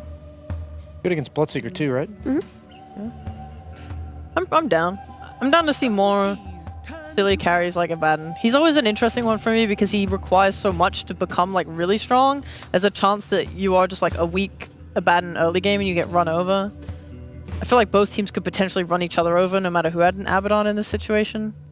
That's why, Brian, you're a strong proponent of the not Radiance build. Yeah, I thought that was really cool when we saw that yesterday. Just straight Echo Saber, Harpoon into Manta. Like, people were like, you go Radiance into Harpoon Manta. I'm like, what? Why not just go Harpoon Manta? Yeah. And it was pretty powerful. Like, the second you get on top of them, you silence them, and not to mention you have 110, I think, attack speed. Off the curse. On the curse of Avernus. So it's pretty... You insta-give that person. They die real fast. You're universal, so your Manta Illusions are actually hitting really hard, as in the past they were more about just being the Radiance burn.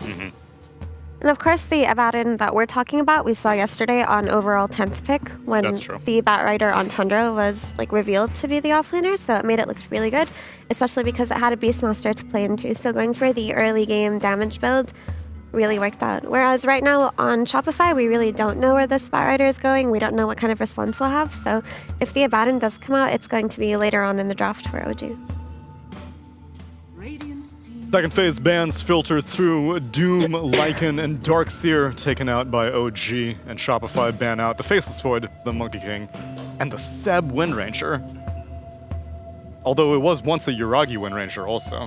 So just the OG Windranger. 10 seconds remaining. 5 seconds remaining. Thoughts? These are just the heroes they're picking the most, to be honest. I don't think there's too much to say about that Monkey King Windranger other than we're going to make you beat us with something that you haven't played 5 times this tournament already. None of my buttons are working. Yeah, what are you trying to do?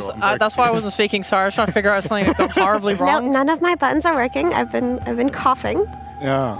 My talk button isn't working either. Unlucky. Unlucky. You guys should. Okay. Maybe it's mine. You've just been like muting me the entire time. I would have. You guys should have mentioned because I've been coughing because I'm a I didn't cough know. today. I didn't even know it. No, you're good. Are you sure? I was just. We're actually all in on it. Okay, I'm gonna try and press my button and we'll Press see your if it button. mutes you. All right, go talk. Hello. Is she muted? No, I hear her. I hear okay. everybody. Well, I didn't mute me either. So Well, what? I'm What just can you gonna do? not cough. Just don't. Just don't. Wait, we do have the pedal switched. Do we? Because I don't think so. Oh, the packs are switched. Apparently, production. Oh, okay, wait, so you hold down your button and Sheep, you start talking? Press your mute button, Effie? Oh, I was using talk. Hello, hello. 1, 2, 3, 1. I can still hear her. Okay, I don't know. It doesn't matter. This is. I'm panicking. I don't know. I've already I would just like to apologize to Twitch chat. I didn't know I was coughing into your ear. I thought my mute button was working. Strong apologies there. The band just like turned All up the people with notch. misophonia are just like losing their minds. That's very unfortunate. I'm gonna hold my breath. Mira, can you believe Techies made it to the Oh second wow, round? techies! Look at that. Love this hero. You know, Shopify. Never seen it before. Dude, what a God. great hero. I'm really a big So fan embarrassing. of it. I'm gonna go and mute myself. I had a night terror about this yesterday. Another universal Oh hero. my god. Sucks, dude. How do I recover from this humiliation? I'm really feeling like around the world right now. Just so universal. Oh, this guy. It really is. Galaxy brain over Yeah. here. Never made before. Never. No, whatever. Okay. I can't say a sentence today. They go for the mag jug. That's like a Yatoro. Yeah, that's a team page out of the spirit thing. Yatoro book right Although there. Shopify did play Jug that one time. They did a 10th pick though. They did do a 10th pick, that's true. And they had a Void Spirit on their team also. Yeah, well, that hero is not coming in, but one thing I like about Jug here is that he's similar to Abaddon in the sense that he's not an easy target. Maybe you could like Rupture plus lasso him, but you're going to have to throw all your eggs into one basket to kill this guy.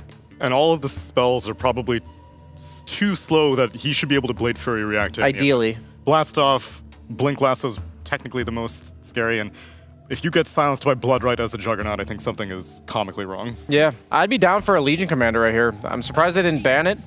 Beastmaster's fine too. I was thinking just single target physical damage. That's why Legion Commander came out and in my head. Debuff Immune Piercing Disable on both Yeah, that exactly. And something that's interesting about this is a lot of teams are picking Timbersaw as like a counter to the Beastmaster because you don't really do much to him as the Beast. You know, he can go on top of you, not really worrying about your summons. So maybe they're thinking they already have the answers. Sheep was already talking about the Batrider versus Timbersaw matchup. Don't bring Sheep up. Oh, sorry, that was Purge. That was Purge. Or Purge. Don't bring any of them up. This is just you and me, Brian. Real intimate draft panel. I feel so close to you. Because quite literally, you're physically. Yeah, we are like, 2 feet apart. So it looks like they need. Oh yeah, they do consider that OG has not picked a support here. I guess that's not too uncommon with first pick because you don't have the overall last pick. You don't need to worry about some like gotcha core pick. Yeah, but the second phases usually have at least one support. But this time, OG went for 2 cores in their second phase. Yeah, usually you do that if you think you're not getting the hero on 9. Like they will ban it out in these last 2 bans. In this case, they've picked Jug in the later stages of the draft already, synergizes naturally with Mag, matches up well against the Bloodseeker. So it's either now or never, and they think...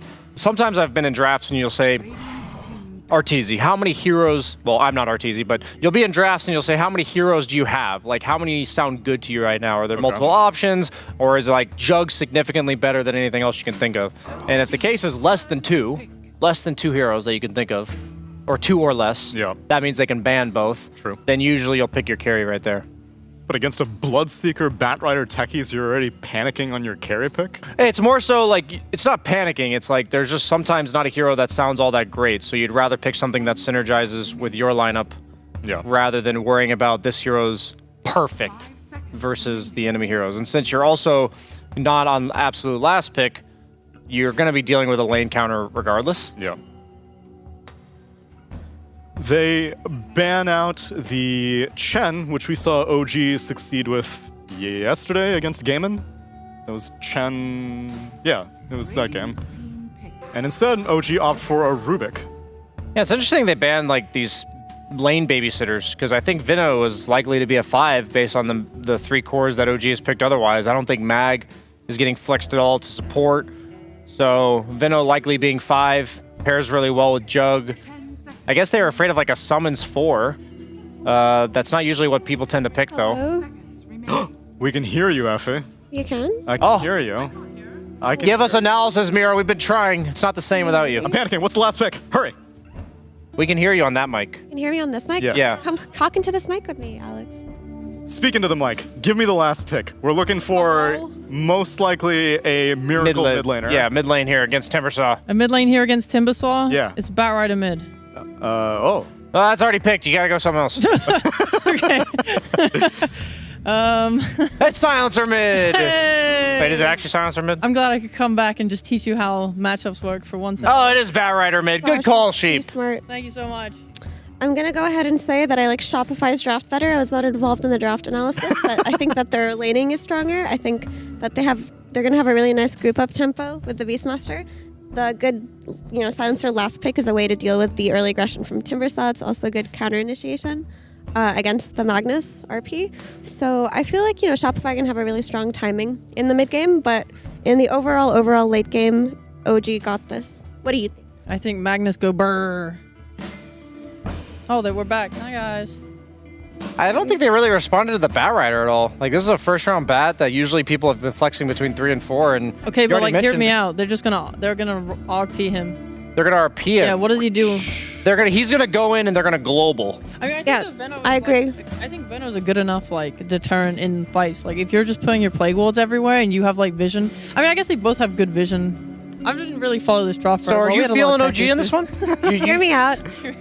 Hear me out. If Magnus go burr, Silencer go silence. Okay, I'm all in. I'm all in. This is a Shopify win. Okay, Shopify all the way. Do or die. Great. Miracle Bat Chest. He's literally playing bad. And he has... he has a chest. He has a chest. He's got a chest. And also, before we get into the game, I do have one final announcement. Team Liquid has beat TSM. What? Wow. Use the voice. I did. This is the voice. Oh. Can I just apologize in this moment to everyone whose ear that I coughed into? That wasn't on purpose. It's allergy season and I'm really struggling. I didn't know that was happening. Please forgive me. F's in chat, please. She's still alive. Thank you, Mira. F's in chat. And as we go into the game for game number 1, I forgot their name again. Oh, I know what it is, because we only have 2 series today. I'd like to pass it on to the Part-Time Pandas.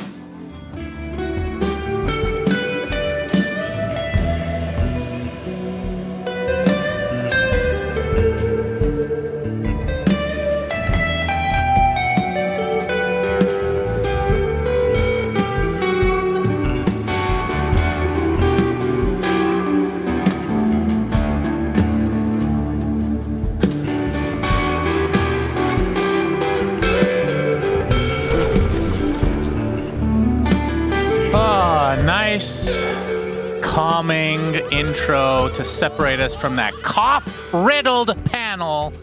Suns fan here with Cinderin. Shopify versus OG Game 1. Very important series for both teams. Both of which are 5 and 7, I believe, so tied. And do you remember what's going? The teams that are ahead of them, there's one that's 6 and 6 that are currently slotted to make it, but not all the games have finished, obviously. I mean, I'll have a quick look here. Yeah, go ahead and Google it. If you want to look at all the hypotheticals, I can bring them up in a sec. I love the hypothetical talk. It's my favorite time. It is. It gets a little bit complicated toward the end a lot of the time. So let me have a look here. So Shopify are 5 and 7, and OG are 5 and 7, and they are behind currently BetBoom and Aster, who are both 6 and 6. And Beast Coast are 7 and 5. So effectively, if you lose this series, you're not fully mathematically eliminated. No, you are. Yeah, if you're 0 and 2, if you're 0 and 2, and if you tie, you depend on Aster and BetBoom both losing all their games. Right.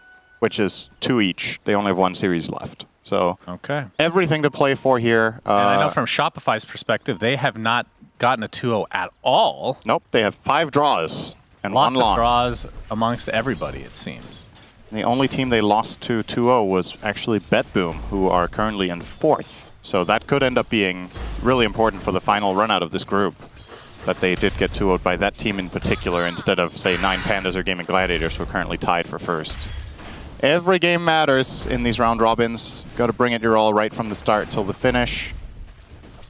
Unless you go like 10-0 and you're locked in, but that has not been happening this time. This has been one of the most competitive group stages we've had in a long time.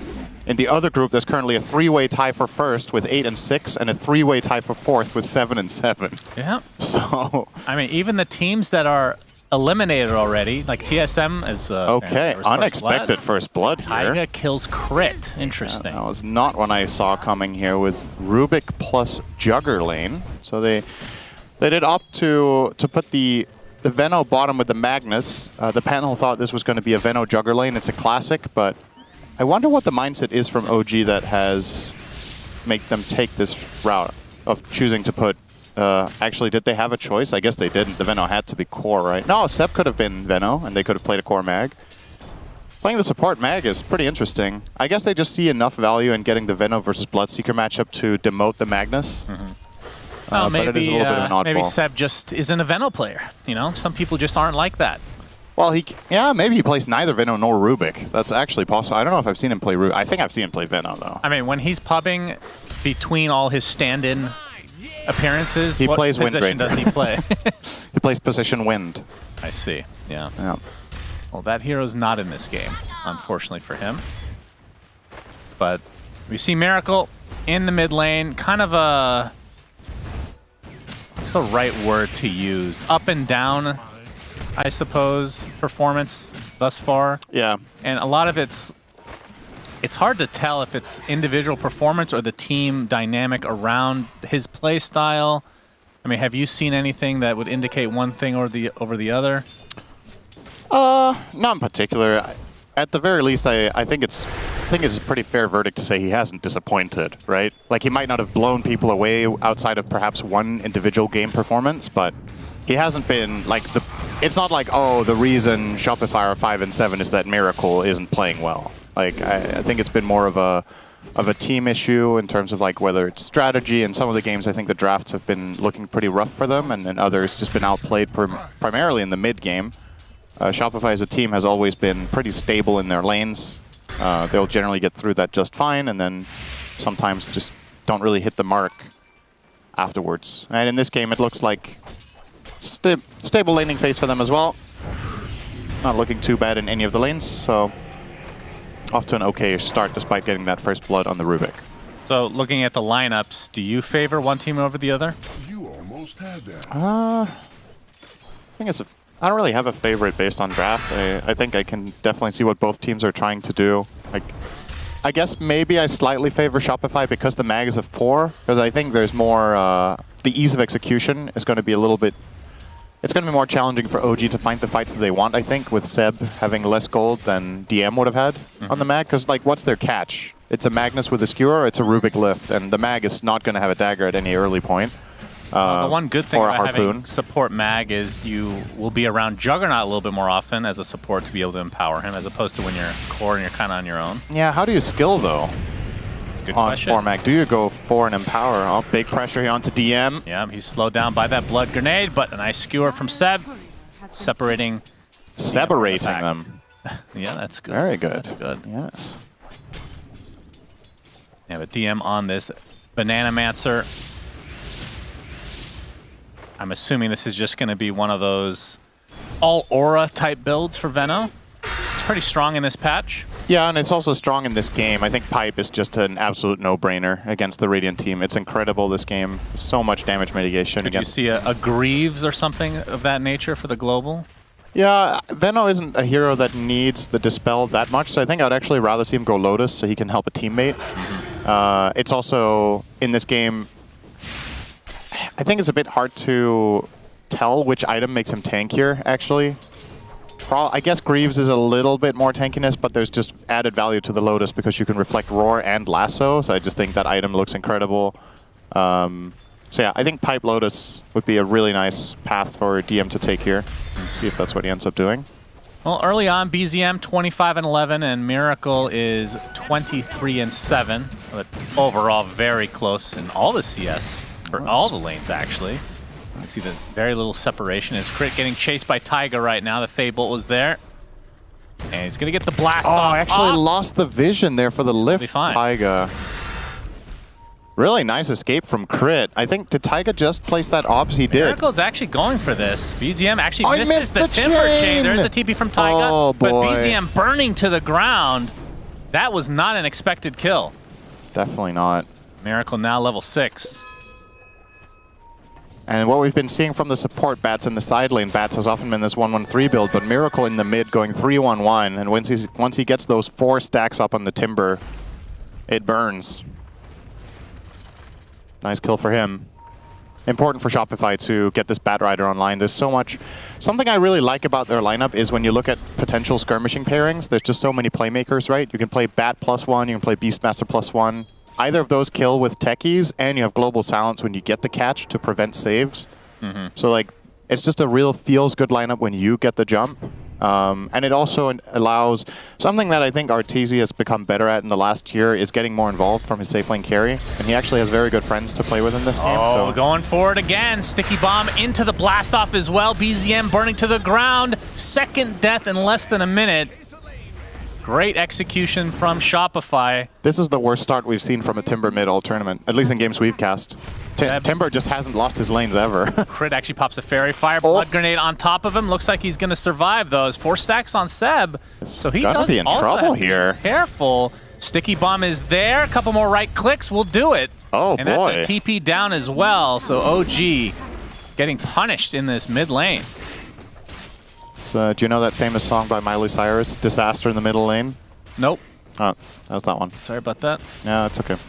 You know, probably know a movie instead, though, that has the same theme. She was in Black Mirror, so I do know that. Oh, That's I didn't know that. Yeah, exactly. That's why we work so well together. We do. We can make references that neither of us understands. And we finish each other's movies. That's right. Radiant's top tower In a way that is true.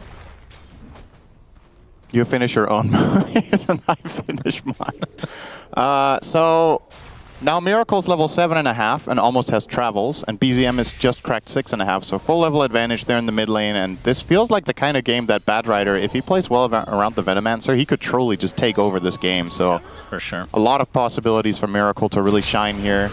He's actually going to look for a gank top. I like this move a lot. I don't think it's very obvious that he's TPing up here and trying to gank the Jugger. The challenge here is going to be forcing his spin. Either you can, I guess you can just roar him straight up in the lane, and if he spins, then you're going to lasso off it, and if he doesn't, then bottom lane, Seb gets the nice skewer onto Arteezy, who gets off the Rupture, attempting to run away, has a lot of poison applied to him, will eventually fall. As the Omni Slash comes out, Yuragi going to spin down Fly, so they do lose the Venomancer, 2-for-1, advantage OG. And they can see Crit, he's going to get gone on now, as BZM makes an appearance. This was basically perfect timing from OG. So the Bat made the move toward top, and at the same time, Yuragi took the gate bottom to go for that gank. So effectively just, even though Miracle was the first one to make the move, he didn't get to connect on the Jug, and he just finds himself stranded top and effectively just wasted time. So yeah, hard to say whether that was a a prediction from Yuragi that he even expected to dodge that bat gank, or if he just wanted to go for the bottom play regardless, but Yeah, we works have out well Aurora for him. top. Arteezy He might just making an TP out appearance here. as well. I Yep, don't he think he's will gonna attempt die. to get out, but the Centaur! Oh, it's Centaur! silenced! Oh! It was silenced by the blood right. So sad. Oh, my highlight. Oh. Could have been a good clip right there, So but close yet so far. yeah. Neutral's actually remaining neutral for once. Very fair. I mean, that's not something you typically think about. Don't silence the Centaur. I mean, if he doesn't blood right, the camp wouldn't have been aggroed, right? So I Right. guess in the end, it's the same. True. Same thing. Well, Miracle has boots of travel now, and looks like he's going for the Octarine BKB. As BZM, oh, nice lasso, basically disrupting that timber chain. Blast off is going to come as well. Not sure if that even hit, but either way. Oh, and Miracle even Shopify has gets a a big regen. kill. This feels so good. You spend your entire mana pool killing a core, and now you can just regen up and keep going. You Is can that a see Miracle picture? is absolutely thrilled. It's either a picture or he is very stout. He is very stoic when he plays bat. He puts all of his APM into his hands. That's an interesting fact that people might not know about Miracle. When he's playing, only his hands are moving. Everything else is just completely static. So it looked like a picture, but his fingers were actually all over the place. The facial animations just take up so many resources, as you would know. Just got to cut that out. He has played a lot of Dota. He has optimized everything. Yep, tier 1 tower goes down. Miracle. Oh, getting is he spun actually on, gonna die though. here? He is. Cinder and Curse lives on. Miracle can't get to the low ground. And that kill goes to Yuragi. All right, that rotation from OG paying dividends. Sure, they lose their tower, but getting that Miracle kill for Yuragi is very big. He's already top net worth. Now he's going to pull way ahead. 1,000 up on the Bloodseeker at this point. Pet Rider, that is... Live picture of Quinn. I don't know if that was a reference to Miracle only moving his hands, and this is the antithesis. When Quinn is playing, he's only moving his face. Yeah, Well, that's true. Either way, pretty even game. I think Shopify probably not too mad about those deaths mid, considering they did get the tower, which is a big objective to get 11 minutes in. When you have Bat Rider on your team, if that lane is pushed out, there's just more playmaking potential. The map is more open for you to cross and fly over the trees and kill enemies in the triangle area, for example. So definitely feels good for them, but this Jugger pick that that OG went for as their fourth pick is definitely showing its prowess so far. Been a bit of a polarizing hero this tournament. Like, some teams have picked it early, some teams have picked it late. And I feel like in general, Jugger either looks great or terrible. Like, it's a very hit or miss pick. Mm-hmm. It's not often you see like, oh, Jugger was okay in this game. But this feels like a game where he could be great. He has some interesting qualities against the Radiant lineup. He has the spin against the Bat and against the Techies. He has Omnislash against Rupture.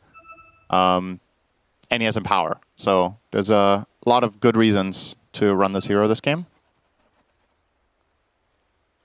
Looks like we're going to have the unpause here shortly. We can kind of get back up to speed with builds and whatnot. I remember Saberlight was being interviewed a couple days ago, and he was asked about Aghanim Scepter. When do you go it on Beastmaster? He's like, I don't go Aghanim Scepter almost ever on this hero. Which is interesting because we see it very often on other Beastmaster players. Yeah. Maybe just not his style. Yeah, perhaps. I think the item is insane. He does go for it occasionally, but I would say the Helm of the Dom is far more common for him. Yeah. And just general auras. Probably the last player to prioritize that right now in this tournament. I think everyone else is going Ags more often than other items. It almost feels like the aura items are a fallback plan if your lane doesn't go well. We've seen people go like Pipe or something if the game isn't headed in the right direction for you. Smoke up here for Rebellion. Gonna bring a squadron of 3 heroes smoke through the gate. Looking for probably... I guess they're expecting to find the Timber up here, but they don't have any vision, and, well, they're not gonna find anyone. At the very least, they get a good ward out. But nice move here from BZM to not get caught. I say that, he's actually heading back up there. He has a shield rune. He's stupidly tanky right now. He is attempting to TP out. Blast off is there. Still silenced, still ruptured, but still relatively tanky. Will Timber Chain a little bit to the side, but dies shortly after. What a hero. It only took them about 20 seconds to get that kill, but Shopify will successfully do so. And the extra 800 HP from Shield Rune makes that look a lot more egregious than it actually is. We can discuss if Shield Rune is egregious, which I would argue it is, but that's fine. That's a different thing. It's a cool rune. Miracle took out a pretty big stack of Ancients here, as he has the Vanguard, which he'll take apart for the Octarine shortly. Yeah, interesting to see the Travels Rush mid still going Vanguard instead of just going straight for... I mean, I suppose you do it anyway, right? Why not? Yeah, there's no downside. Taiga, he's going to get gone on. Lasso and Destruction. +2 for Fly. Nice. And from OG's side... -2 for Taiga. Yeah, that's true. BZM, he'll be going... Well, I thought he was going to be going for Octarine. Looks like it's going to be Lotus. Yeah, so we already established how good that item was going to be for Venno this game. But they're going to get it on Timber as well, and I'm assuming DM will still get it, but actually surprised to see him rushing Greaves and not going Pipe yet. I wonder what the rationale is here. I still think the Greaves don't... The enemy team doesn't have a lot of damage that the Greaves is going to be blocking when you get low, right, for the aura. Like, I want to say 80 to 90% of their damage right now is magical. So Pipe just has insane value right now. And if you want the Greaves later, you could maybe get them later. You could get a value mech and then go Pipe. You don't have to finish the full Greaves. There's some different paths here for DM, but at the end of the day, the most important thing is he's having a good laning stage and he's going in the right direction, right? He's getting the auras, he's getting the mitigation that they need against the Radiant team. So whether one item is slightly better than the other is not too important. Taiga will be dead he's here. going to die again. -2. Trying to go for a rune. What if Taiga runs out of mana eventually? What then? Well, he's got mana boots and faded brooch. He can lose some int. Yeah, we've seen some videos like that before. Not with Rubik though. True. BZM looking to push these lanes out. Saberlight has that Helm of the Dom. Going to be going for the Overlord, of course. Dire's middle tower. At which point, I would assume that's when Shopify are going to try to instigate some more fights. Radiant's bottom tower is under attack. Interesting from Uragi. He went Cornucopia, but is not going Battlefield because he has Magnus. I think he may have changed his mind. Yeah, because this is not a good value item. Cornucopia is stupidly expensive Global for what it Silence is. Initiation with the Roar and the Lasso used all onto BZM. He will die, but that was expensive for Shopify. Let's see if they can get out. As OG have come in numbers, Taiga is just dying from afar. That's some long-range artillery just destroying him. He ran through a Firefly and Axes. I feel like that was just a bit of a blunder. He's going to have to use his spin, so Shopify getting the better of this situation for sure. Oh, now they can pressure this tier 2. They're not... I mean, they might actually be able to... They don't have Siege Creep. I don't think you're getting this right now. DM is setting up shop here. Okay, he's going... If he actually buys this Midas, then I'm... Okay, then I don't understand the build anymore. If you go Greaves into Midas on Venno, that's very unusual. Setting up for the late game or something. Yeah, I mean, maybe they've changed their mindset and they're like, we're not going to hit the timing that we were aiming for, but it's a little bit of an oddball with the item builds, right? If he goes Midas and the Jugger got a Cornucopia and is not going to use that, I mean, I guess he can buy Lincolns or something later, right? It could have been one of those, oh, my Juggernaut bought an item that he's not going to combine anytime soon. Time to build Midas. That's a pub mentality. You don't like what one of your teammates has in their inventory. And, all right, if that's what you're going to do, Midas time. Anything is better than 6 different types of boots, so. That's true. That's only a Slacks thing, but we'll see if he actually commits to the Midas or not. So Manta for Uragi is on the way, and he's rushing, I say. His next item is going to be a Diffusal Blade, so pretty interesting build here. Feels like a great game to get Scotty in, I would say. OG are smoked up. Don't think they're going to run into anybody, although Miracle is in the vicinity. They have level 4 in power from Seb, so Jug will be hitting that extra bit harder. How much damage is he getting out of Empower right now? Probably about 40 or something. It's nice. Radiant's bottom tower is under attack. Yeah, the Diffusal, we've been seeing that a lot on Universal Heroes. We've been seeing it a lot against Medusa. What is the actual reason you're getting it here? I mean, it's not like it's bad necessarily. It's a very good value item in general, but typically you'd see something a little different. I don't know if his... Maybe he wants to go Disperser at some point. Maybe his mentality is also, we don't have the best catch, so I need to, when I'm running in, I need to be able to slow target so I can get on top of them. Because that's the... I think that's the key argument here over Scotty, because the the diffusal, as you said, the mana burn isn't particularly useful this game. So I think usually Juggers will gravitate more toward the heavier stat items in that case, like Skadi, or sometimes we've seen Jugs go even S and Y. He's not going to do that with a Manta, but yeah, that's my best reasoning, is that he wants to set himself up for success. Because otherwise, I definitely am a bigger fan of Skadi here. What ends up happening when you go this build, right? When you go Manta Diffusal, you're actually not that tanky. Yeah, that's Jug's stat gains aren't the best. 2.2 strength gain is actually abysmal. So, and considering you have 3 abilities that technically go through 4 abilities actually that go through spin. I didn't realize that. My goodness. Rupture, Global Silence, Roar, and Lasso. Spin is almost useless this game. Yeah. He needs to beef up because he will get caught. I think it's almost impossible to not get lassoed or roared in this game as Jugger. Oh, Taiga. Oh, he's actually fine. Wow.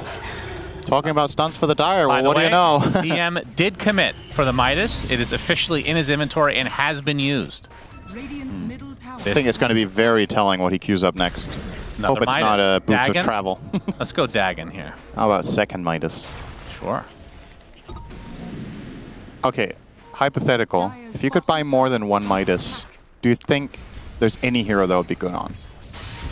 Yeah, Alchemist. If they had independent cooldowns. Alchemist. You think Alc could buy 2 Midases and it would be good? Because then you sell it a little earlier. You're getting like a little bit of extra value. Yeah, I think so. Alc. Alc doesn't even buy 1. Yeah, but if you could buy Why 2, would you want 2? Just shut your mouth and just agree with me for once. Is Miracle. Yeah, that's a good point, Shannon. Thank you. I agree about... That's the American way. If somebody disagrees with you, shut your mouth. You know what you're I don't know. Just asking me on the spot. I'm trying to cast a freaking game here. Yeah, my bad. If there's anything you don't want to do, it's go off topic. Do you have a hero in mind? No. I was just curious about your awful suggestions. All right, very good. OG have smoked up.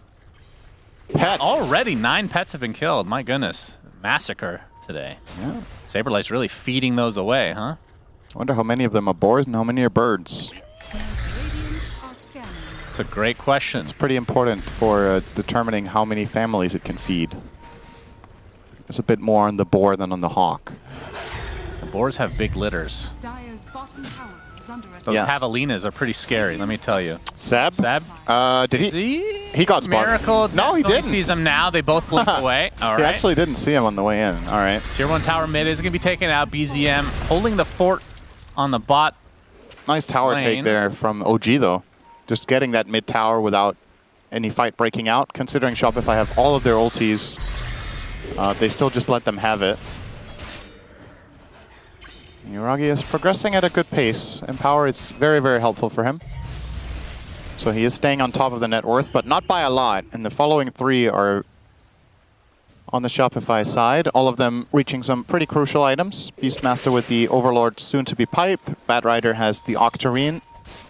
And Arteezy has, well, he has the Manta, Maelstrom, and Aegis with 2 minutes on it. I would like to see them put it to use. I feel like just farming with this Aegis is a little bit too passive of an approach, but maybe they're as comfortable as OG are with just farming. Oh, well, the Rupture on the BZM. Too late on crit and here. No third target to get that Centaur activated. So that would have been a 5-hit play if Techies had Dagger there. Just blink into him so the Centaur stomps, because he wouldn't have had time to use his blast off. That would have made a beautiful moment, but alas, not able to connect in time. Yeah, I don't know if they're looking to use this Aegis. I thought they were, as Seb is going to not get caught, actually. Miracle, he might be regretting some decisions here. Global Science to help him try to get away. TP, and he will be fine. Oh, wait. He actually shockwaved. I think he might have been able to. He might have been able to RP there. So the reason he can shockwave is that he got lotused by DM. No, sorry, not by DM. By yeah, DM bought a Midas. Remember? by BZM, the other M guy. Yeah. And the cast time of shockwave and RP, I think, are roughly the same. So that, to me, that was a worthwhile RP. That's a pretty big kill to get Miracle there, but. Maybe a bit of miscommunication. Maybe he thought they could get him with something else. It's this is a really interesting game. I feel like the entire patch, and I kind of complained about this with you at some point, has felt very brawly, constant fighting nonstop, which is fun for a while, but when it's like the only play style, it gets a little old. It's like Heroes of the Storm, right? This game, both teams, until this moment apparently, have been very content with farming. Yeah, and it's interesting to see Shopify go for this move now, as now they don't have global. Yeah, and Arteezy's in his own triangle, so if this fight breaks out, it's a potential 4v5 where you are missing one of your key ults. Miracle. Oh, they can get DM, that Midas. Yep, they get the Midas, man, but he gets lifted right up. Blast Off comes in, Omnislash doing quite a bit of damage, but they're separating it a bit as DM does fall. Miracle now gonna TP out. Crit will probably be the main sacrifice here for Shopify as Saberlight will get out as well. So it's a 1-for-1 in favor of Shopify. And let's see, is that Midas? The Midas is off cooldown now. That's 30 seconds of inefficient usage. Great kill from Shopify. Yeah, that was very, very good because of that. They know. They know that, of course. You buy back here to use the Midas? And back to farming we go. So, wait, the Aegis is gone. What is he going next? He's going Ags next. Oh, Ags, okay. It's very interesting to see that this aura path that we were very convinced was good and that he was going to take in this game is just not happening. Yeah, doesn't want to go for pipe. Taiga will force out the lasso.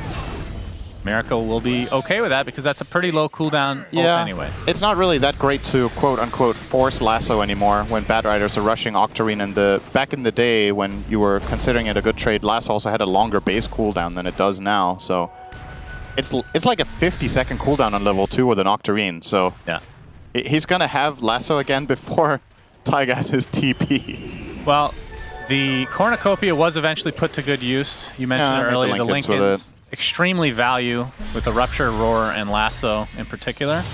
So basically we'll have to force two spells yep, to be that used. actually was a Roar out the window. I think Saberlight didn't recognize that Yuragi had picked that up. Yep, now they know. Finding out the hard way. Pipe was just picked up by Saberlight, so I believe Shopify are going to want to fight here. Yeah. So they have their auras. They have Greaves on Techies, Pipe on Beast.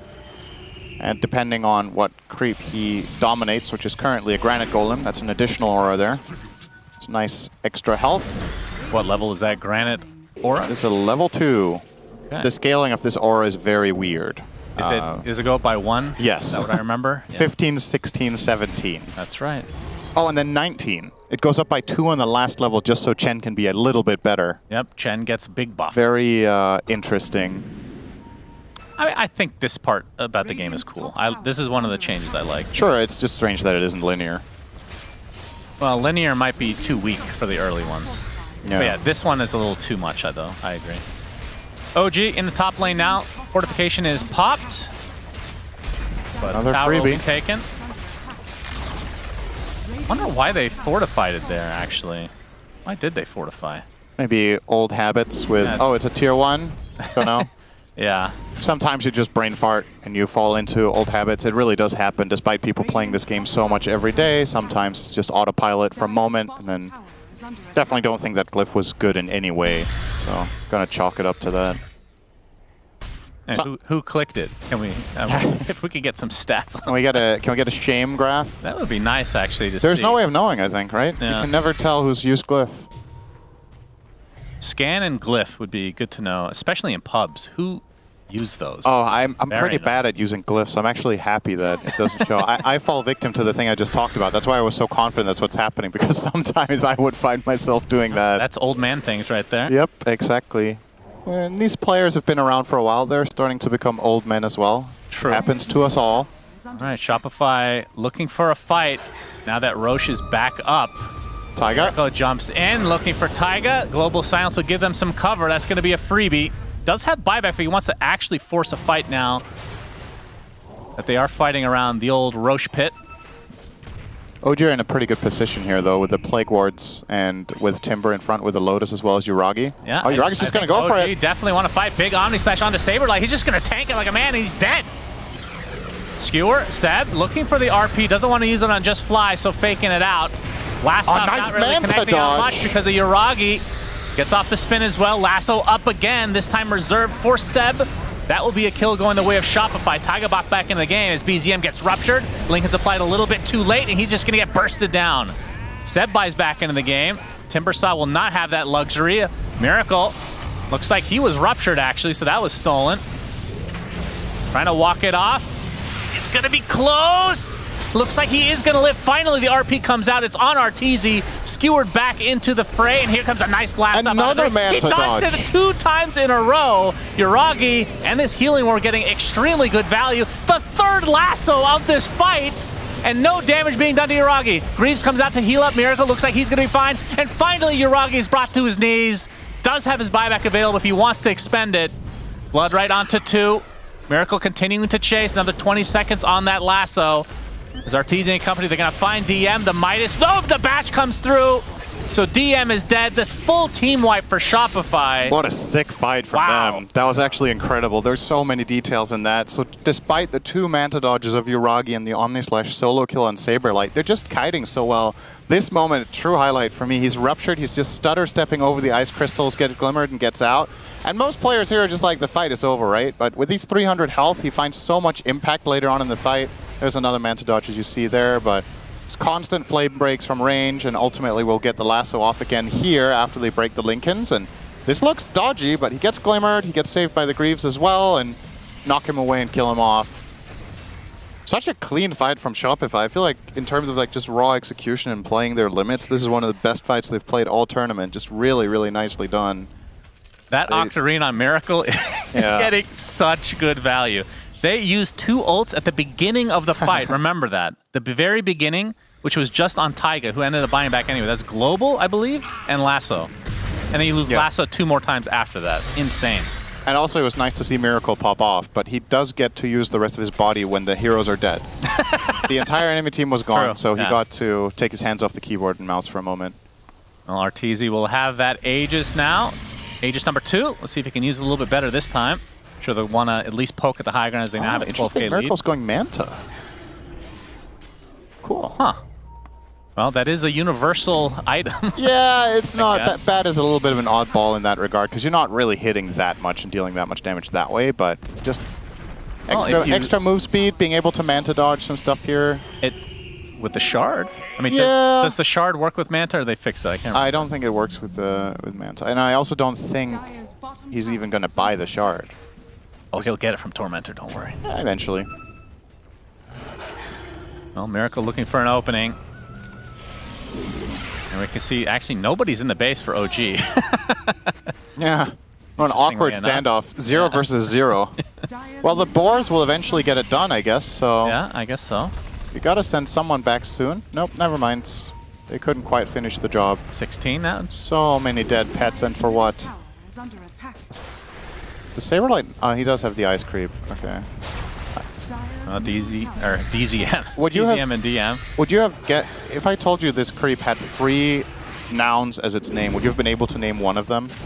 What, the ancient frostbitten golem? Yeah, if I asked you what's this creep called, I think I would have known 0 of the nouns. I mean, I don't know. Ancient and golem aren't that hard. Frostbitten is ridiculous, though. No, it's more like, if I asked you what's this creep called, would you have been able to reference any of those words? I would have said ice big, ancient, big, maybe. Big ice guy. Maybe ancient. Iceman. Oh, the Hawk. Huh? That's the shard for Saberlight. The old root action onto BZM. And, I mean, it is always scary, even with a substantial lead, to go high ground against a Magnus in particular. Displacement is always, I would say, it's the single strongest concept for base defense. People a lot of the time focus on like team fight and having big spells and whatnot, but really displacement is the #1, because forcing the fight into your base is worth more than anything. Magnus obviously has that luxury with his blink. Oh, Miracle wanted to get the jump. Global Silence is used just so he can get back out. See the Nullifier on top of him as well, as he's going to have to back away as the Venom ult spreads the Plague. Noxious Plague. And they'll just have to reset. But Global Silence is the big thing that was used. Yeah. So not sure if Shopify want to try to force it without that big ult available. They don't have to, but if they wait too long, their Aegis will expire. So it's a little bit of a balancing act here, where I would like them to find use for it.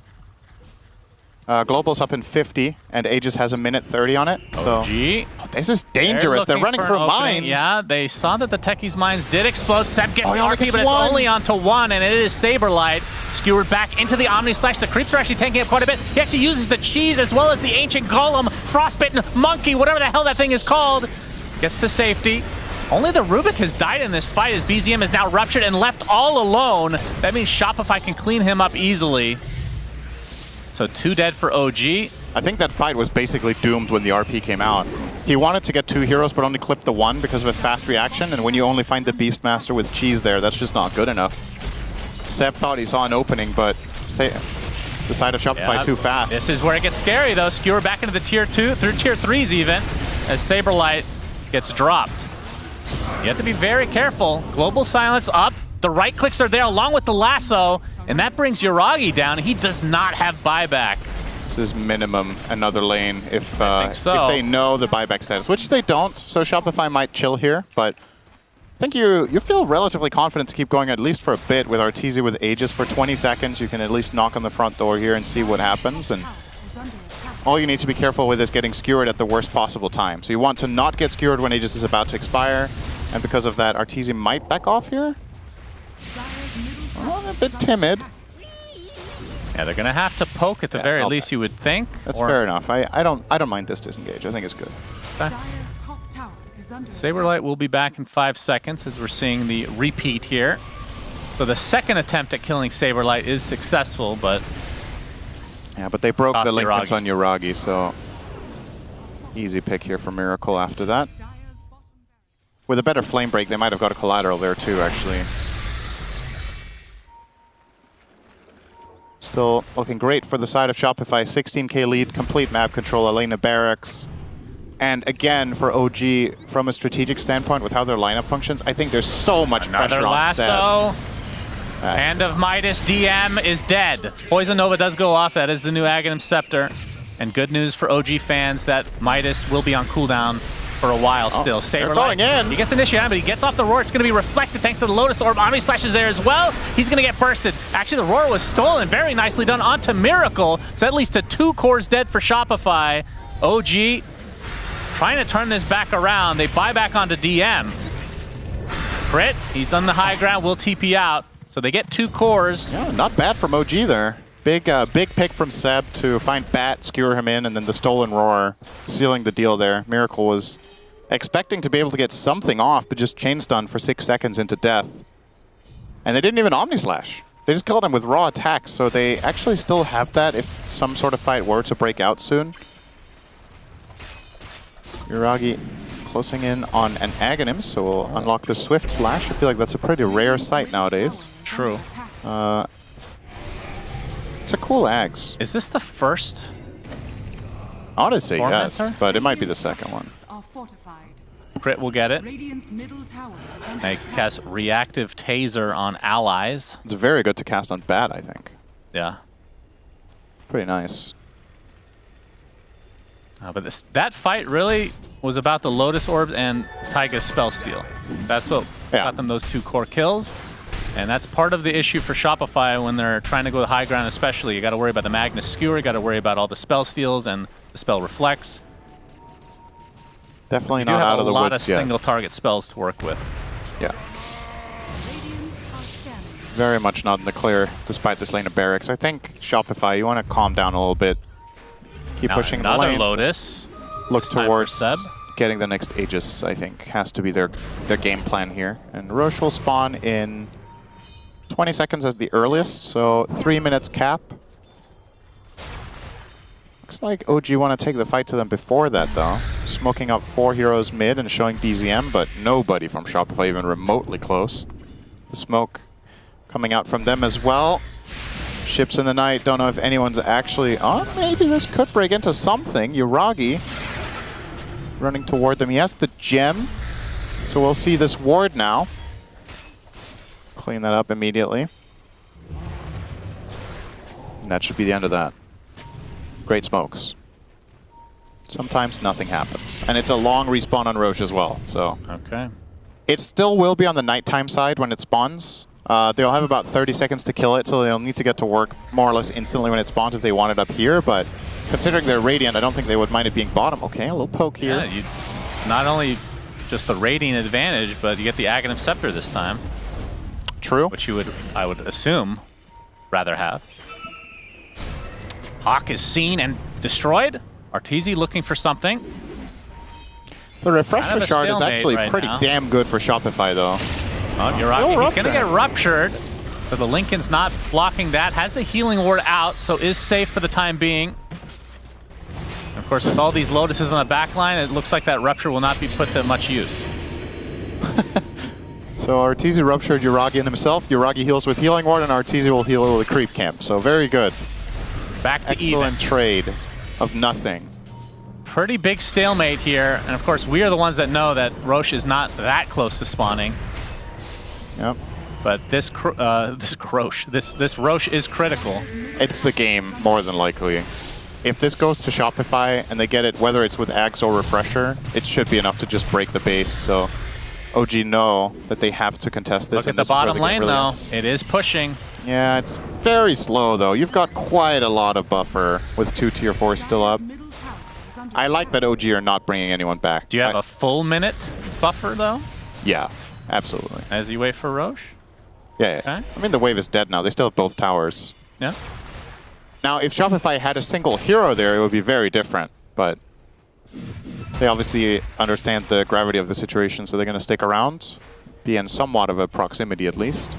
I guess you could make like a cute play with the Hawk plus travels, but I don't think they have any, you know, they don't have travels on someone who can push the base in a meaningful way, only on You the don't back. have the global presence that we were seeing early in the patch, actually, with like the Chens and whatnot, or the Coddles. I say that, but now they're actually starting to poke a little bit around the mid lane with Miracle, who has those travels. And he could use his Manta to split push. Oh, hell yeah. A Manta Bat. All right, Roche up in 10, and both Oh, teams and now know they that actually it will got be Timber soon. back. This is perfect for Shopify. If they see this Timber Saw now, BZM, if he shows on the wave, he is deliberately... Okay, now he's Now showing. he will show. This is pretty big information. They ping him instantly with Miracle. He's like, all right, we got Timber back to base, let's go. And But they will. even if you go straight into the Roche pit, even if it's a 5v4, you're against Seb with that RP. Yeah, just need to keep some information. Keep vision out. Bad Rider Manta will be used to D-Ward, an excellent purchase. And Timber is TPing, so they're going to have 5 members for OG. Roche is at half health.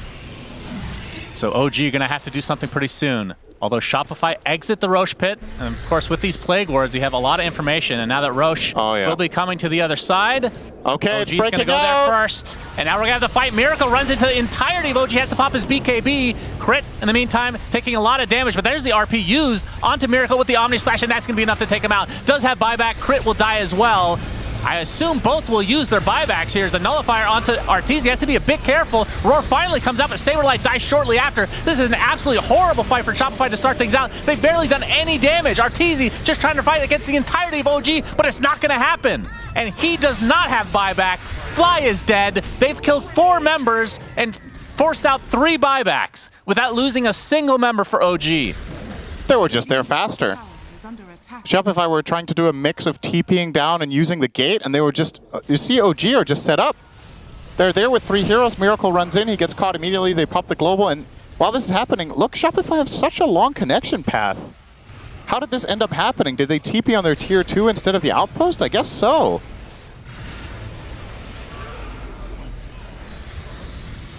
All right. Well, this is one of the first fights that I've seen that has gone this way on this patch.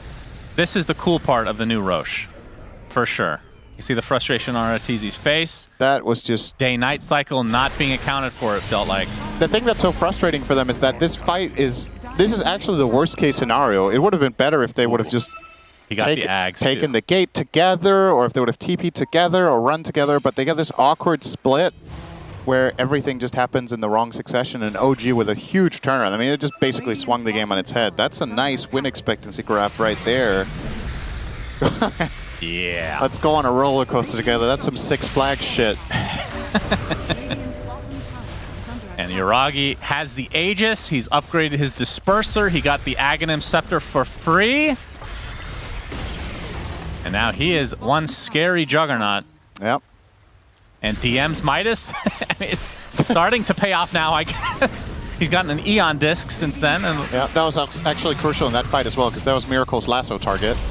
And he ended up just disking that off. Yeah, true. He's hard to deal with this Aegis. They do have the displacement spell with the Batrider Lasso, so can still be a little bit tricky for OG, but... I mean, Yuragi is such an annoying hero to kill. You got the Lincolns, you have all the Lotuses on the sideline, you have 3 ways to dispel yourself with Blade Fury, Disperser, and... Manta? The Manta. Yeah. Yeah, he's not easy Very to bring annoying. down. It's definitely quite a challenge for Shopify. This game just got blown wide open. And it's not like OG are in a massively dominant position now either, because sure, you have the Aegis advantage, but you didn't get any lane of barracks, so you're still constantly being pushed a little bit bottom, and if Shopify can just weather the storm and make this Aegis expire, we've still seen, like, the essence of how their lineup functions is not going to break apart because the gold swings by 15k. They still have the same ways of catching, they still have enough damage, they still have the same ways of getting vision with Bat and Beast and connecting their spells. Now Refresher picked up from Miracle will make things that bit harder. He's by far the highest level in the game, by the way. Yeah, hitting Is there 25. anybody even 24 yet? I don't think so. Timbersaw is 24. Oh, he just hit it. What's Jugger? 22. Yeah, everybody feels under-leveled. Why is BZM so much higher level than Jug? Was he in a key kill or two that Jug wasn't part of? Oh, Taiga finds crit. the opening. Crit. Easy Not going to go to pick. the high ground. That's a swift slash from Yuragi, so doesn't need to expend his ult for any of these anymore. Miracle has the option here of opening on BZM, but no backup, so can't really go for this kill. And he's just going to instantly Ninja Gear and move to another place. Hexing up the Dragon. Oh, he wants to go for it. There's the lasso to start things out. Refresher, double lasso. You can see the Flame Break doing so much damage as well because of that 25 talent. But BZM, he's going to be fine. And that is a full Refresher used. BZM walks it off. Oh, there were 6 Lotuses there, by the way. Well, I guess nobody likes flowers in this game. There are currently 10 Lotuses on the map. Is there a cheese, though? No. Okay. So no block to be made, but... I mean, the block is 18, I think, right? I think so. Is it 18 plus the cheese? Yeah, I think you're right. Now, Miracle showing himself in the mid lane now, but they know that he doesn't have the second lasso. Not doing as much damage as he thought he would. I think he might have been able to kill BZM if he didn't have Kai Assange. I actually think that status resistance was pretty integral there. Just buying enough time to not fully let the Napalms and Fireflies stack up too much. Now, well, with that off the field, OG are going to go for a second try bottom. They still have Aegis for 1:30. They know there's only one lasso. And that inspires And if Yuragi you're with confidence. Shopify, you probably let them have this because that kind of equalizes the game in terms of the buildings. Cancel each other out. But still with the minute left, Yuragi should feel relatively comfortable going for this mid lane. Although, similar to the situation for Shopify going high ground against the Skewering Magnus, the lasso, although you have so many more answers, like we've talked about so many times, to the lasso. They broke his Lincolns here, so when this Lotus ends, there is a possible pick. Well, there are 2 Lotuses as well. So yeah. Man.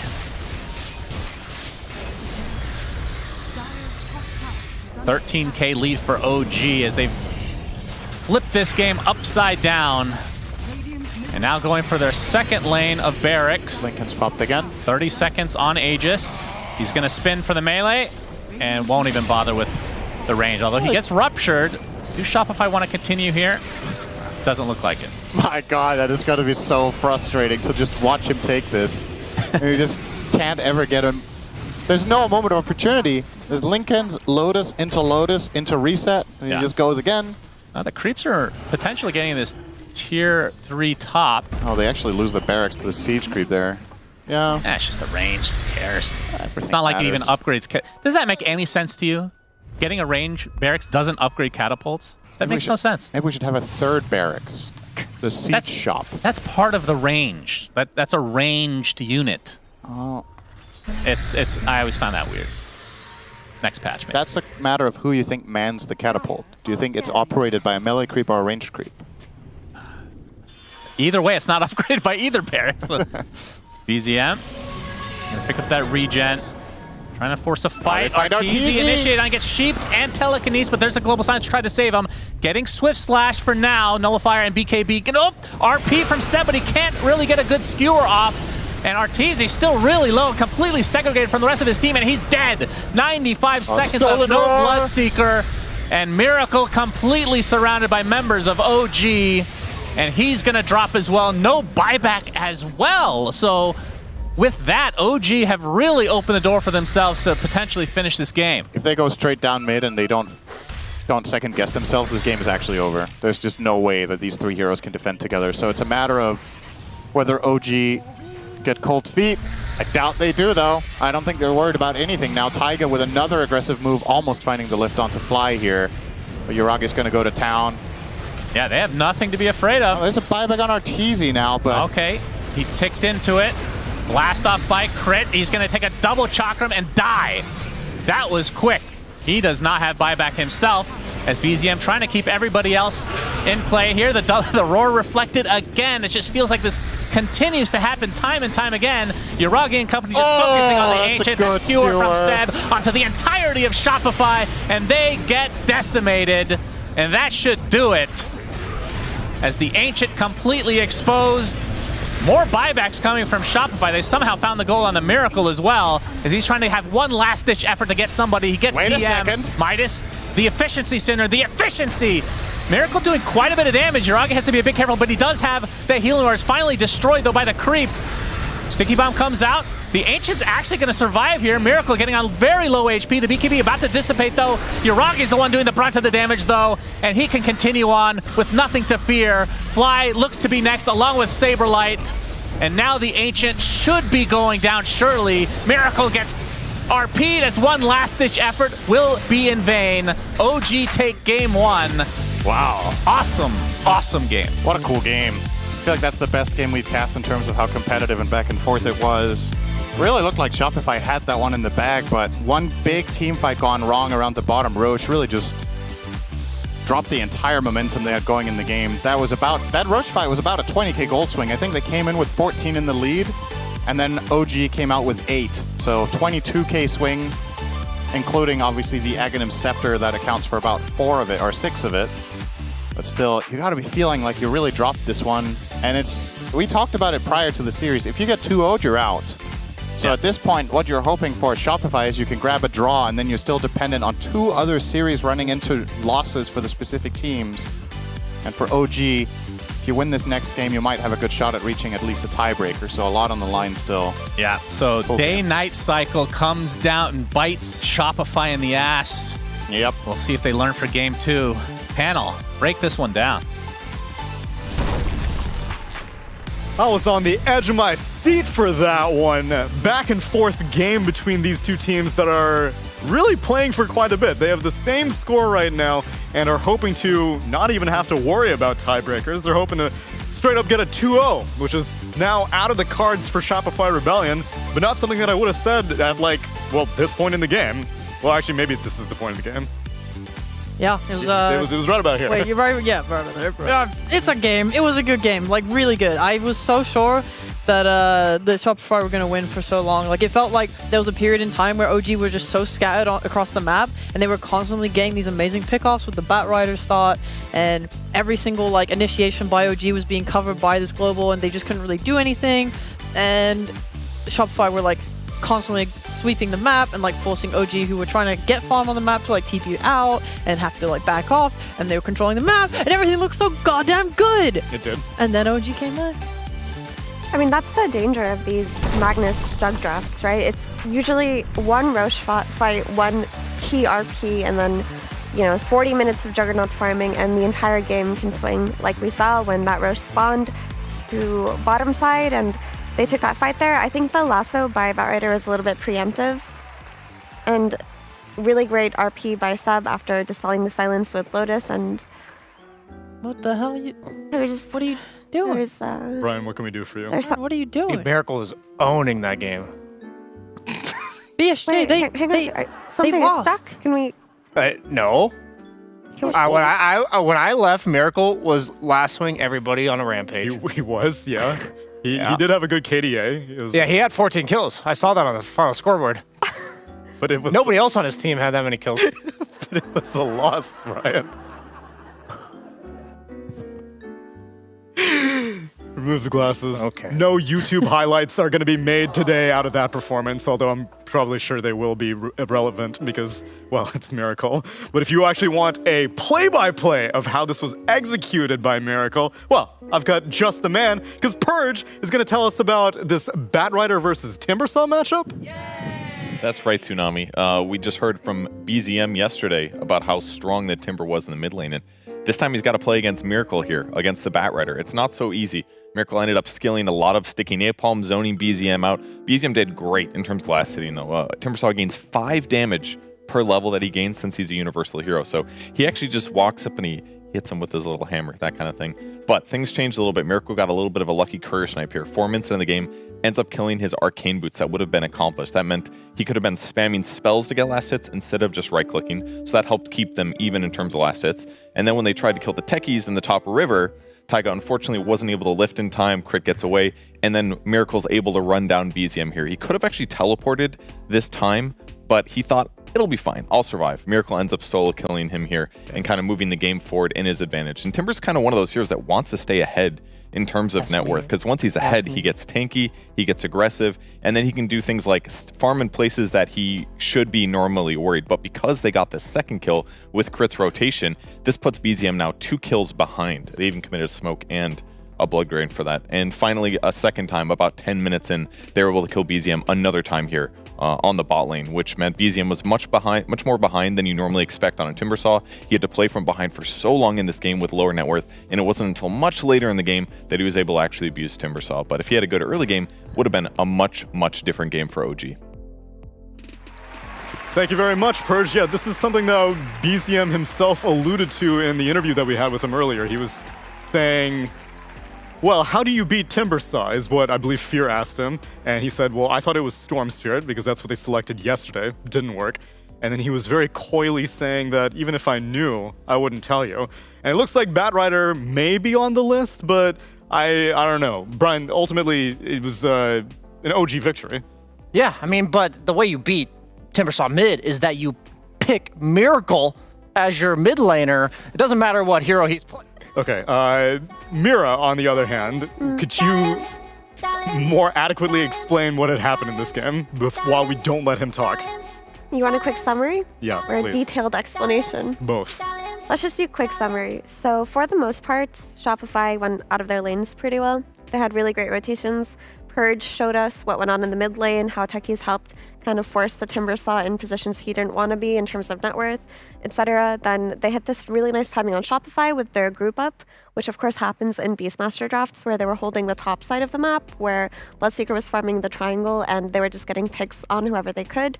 They had a lack of stuns on Shopify, so they understood that they had to clump up together and go for these kills together. And, you know, they took over. They hit their timings. They got the first Roche. They got their first set of barracks. Everything was going well, but when you're playing against Mag Jug lineups, all it takes is one really good fight for them on one key target and everything can change. Because if you're getting to that 40-minute mark on Juggernaut, he gets like 4 or 5 items. He's one of the hardest heroes in Dota to play into. He's just too darn strong. Yeah. So basically, Shopify played really disciplined, but all it took was one mistake to lose this game.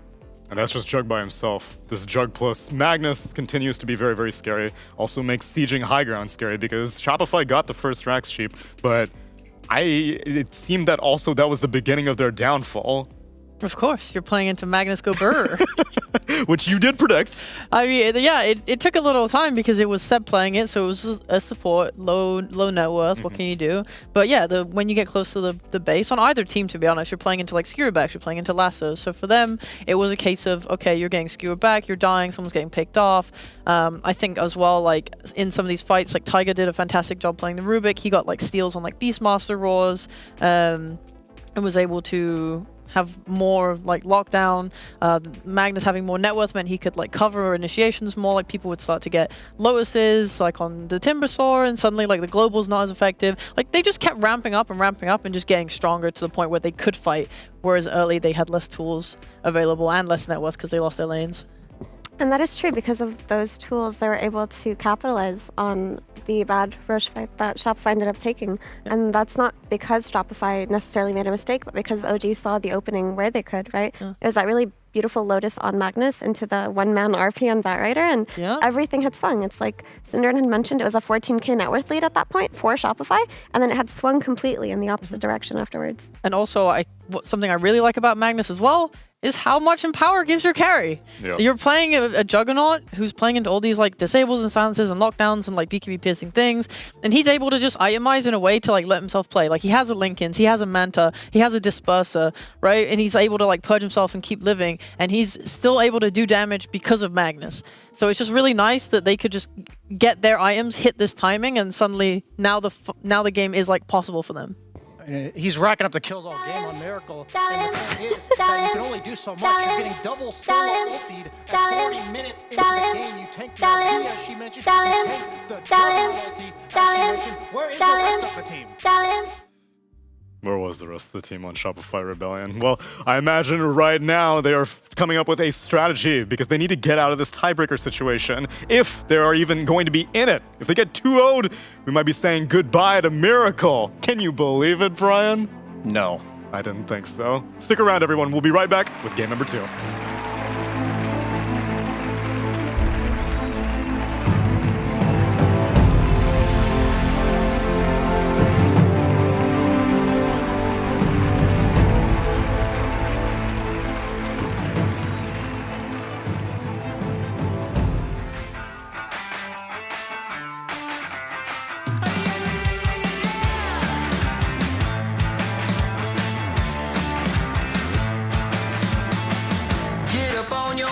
This is a shakedown. Order up that beat just like a takeout. Show me you got soul inside those new shoes, and you can rock and roll with an attitude. So good, so fresh, just the way you like it. Just the way you like it.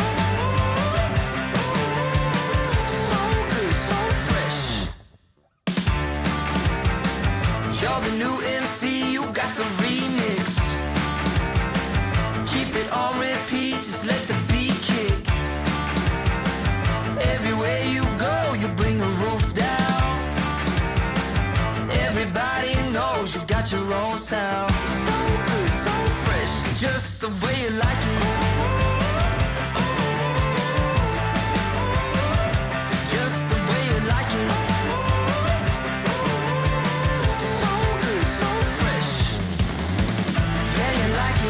The way you like it, oh, yeah, you like it. The way you like it now, yeah, you like it. The way you like it, oh, so good, so fresh. Get up on your feet.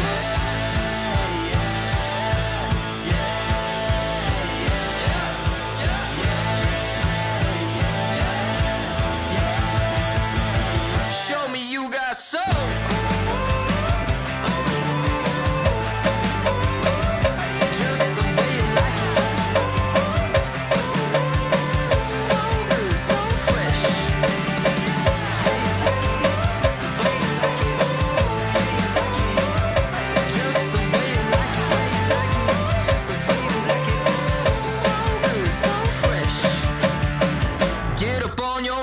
This is a shakedown. I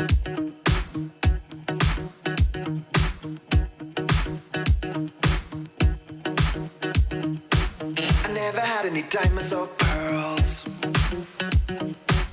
but I can give you all my extra time. I never look at the other girls, 'cause you are always on my mind. And they keep on coming up, and I keep on moving on, and they keep on coming back for more. And I keep on giving it up, and you keep on moving on, and I keep on coming back for more. This could be paradise. Yeah, this could be our last night.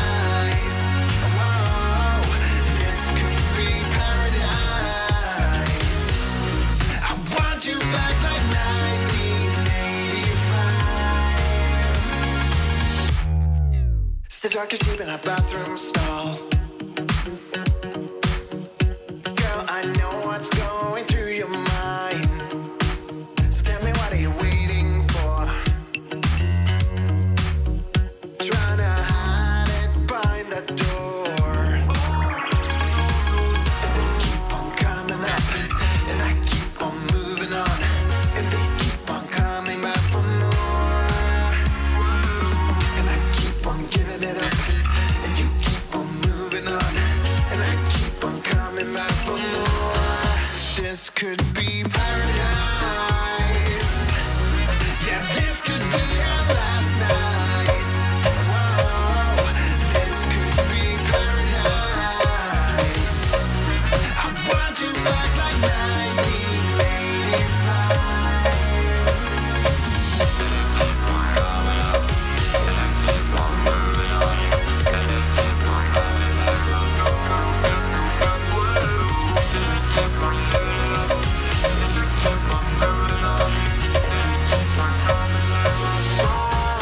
This could be paradise. Yeah, this could be our last night. Whoa, this could be paradise. I want you back like 1985. Paradise. Yeah, this could be our last night. Whoa, this could be paradise. I want you back like 1985.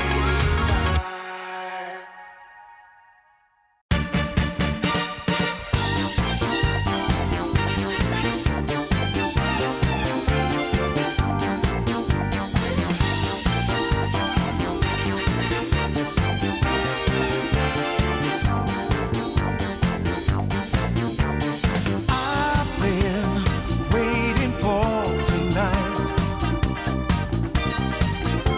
'cause I want to take you out to the bright city lights. We're gonna go downtown, where the DJ will play that sound. And when you start to feel the beat, you love it, you wear it, wear it. Wear your passion. Share your passion. Wherever, whenever. Gaming is a lifestyle.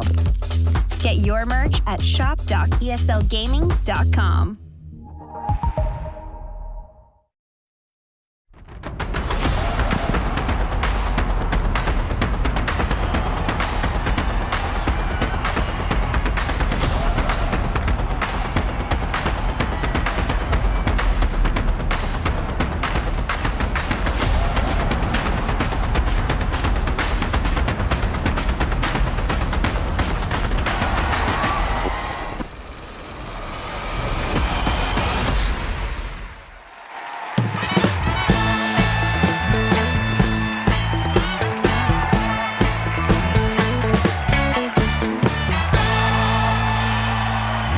Greetings, friends, and welcome back to game number 2 of Shopify Rebellion versus OG, where I do believe we have some sad news to report. Mira, what is the latest development in our group?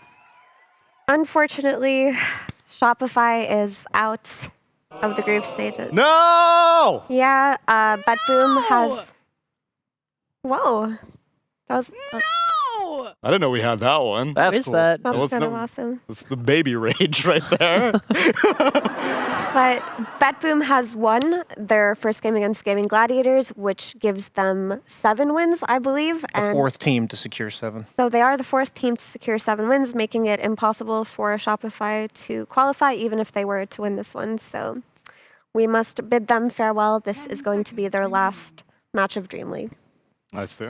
Heartbreaking result, especially having another stand-in. It was worked out for them quite well in Season 19. They were able to make top 4, but this time it's a little bit more cutthroat competition. And now, they're just playing for glory. Well, here's the nice thing. With Shopify and Liquid in the Liquid facility, they can just cry together. They can just There's hold something each other in cursed their about arms. that facility, actually. Utrecht is cursed. Do not go there if you I are a left team some aspiring to win tournaments. I left some voodoo witch doctor stuff, That's what you did. behind with me. Well, sabotaged them. If there was ever a way to commemorate Shopify's last game, I would like the part-time pandas to treat me to a little song, if you don't mind. I've got a favorite. Could you play it? OG's turn to pick.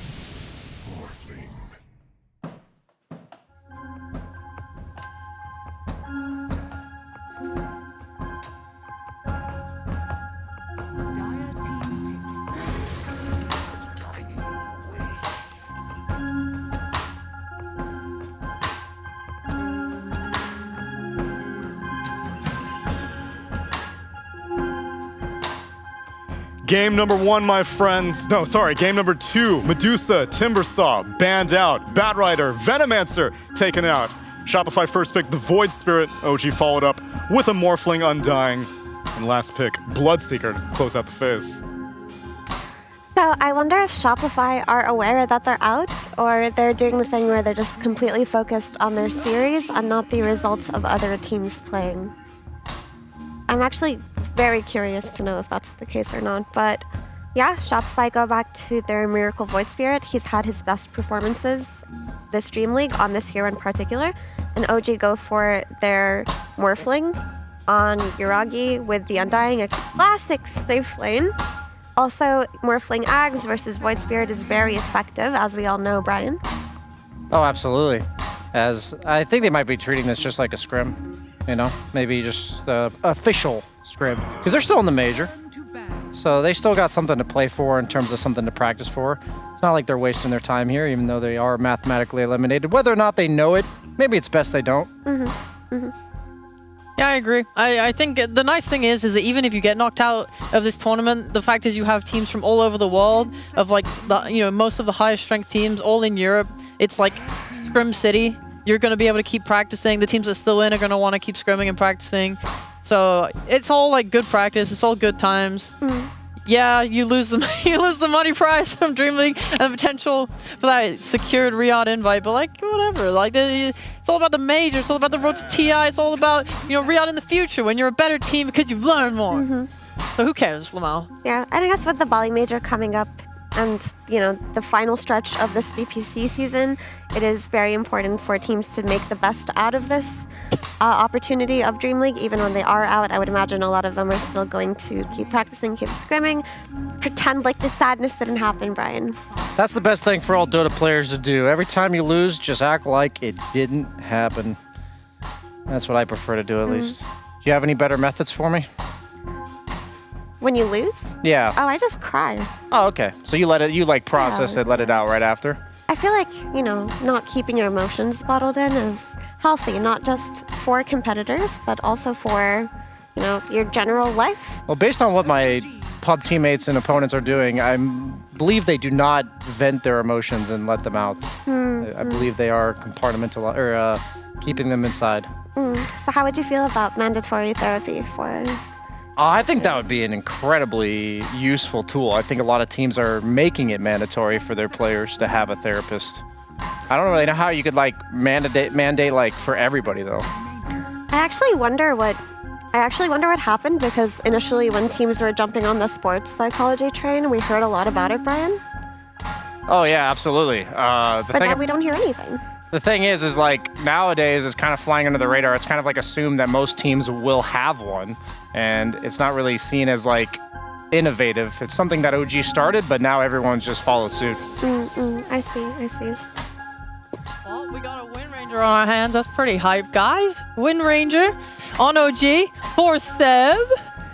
Maybe Yuragi. I mean, no way. With the Morphling out, most likely is that pick. No, after he played the Magnus, I'm pretty confident he could play any hero. That is true. How did we feel about the rearranging of roles? It ultimately worked out, but you pick a Venomancer and a Magnus on the same team, usually I'm expecting the Veno to be the support and the Mag to be the core.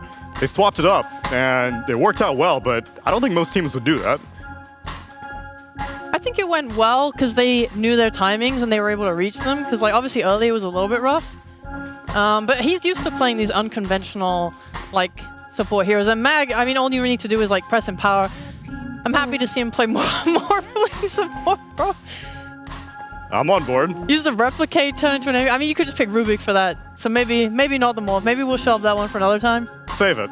Yeah, we'll save it. Save it for Riyadh. Meanwhile, Shopify, they pick up the Enchantress. I don't know if Fortizi, if only he could hear Mango Bay right now. He would be marginally less despair. He's probably playing it, to be honest. Well, you know, guys, when the Enchantress comes out, basically a team is making a statement. They're making a bold statement of, I am going to be playing around my mid laner and having this Miracle Void Spirit that they're so reliant and trusting of. You know that Enchantress is going to be camping this mid lane and curing wounds and trying to push down that tower early. So I do like to see this happening for Shopify. And where are you guys? Hello? Effie. Oh, hey, Effie. Wait. Have you not seen the music video for Mango Bay? What are you guys doing there? Join us. All right, I guess. Absorb your inner 90s party beach vibe that you were never able to live out. While Shopify attempt to live out the dreams of hopefully attending Riyadh, they won't be able to do it through a direct invite through DreamLeague Season 20. What move are we doing, Brian? Yep. Are we swimming? Yeah, we're swimming. Backstroke. You call that the Morphling, as Monkey King has now been picked up. Oh, that is the Morphling. It is the Morphling. Shopify Rebellion, they have most likely selected their carry without knowing the offlane matchup quite yet. Monkey King is going to be going into what? A Wind Ranger plus? Give me an offlaner. What's DM going to be doing? It's going to be a Viper. It's not going to be a Viper. It's not going to be a Guys, Viper. this Wind Ranger can still be flexed, you know? A really solid hero versus Void Spirit. Builds that Atos, buys the Lincolns.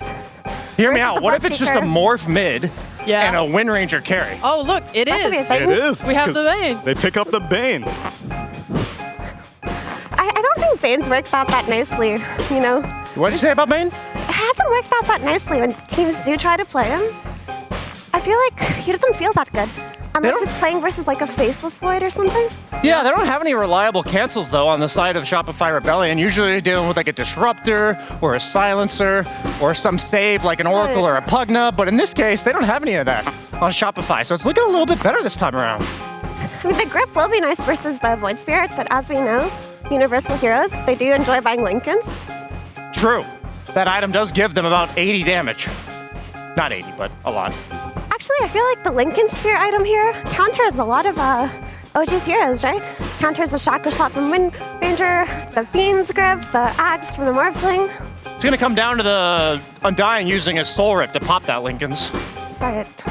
Maybe they can pick an AoE disable on the last one. I mean, there are a lot of ways to cancel a Lincoln's, I think. Wait, why are they banning Naga? Yeah, I'm not sure. Maybe they actually legitimately do think it's an offlane Morphling. What if they just think it's a mid-Morphling? I didn't know how long we were gonna be dancing for. Yeah, this is more cardio. Get than I my was cardio. expecting. My energy's high. It's Mango Bay. It's Mango Bay, baby. You wanna create a dance move, Brian? Okay, What are we doing? Let's think about it. Are you creating it? We're gonna think about it. Hang on. All right, let's swim like a shark. Isn't this how a shark swims like this? I have no idea. We do have the blowhigh. Where'd the blowhigh go? I don't know. There it is. Where? You pointed in a direction. Oh, I see him. All right, guys. I'm gonna get him. Shopify's draft, Brian, Alex. It's really hard to focus. It's I'm really hard. I'm feeling it, you know? 'Cause they've got the Edge to play mid of the Void Spirit. Oh. They've got the Vision from the Monkey King. You know? Lane security of the Bloodseeker. They do have very powerful lanes, and they absolutely have the momentum to take it in the mid game. For sure. And they have the Vision advantage. Why is the shark here? Because we were swimming like sharks. All right. The Mango Bay is dangerous right now. It's infested. Ember Spirit removed from the pool. Meanwhile, OG, they're taking out Saberlight's picks. They ban out the Enigma. Beastmaster still remains in the pool, though, as well as Doom. I feel like Shopify have their pick of the litter. All right, guys, I'm going to say I think OG's draft is terrible. I think so, too. I think they have no damage. I think it's hard for them to make plays that aren't like severely like smoke reliant. You're playing with an Undying Bane. I think it's hard for them to gank mid the same way that an Eng can early on. They're all single target right now, which means they can't deal with summons, and that's what Visage has. Shark is Oh my really gosh, dying. he's What the heck? stealing your wire. Oh my god. They also have no AoE control for this Tombstone to play Right. around it. I think it's Right. very easy for Shopify to just kind of control the fights and leave as they want. I think so too. Yeah, and as we mentioned, one item counters a lot of OG's heroes. And they have nothing for summons. You're playing this Bane and Undying are just food for this last pick Visage. And this Tombstone will die very quickly. There's a lot of ways to zone heroes outside of the range of Tombstone to just be able to kill it on the side of Shopify, right? You have the Bloodright, you have the Stun from the Visage Birds, you have the burst potential of the Void Spirit. How does this TA solve any of their non-single target damage issues? They're just Is going to this go even Blades? harder on the single target. All in, baby. Yeah, baby. I mean, TA gives them a strong lane, and it gives them the ability to take Roche, which, you know, they didn't necessarily really have with this Morphling. What is happening right now? This Morphling, okay. It's going to be Morphling carry. Okay, it's Undying offlane. It's Undying offlane. Core Undying. This is interesting. I don't know if I believe in it. I'm going to say I don't believe in it right now. Right. And I'm going to say Shopify have the better draft, as long as they're not tilted from getting eliminated.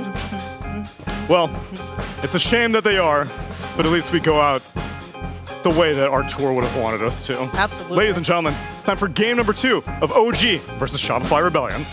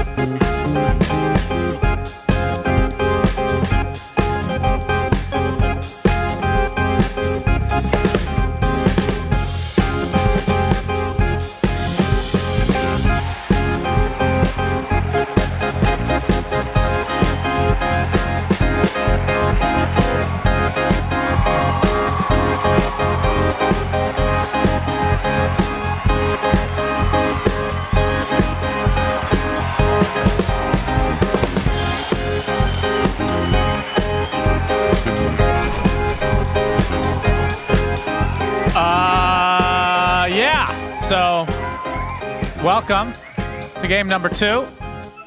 OG versus Shopify. Cinderin.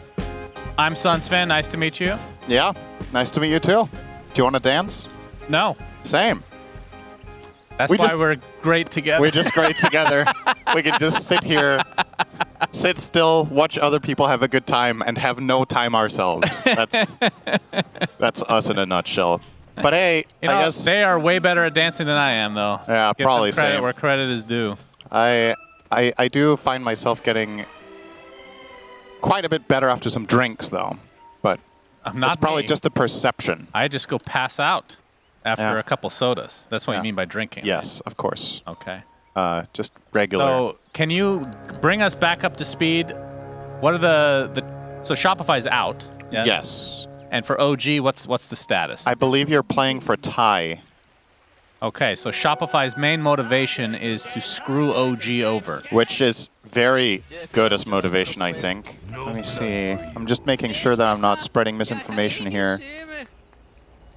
So if Aster wins one game against Entity, we could still have a 3-way tie for 4th. If BetBoom... there's too many hypotheticals to go over here. But Okay, very good. everything to play for is the TLDR here for OG. They should absolutely give it their all here. There's a good Okay. chance of getting a Good. tie for 4th. We do have some new heroes in the mix. I mean, Undying, I wouldn't say is a new hero, but as a core, it kind Yep. of is. Cool to see. Bane Elemental for Taiga. It's a universal, of course, which doesn't really matter that much since it's a support.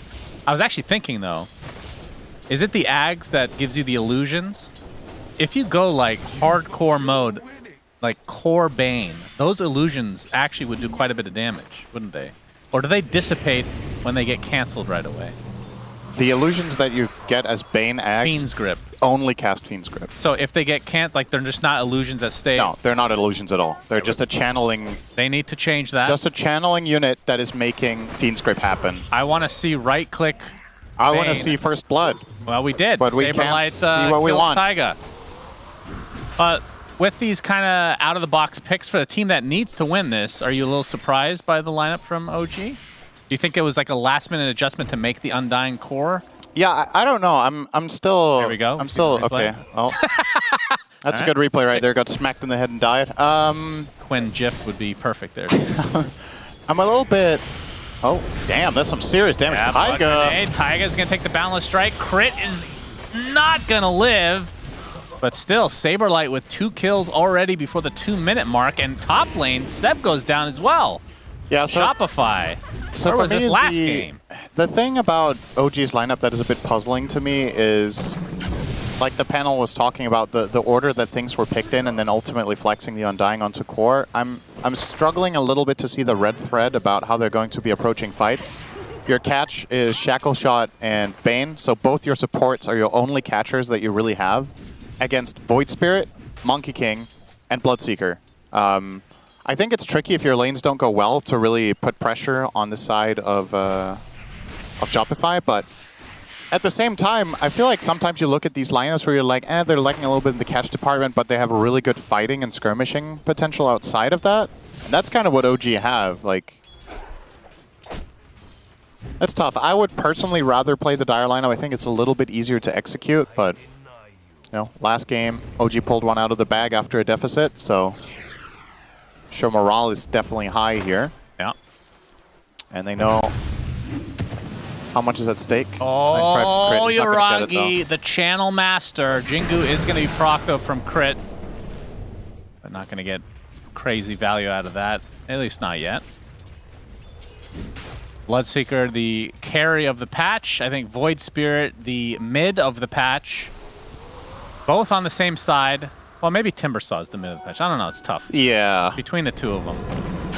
But I think Bloodseeker would be the carry of the patch. That's just every game, it feels like. Taiga's going to take the Boundless Strike. Came in to help. I don't think that was very helpful for Yuragi. I think Yuragi was already out, so Taiga effectively just took 600 damage for no real gain there. Nice setup from Miracle with the Remnant into Deny, but he canceled his own attack on the Deny, so it wasn't that nice. What do you think of this matchup? Nice thought. I think this should, in theory, be one of the hardest matchups for Void Spirit. TA has extremely high damage. Oh, Miracle needs to be careful here. Yeah. All right, he'll be fine now. TA has so much physical damage that she can fight you through your Resonant Pulse Shield, and she can secure CS as well. Just one of the few heroes that has a raw damage advantage against basically every universal hero mid, right? As long as Refraction's running. Yeah. So it's an interesting idea. Nice 2v2 lane mid here. Yeah, classic old days there, as Arteezy actually getting chased out by DM. Oh, a bit nice of trouble! power shot. Seb, beautifully done, just barely clips him. And from the Undying's perspective, Cinderin, are we going to see... First of all, we're going to see Shard, surely. Very cool Shard. But... I don't know, I think he's going to go Greaves Midas. Yeah. Well, that's true. You could go the exact same build again. I mean, what kind of build are you expecting from Undying? Is it... I feel like it's one of those heroes that you kind of just buy the same thing that you do as a support, except you just get them faster. Yeah, I think in this game you don't itemize as a right-click fighter, simply because the core matchups are too rough, right? The Void Spirit and the Bloodseeker can stand up to you and fight back. Even the Monkey King support is actually very annoying for Undying core. If the Monkey support gets, let's say, a Diffusal or whatever, catches you in the ring and purges you, your fight is really rough. So I think it's better to itemize utility. Nice Shackle, Blood Grenade from Seb. Rain Sap as well. Crit is done for. Nice setup. I was not listening to the first part where you said, did you say Crimson? Because it's a great Crimson. I didn't suggest any item in particular. I just said I think you go Auras because the right-click Undying's matchups are too bad this game. Would be my go-to. Okay. Nice Shackle. All right, which Auras? Crimson? Yeah. Probably. Visage Birds. Bloodseeker right clicks. There's a lot of just random attacks coming out. BZM could be in Triple trouble here. team. BZM is going to take a blood grenade. Centaur Stomp as well. Taiga is here to try to assist, but the Aether Remnant will bring BZM back into the arms of Shopify Miracle. and getting another kill, I think, more than anything. Yep, Taiga attempting to TP out, and the Actually makes it. Centaur dies. I don't think it had Stomp up. That No, it was wasn't right. hilarious timing. For a 3v2, losing one hero there and Taiga TPing out, not the end of the world. He also got the power rune, which is actually pretty important there.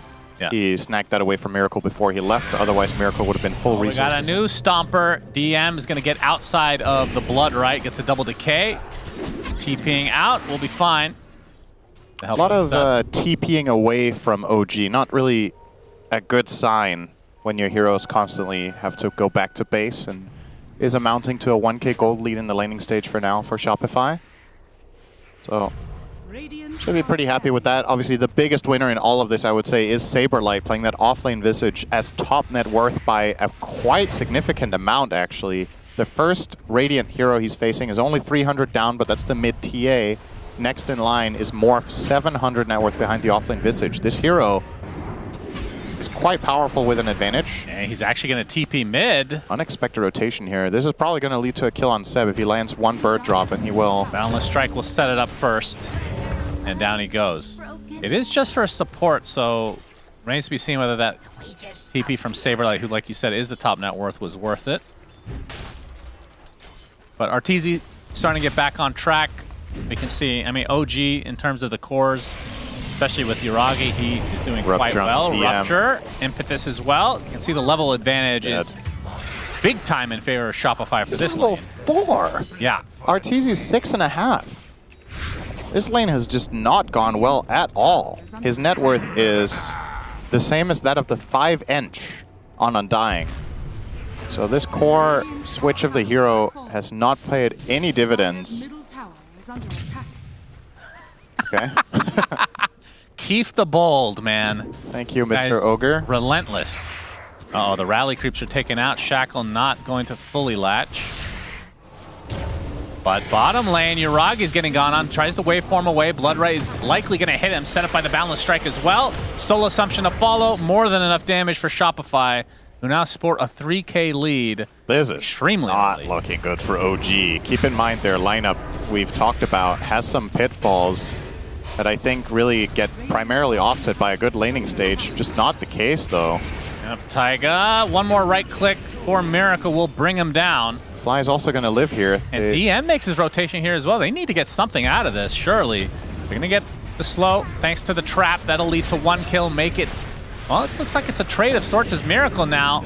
Assimilate to the high ground. Waveform, adaptive strike, couple right clicks is enough. So Okay. DM with the decay, certainly worth rotation now. That was extremely unexpected for me how that played out. I've made some wrong calls about people surviving or dying, but effectively they got ganked by a Morph and a TA.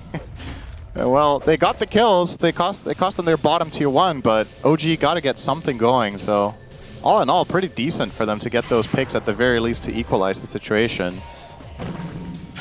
Yeah, the map will definitely start shrinking if Fly can somehow get a good kill on mid and then take that tower with a creep. Around this 10-minute timing, that seems like a really good play to make. Does he have a smoke on himself? He does. Yeah, he does in the backpack. They're just going to go for Yuragi for now, though. He's going to try to walk it off with that Morph. And just waveform this one. Yep, he will do just that. Do they actually want to continue to go on? DM pops his ult. Well, Crit's here. DM's in trouble now. Yep, Crit getting off the Wukong's command. But the rest of OG have shown up as well, so now Shopify on the run. Lots of back and forth engagements, and all in all, it leads to one kill, and it's just on Fly. Yeah, they're really bringing the numbers, and I guess that's what their lineup kind of has to do here. Miracle showing himself. Taiga's only level 4, so no Fiend's Grip, not even remotely close to being available yet. A little bit of a poke from Crit, not going to lead to anything though, but yeah, so OG are effectively combating their weakness by just overwhelming with numbers. Like, these skirmishes have been 1 or 2 more heroes from them every time, and as a result, then the Visage is just farming at absolute storm here. Saberlight will now take the mid-tier 1 as well, so that's more space opened up for the side of Shopify. But OG are, despite the circumstances, actually doing a pretty good job at making this competitive because this was starting to look like an avalanche. But they have stabilized it now at 2K, which is not an insurmountable lead. The question is, now that you're losing these tier 1 towers, how much is your map going to shrink? Your playmaking potential is very limited because your Bane is only level 4, so no grip. You're effectively relying on a shackle shot setup or on a bait. Yep, DM.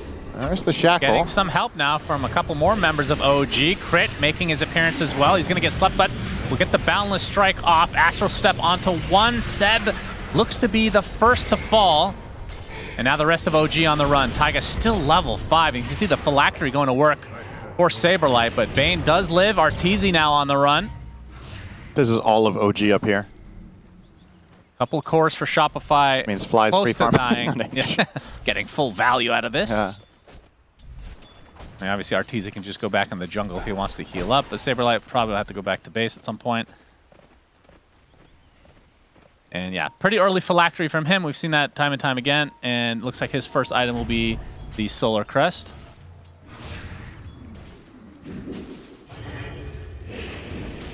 They have a setup here in mid onto Taiga potentially. With a double damage on Miracle, that's just a 2-shot if Crit sees him. Yeah, Wukong's command, Boundless. Astral Step slows him down. Aether Remnant back into the ring, but DM is very, very healthy. Yep. Flesh Golem Vanguard, that was never going to happen. I thought they might open up in the Bane, but I think he was just outside of Crit's vision range. They force a reaction though. They get that ulti out at the very least. Crit getting some intel. And Miracle still with that DD. Refraction's going to block a lot of that to start out. Shackle not going to latch, but the grip finally online for Taiga. Big kill for OG. And it looks like Crit will be next. Bit of a mistake there from Miracle, actually missing the Aether Remnant. I think he targeted the wrong direction, and it's getting a little bit outplayed here. OG with some good moves, bringing again the numbers, and that time around Taiga with the level 6 big impact play there, finding the Fiend's Grip. You're going to see the jump here, so jumps in. This Aether Remnant is pointing the wrong direction. Grabs the tomato. Wait, that's the potato. Very important distinction here. Yeah, one's disgusting, one's amazing. Well, I prefer tomatoes myself. To potatoes? I mean, it depends. Are you insane? Get out of here. No. Okay. You've lost your talking privileges for 10 seconds. Potatoes are either really, really good or kind of meh. Like, just boiled potatoes are not very interesting. But fries or... BZM? Okay. Getting gone.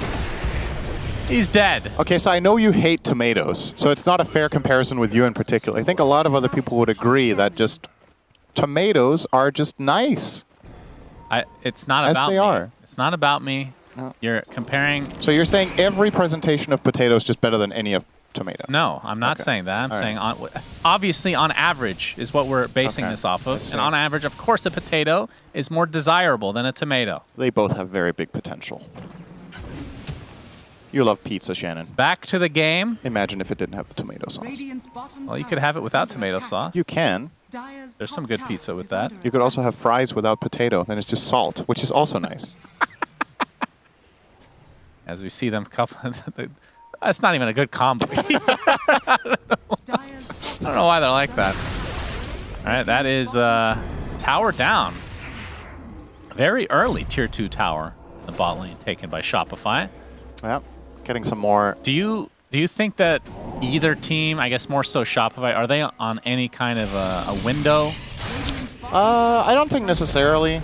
Void Spirit scales really well, so does Bloodseeker. It's a matter of avoiding these fights where, again, like it's kind of been the story of the game. The reason Shopify aren't further ahead is that OG have just been doing a really good job rotating as a team and dealing with the situations at hand. If you avoid falling into these traps of getting outnumbered 3-4 or 4-5, as has been happening many times, and you play around your visage, I think the coming 10 minutes should be really good for Shopify if they play it tight.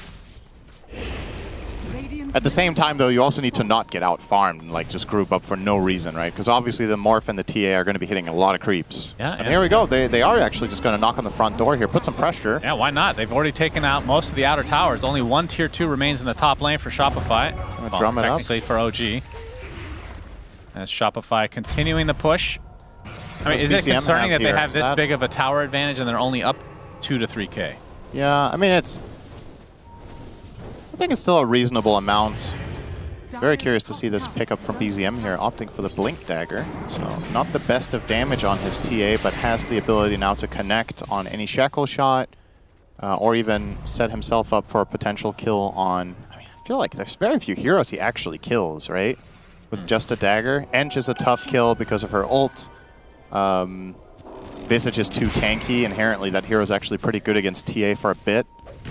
The Monkey King has Diffusal, so he can just purge her and run away. It's... I don't think this is an easy TA game by any means, but he's at least keeping up well in the net worth. And I'm assuming it's still going to be Deso next, which it is, so... Saberlight, he's going to get shackled to his own familiar, but a nice stun comes out from the other one, and that leaves Saberlight A-okay. And actually, Tombstone expended and Flesh Golem. See if Shopify can try to engage here. Boy. Trying to go on top of Uragi. He's already at half HP, and he gets decimated.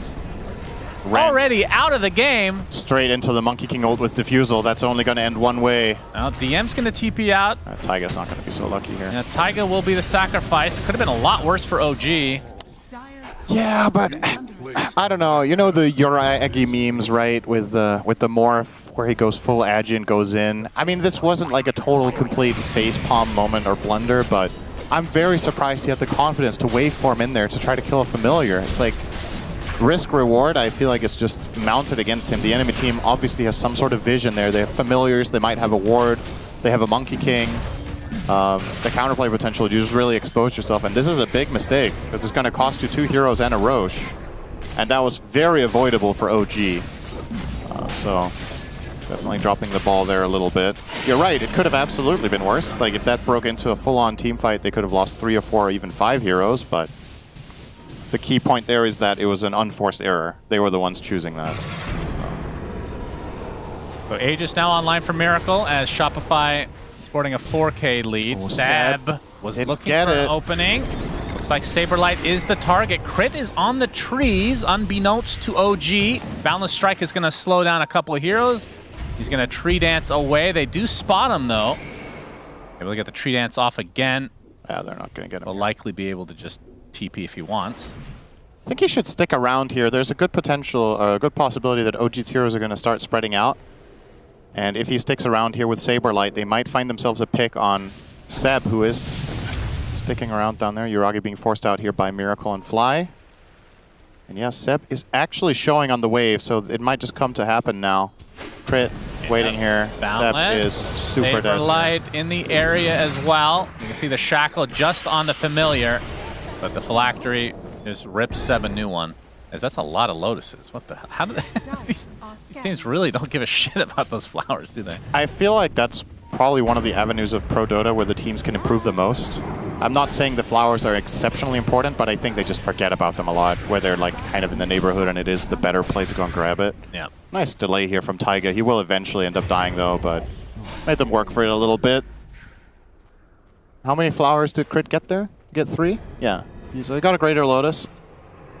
Pretty meaningful on Monkey King. It's a lot of EHP. You have 14 armor, so the 400 heal is a lot on this hero in particular.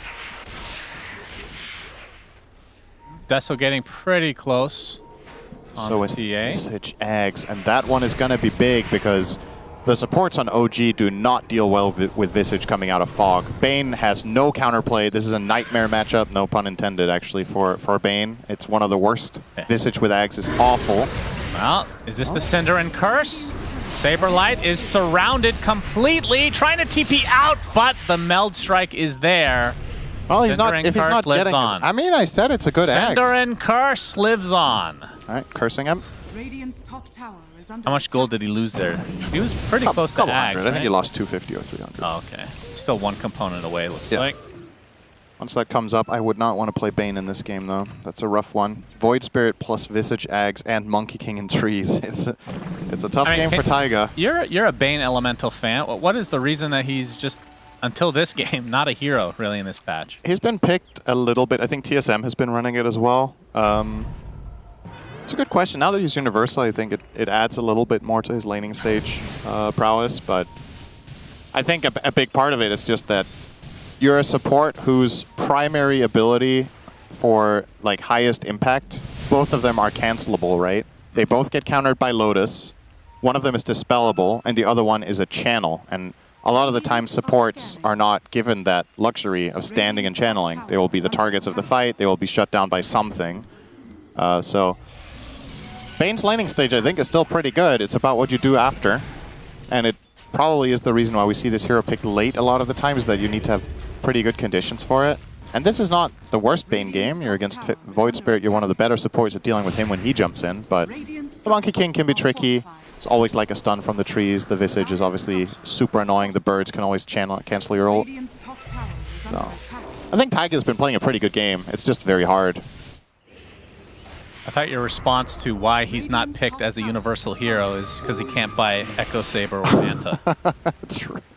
You say that, but just you wait. I'm sure. I can come up with some cool concepts for that. Is Miracle, speaking of Mantas, and Echo Saber. I'll force Yuragi back, but not a whole lot of damage done here. And Yuragi is going to be working on the Aghanim Scepter, which I guess will take away this from could be a big Arteezy's fine. Oh, they damage. didn't. Oh, they missed actually. Taiga, TP, no. But they did miss the TA. I think Crit might have had a glimpse of him for just a moment, but he was already had his eyes locked on the Bane. So OG saving grace there as it was a small kill. Could have been way worse if they found the TA. That is the easily highest net worth hero that OG are rocking in the game right now.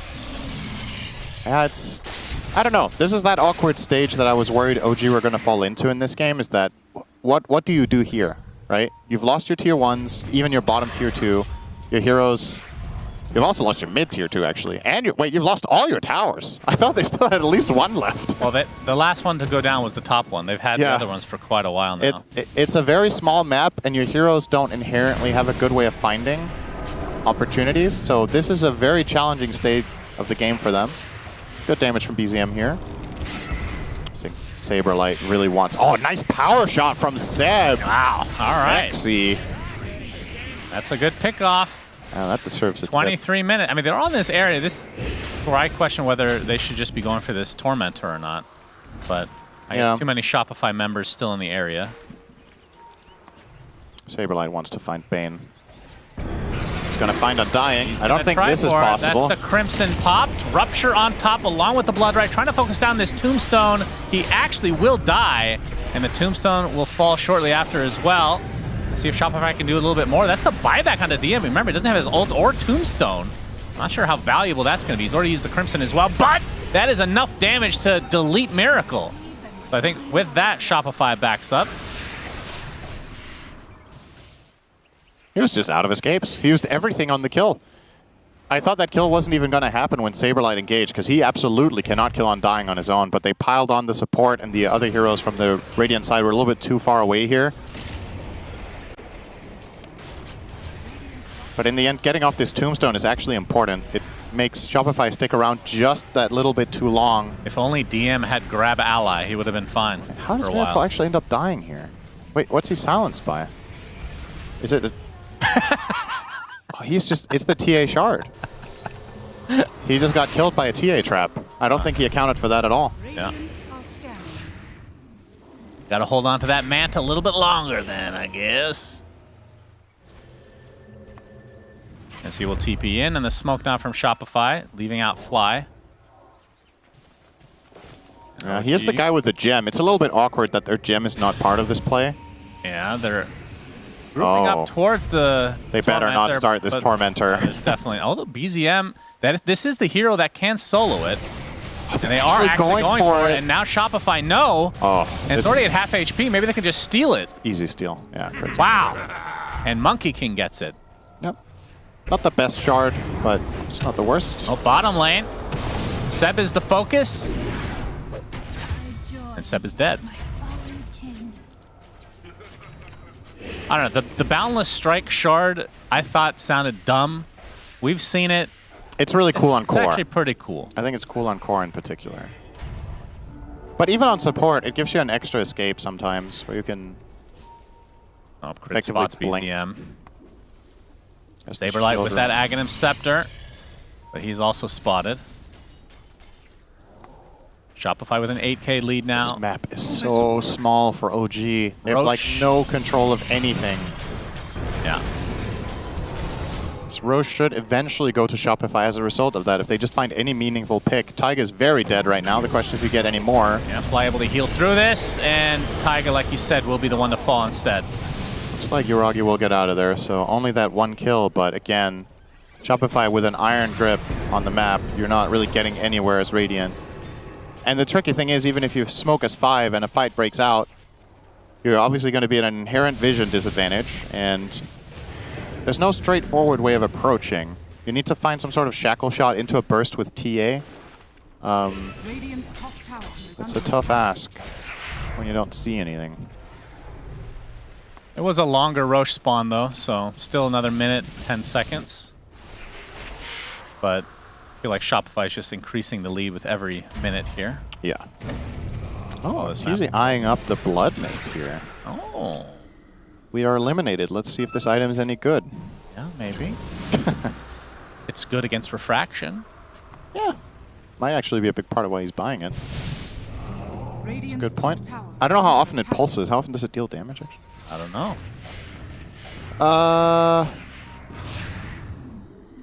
Yeah, go ahead and Google that. Yeah, it doesn't Say say. in the tooltip? No. It just says damage over time. It says how often you take damage yourself. Well, it should be the same, right? Your barrier decays, but that's the barrier. Oh, yeah. So I don't know if the frequency of the barrier decaying and the Blood Mist dealing damage is the same. The barrier decays every half second. If that's the case for... Or sorry, it decays by 0.5% per second. It doesn't say amount of instances. I actually just genuinely don't know this. Yeah, very good. Thanks for spending very welcome. 30 seconds going over nothing. Well, you brought it up. BZM able to get the tier 1 bottom. So OG getting something out of the map. And remember, this game is far more important for OG than it is Shopify, as Shopify is already eliminated from the tournament. And OG, if they win this, they'll have a chance to go for tiebreakers. As, okay, BZM, he's going to get the double meld strike steal on the Tormentor, so ends up evening out. He TP'd out. Are you serious? He didn't attack it, actually. Oh, They were too late for the boy. Roche. Yeah, now he wishes he had gone for the Tormentor. What was his plan, actually? He Aegis just on went. He went and RTV. placed traps there, but then I guess they traps there, but then I guess the team called we need to contest Roche, but it was just too late. This is a very important moment for OG. They have vision here, and they're Looking set for the up. jump. There's a nice shackle onto Arteezy. Remember, he has the Aegis, though, as Seb just getting completely demolished. And just like that, it's a 5v4. Still occupying this high ground is OG, but you can see Shopify just wanting to push the lanes the old-fashioned way. Honestly, wouldn't mind seeing them just full-on ram into mid here. I think with Seb dead, it's a really crucial pick hero for OG that they need to set things up. And yeah, just go for it. It's really, really difficult for OG to deal with this pressure right now. Yep, there's the Fortify. They'll have another one after the tower goes down. Arteezy pretty low, and this is still very early into the Aegis, so maybe they reset a bit for him to hit some creeps. Looks like it. Hunting DM, Miracle. though. He needs to save his Remnant here. Does he have vision? Just Nope. keep running at him. He sees him. Unfortunate for DM. It's going to take a while to kill him, though. And meanwhile, on the other side, Saberlight's going to find Yuragi in the triangle. Although the grip is going to be onto Arteezy, who did fully heal. Looks like that is going to be the death of him. Actually, the Aegis was consumed before that. What in the world? As DM looks to be dead, finally. Takes them a million years, but it's going to cost them a couple core heroes from Shopify. They killed Arteezy twice in half the time that the others killed him. Oh my god, that undying kill took forever. That's crazy. Yeah. All right, well, Spread DM, a little bit does too the thin job. there. That was a nice punish from OG, making that play call. It's like, oh, they're on me, top says DM, and they immediately go and pounce Arteezy in the triangle with that. Find those 2 kills with the grip on the second one. Yeah, not the best there from Shopify, losing a big advantage that they just had. I mean, they're still very comfortably in the lead, but that Aegis would have been very nice to still have in hand if they wanted to look for a team fight into high ground. So you've once again bought yourself a bit of time, and I think BZM was involved in all of those kills that they just got, so he got some damage on the Deso as well, which we shouldn't forget. Obviously, I think These things matter. I think Saberlight also used the cheese and died. So they lost both items from Roche. Yep. That is right. Wow.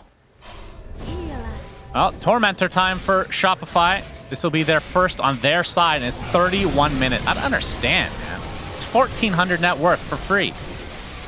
And it takes literally like 6 seconds to do. Yeah, but then you get little friends, and then you're like, it's 400 net worth. That's true. That one is pretty bad. I guess this... Hang on. So, it's actually kind of cool with Visage, right? Let's see. Little friends. All creeps, ally, sick with enemy, Visage. and neutral within radius will gain bonus movement and attack speed. And attack enchantress chosen target. So you're saying that his familiars I think it will works be with force familiar. attacked with his spell? That doesn't sound right. I think the familiars get 100 attack speed, don't they? But it does seem like it's supposed to be creeps. All creeps, ally, enemy, and neutral. So, but are Visage birds creeps? I guess not. I don't know. They're like... But it's doesn't kind it of like seem weird that you're redirecting attacks of an allied hero's summons? I actually don't remember Speaking how of which, this... yeah, 8 of them have died. Very nice.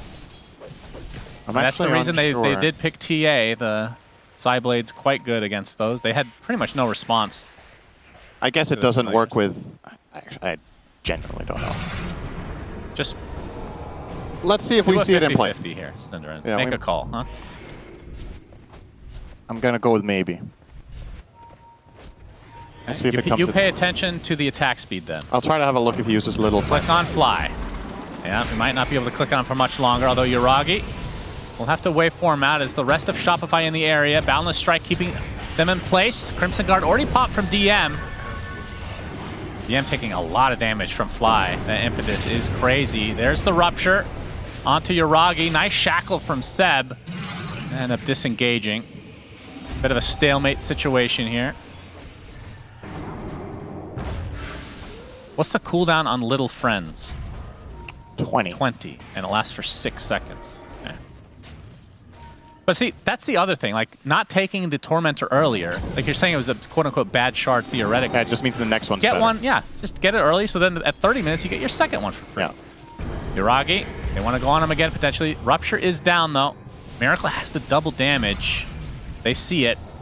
But now a Daedalus. Big damage here from BZM. I think if you're Shopify, you need to account for TA in the fights. I think if she ever shows, you need to force her out of the fight, either by killing her or just making her retreat. You can't let her freely run around. Yep, Yuragi able to get out of this area. The focus right now is onto Seb, who's extremely low on HP. Finally will drop. And the Crimson Guard popped by DM. Arteezy just gets melted, though. Even though the Wukong's command on his side, the focus is now on Yuragi. Pops the Manta, getting that strength move as high as he can. Aether Remnant back into the arms of Shopify, though. And he will die. Does have his buyback, though. As Taiga now being pursued. Brit with the slow. Do you have any backup? Miracle doesn't have a ton of spells to be able to catch up. Only one Astral Step at the moment. Don't really feel like Arteezy's getting value out of this Ags so far. Yeah, that Blood Mist felt like it killed him. Yeah, I think so too. But they're already eliminated, so no big deal, right? Yeah, I think a Butterfly would be really nice this game. You're playing against your TAN Morph. Just get that evasion up, get that EHP increase, and then maybe after that you can maybe get the Ags, but it's always interesting to see. Not impressed so far with it in this particular game. We have seen it do very well, though, in other builds, right? It has its moments, for sure. And I think the reasoning behind it here is still interesting, but the issue is he's just not tanky enough. When he does get focused, he will die too fast. He's I have a lacking the solution. evasion and he's Don't lacking activate armor. it. Oh, yeah. You like that? That's pretty good. Radiant's bottom tower is under attack. 4,200 well spent. Once he gets BKB, I feel like it'll be... It'll help, but he might still have the same problem. If TA and Morph are on him, I think it doesn't matter that you BKB. I think you're still going to get shredded. We'll see. Lincoln's now online for Miracle. So more universal items for him. He's got the Echo Saber, Halberd, Lincoln's, and Manta. Pretty stacked with the damage. Has 300 base damage, Cinderin. Yeah. Cool. That's a lot of damage. TA, in the meantime, has a little over 300, but half of it is base damage. The other is plus. Because, you know, the old Deso Daedalus. Yep. Radiant's bottom tower is under attack. Still working on the Hurricane Pike. Looks like this tier 2 tower is not going to be defended, although the fortification does scare them off, even though we can see on the minimap that nobody is remotely close from Shopify. They're making their way over, though, slowly but surely. And Roche is now not going to spawn for 2 minutes and 40 seconds. I looked over just as it changed to the Roche icon, that little transition. Saberlight with the info here. Yeah, he sees the everything. Lotuses. The Lotus is very important. BZM. He's going to get that's stun a locked. good That's two of them. stun. Boundless Strike as well. Taiga is dead. Good Wukong's command. The Crimson is keeping them alive for the time being. As Seb attempting to get out of dodge. Everybody's just in this same little area, which means BZM can just go ham. The Sideblade's ripping through everybody. That is a dead Void Spirit to start things out. Saberlight still in that stone form. See the Meld Strike being procced up here, but you can see he was disarmed for a little bit. Was BZM.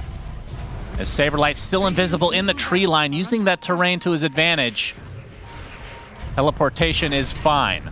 So they lose 2, does Shopify. Same with OG, but that's the core on Shopify. That's the issue. Miracle used his entire kit there, and as a result, he couldn't get back out.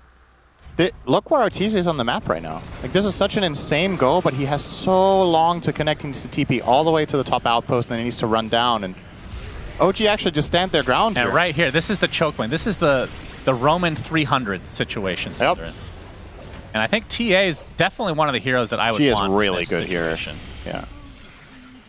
Also, wonder about Miracle's skill build here. But did I say Roman? It's Spartan, right? Spartan 300. Yeah, it's okay. It's close enough. Close enough. I wonder if Miracle's skill build is biting him a little bit in this game, because he only has 1 Dissimulate. And we see players do this sometimes because the stats are so amazing, but this skill does go down from 20 to 11 seconds in cooldown. So you get to have it way more often in the fights. Yep, Sideblade from BZM on his own trap. That's a nice little extra change that they had in a somewhat recent patch. And OG primed and ready to potentially take this fight. Find the mark. Stun locks, ruptures there, but the Nightmare to save him for a little bit. And Yuragi waveforms to the other side. Nice Gale Force too. This is a very underrated spell in my opinion. Seb just effectively stopping the fight there. And I believe he purchased it, right? He purchases it every game, it feels like. It is amazing. It's such a good shot on a support. Roche up in 13 seconds. Yuragi showing himself How close again. are we to daytime? It's still a minute 16, so we could be having a repeat of game number 1.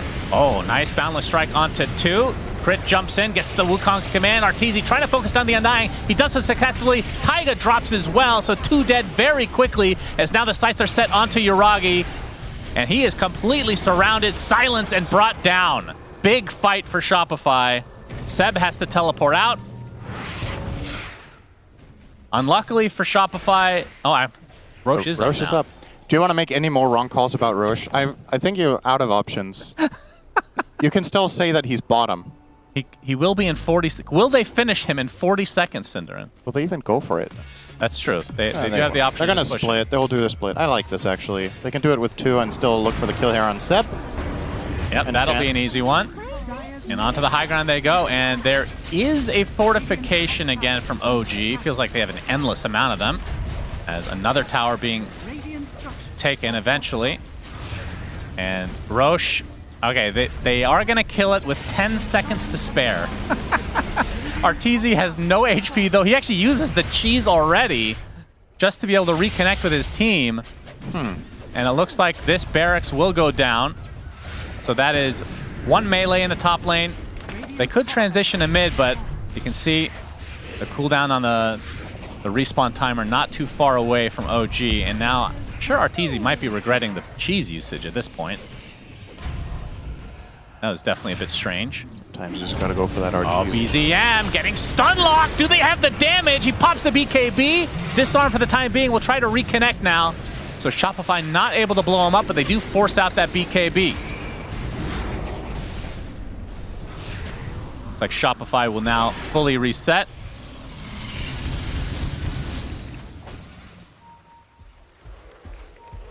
Range racks apparently died in the mid lane at some point, so just the melee remaining. The important one, in other That's words. a very long time ago. Yep, at some point, I wasn't wrong. At some point, it did die. It's a correct statement. Well done. You're such a dream to cast with.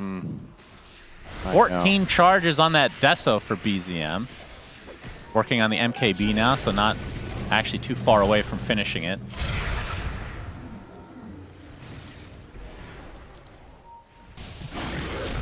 $20K lead for Shopify.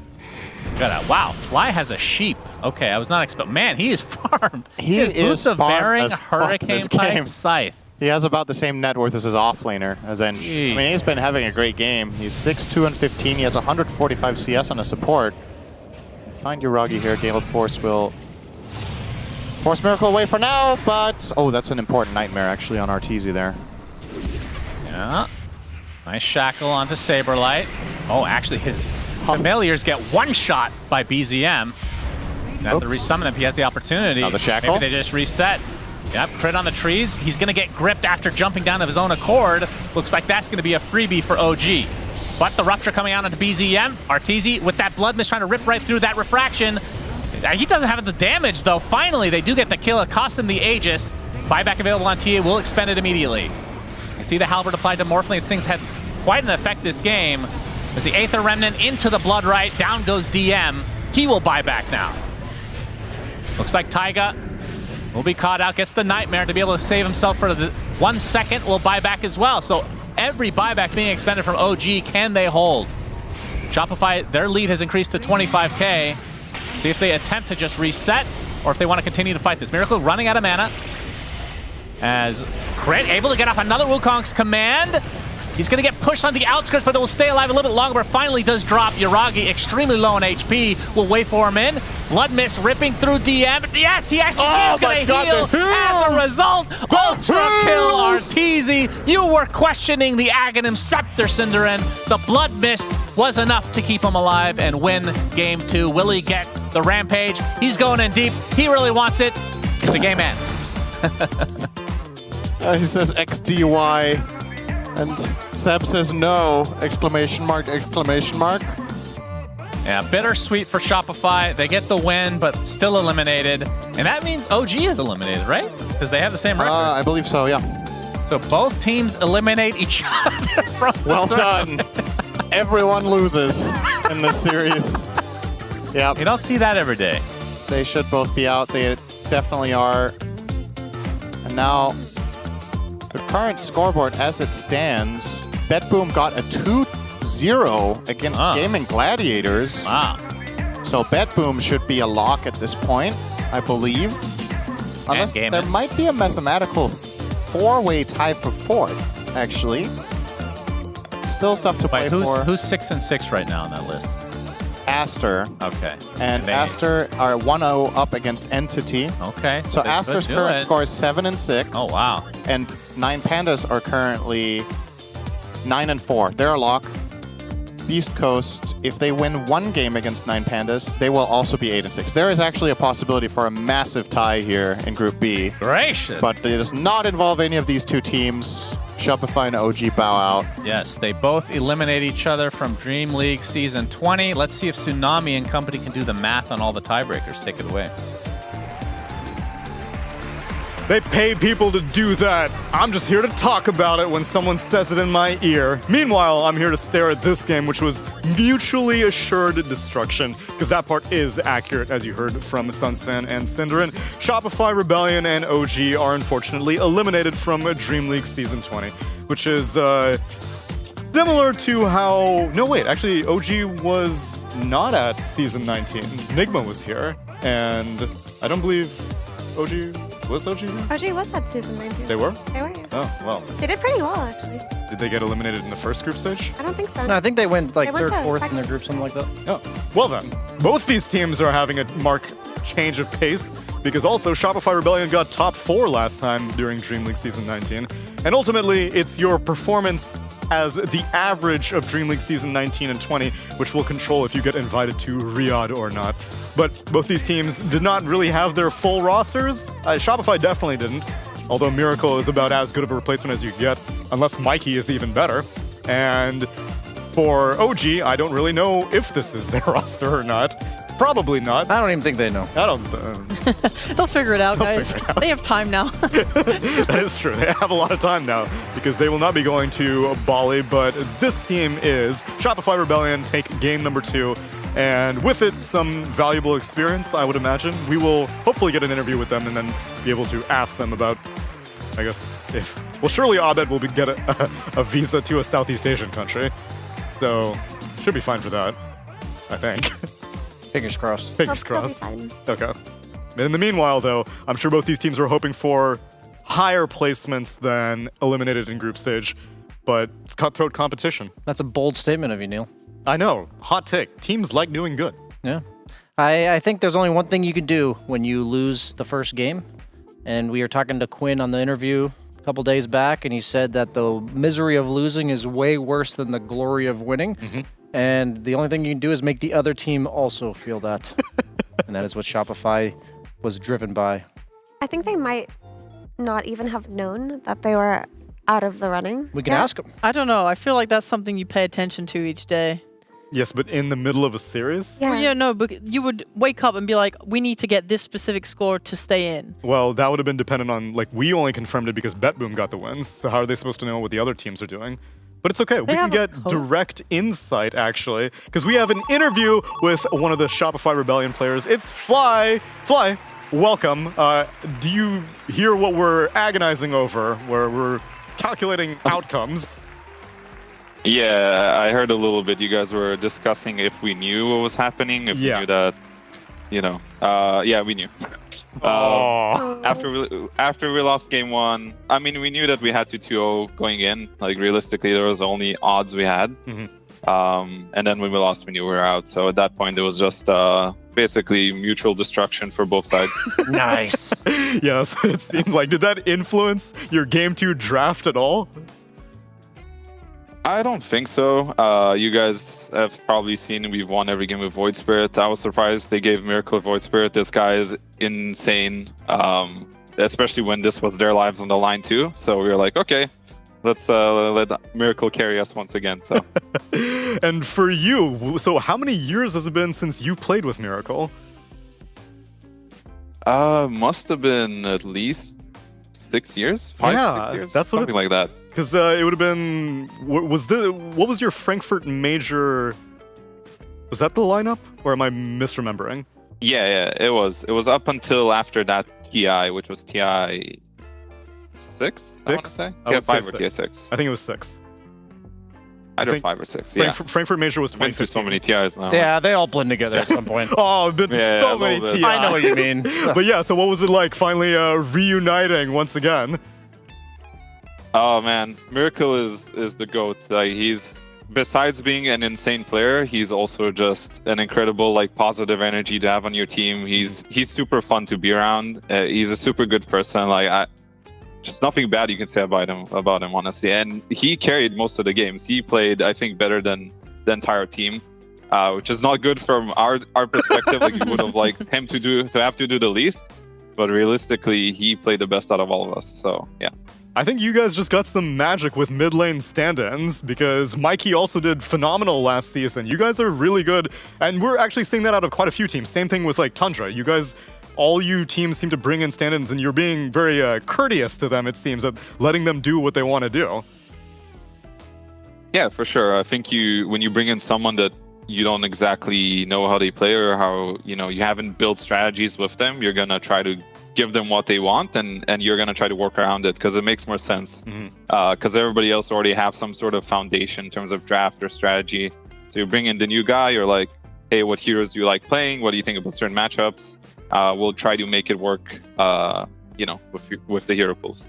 Well, you definitely put on a show for everyone, Fly. We appreciate it. Sheep, anything on your mind for Fly? Yes, I am sorry if I did not keep on top of the stand-in situation properly, but if you don't have Abed, how are you planning to practice from now until the major from Europe?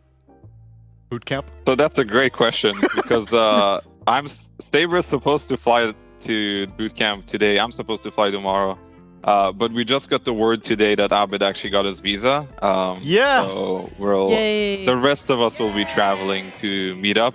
Unfortunately, we won't be in this tournament anymore, but at least Abid can join and we can actually practice for the major. So where are you boot camping?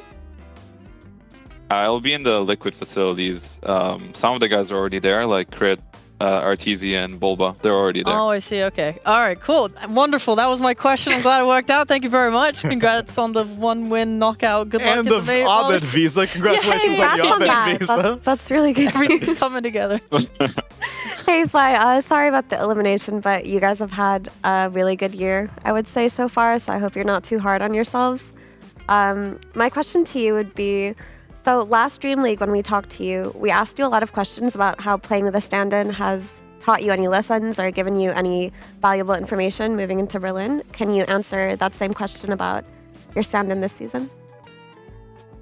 So I think Miracle comes from a very different point from Mikey, because Miracle, he's a TI winner. He's been in the competitive scene forever. And I feel like Mikey was more of a pub player than Miracle is.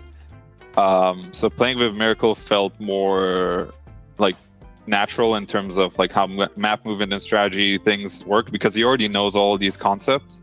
While with Mikey, he would do certain things that, you know, you wouldn't probably expect in professional games. Like, and the enemy doesn't either. I think that also helped us, right? When he's like going for these YOLO plays and they work most of the time. But Miracle felt very normal to play with. Yeah, in a good way. Okay, good to hear. And my last question is just, what were your expectations coming into this Dream League? Did you guys come in wanting to win, or were you just using it as kind of a practice session for Bali? So I think, I mean, you always want to win. I think nobody enjoys losing, but obviously there's going to be an amount of effort put in before the tournament itself, and I think we weren't exactly on the same page on how much effort we're going to give in before we actually go into this tournament. We kind of knew that Abid won't be able to make it, at least for the first stage of this tournament. So that was kind of like in the back of our heads, like, yeah, Abid's not going to make it. Let's just try to make do with a stand-in. You know, when Miracle was confirmed, we were all very happy because it's Miracle. But yeah, I think that also harmed us a little bit, that we were on different wavelengths in terms of how much effort we're going to be putting into this. Yeah. So I've got a question about, do you prefer to go to the gym by yourself or with other people? By myself, I think.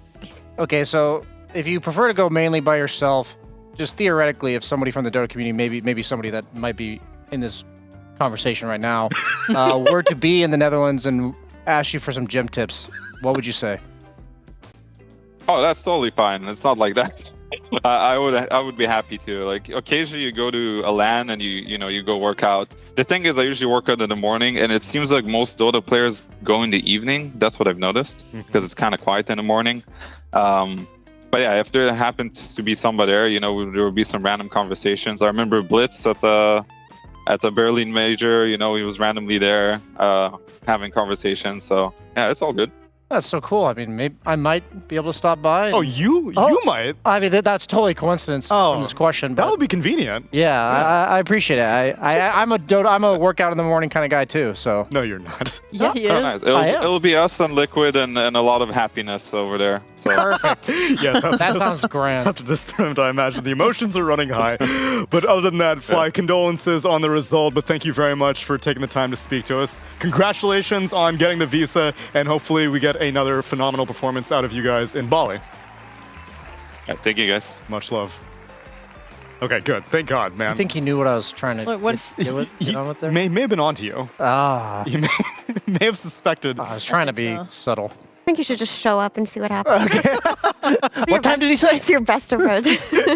You're a morning person, but you're like a 7:55 kind of guy. Yes, this is a unfortunate result for both the teams. Obviously, we get to speak to Shopify because they won game number 2, but OG will also be bowing out of the competition, which means that we are starting to get to the end of the group stage. But you want knowledge on that. I want to share knowledge about other things, because we are figuring out the standings, we're crunching the numbers, and while we're doing that, I want to treat you to a little DHL pro tip.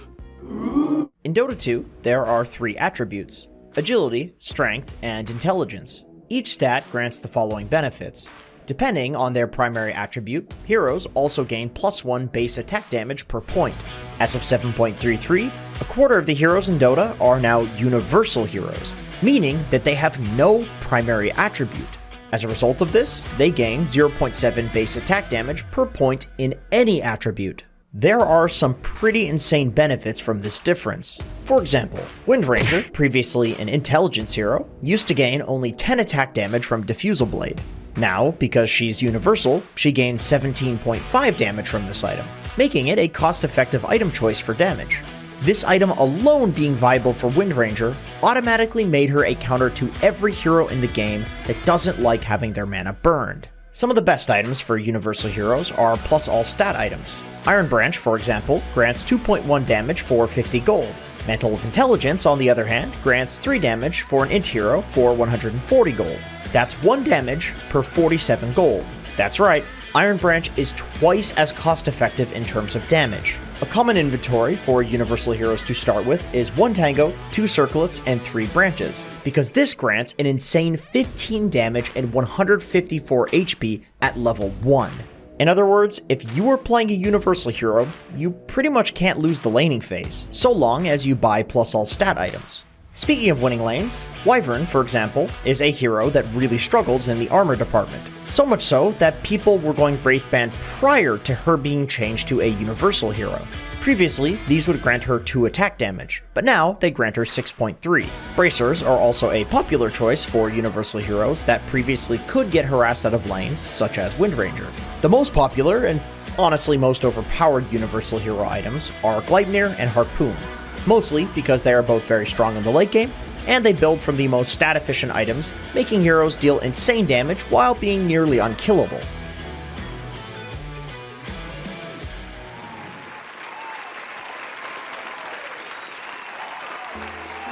Now, you know, we've been talking a lot about these universal heroes, but I need you paying attention. Because if you watch that video, do you know how much damage universal heroes get per point of intelligence? Because if you do, then you should go to esl.gg/DHL Pro Tips, and you'll have an opportunity to win a €200 Steam voucher. Where's my URL? We usually show the URL here next to my. Oh, I can hear that. Sexy, yeah. That resonates. Well, you can go to esl.gg/DHL Pro Tips, and you have the opportunity to win a €200 Steam voucher. Now, I'm trying to buy as much time as possible because we all have other games that are kind of controlling what tomorrow is going to be like. So, Aster is currently still playing versus Entity. They basically won. Basically. I'm gonna tell you why they already won. Because Entity have a meepo, They do have and when a I lost all the score, it was 11-1 kills. It's not looking good. In favor of the meepo. No. So it's an epically close match. No. Now that it's been spoken that one's over. into reality.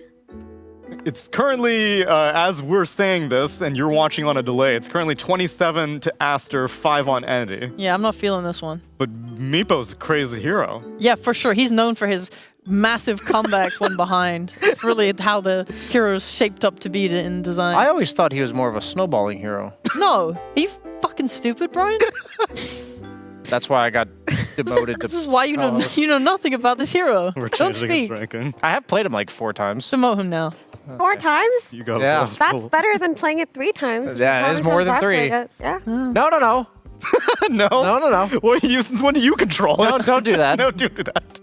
This is like me getting recalibrated. And I'm like, You have a David, question? please. I thought we were a committee. I thought as a group That is true. we were deciding the, promotions and demotions. That is correct. Demote Effie right now. What if Jenkins just comes back tomorrow and this is Harold? What happens? That's not fair. Don't you touch his badge. She's here. She's here. Do I still have that other as badge? the commissioner? I took it. I don't know Oh, where you I took put it? though. I am the Jenkins spokesperson of this committee. Okay. So How's he been doing? he's great. He's been doing great. We leveled him up yesterday. Okay. You guys are at go ahead and different turn levels, right? mute her on stream for a second. How is he actually doing? Oh. Okay. He said he's doing it. Okay. Well, currently, if you can figure out the tiebreaker situation, then I will let you remain in your Archon state. Okay, so the tiebreaker situation is that we have a 4-way round robin in Group A for 1 slot. I don't believe that. 3-way round robin for Group A. You heard me right. 3-way. So that means that they can repeat that. If they all go 1-1-1, they repeat it once, and then there's some tiebreaker system for the tiebreakers where they 1v1 each other mid. You were so close. Okay, so that is correct. That we won't go infinite if the first tiebreaker loops, because they have some. They have a rating system. There was a word for it. It was like the new statable score or something like that. It's where they play each other 1v1 mid. I don't think that's how. No works. bottle, no runes.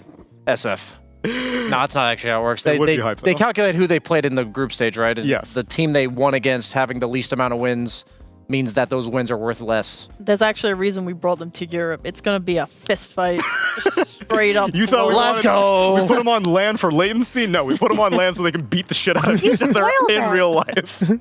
So yes, that is the Group A tiebreaker situation. The 3 teams in contention for that. What are they, Brian? They are. Okay, it's 1 South American team. Beast Coast. Nope. Oh, EG. Group A, EG. And 2 Western Tundra. European. Okay, yes. Yes. What is the last one? I'll tell you, the eliminated teams are TSM. Secret. Oh, okay. He just put his hand to his ear. I think production's actually cheating. Emote him right now. No. Push him down a badge. He got it. Push him down a badge right now. So far, okay, fine. But then maybe you can redeem yourself. Okay. Make your way through Group B.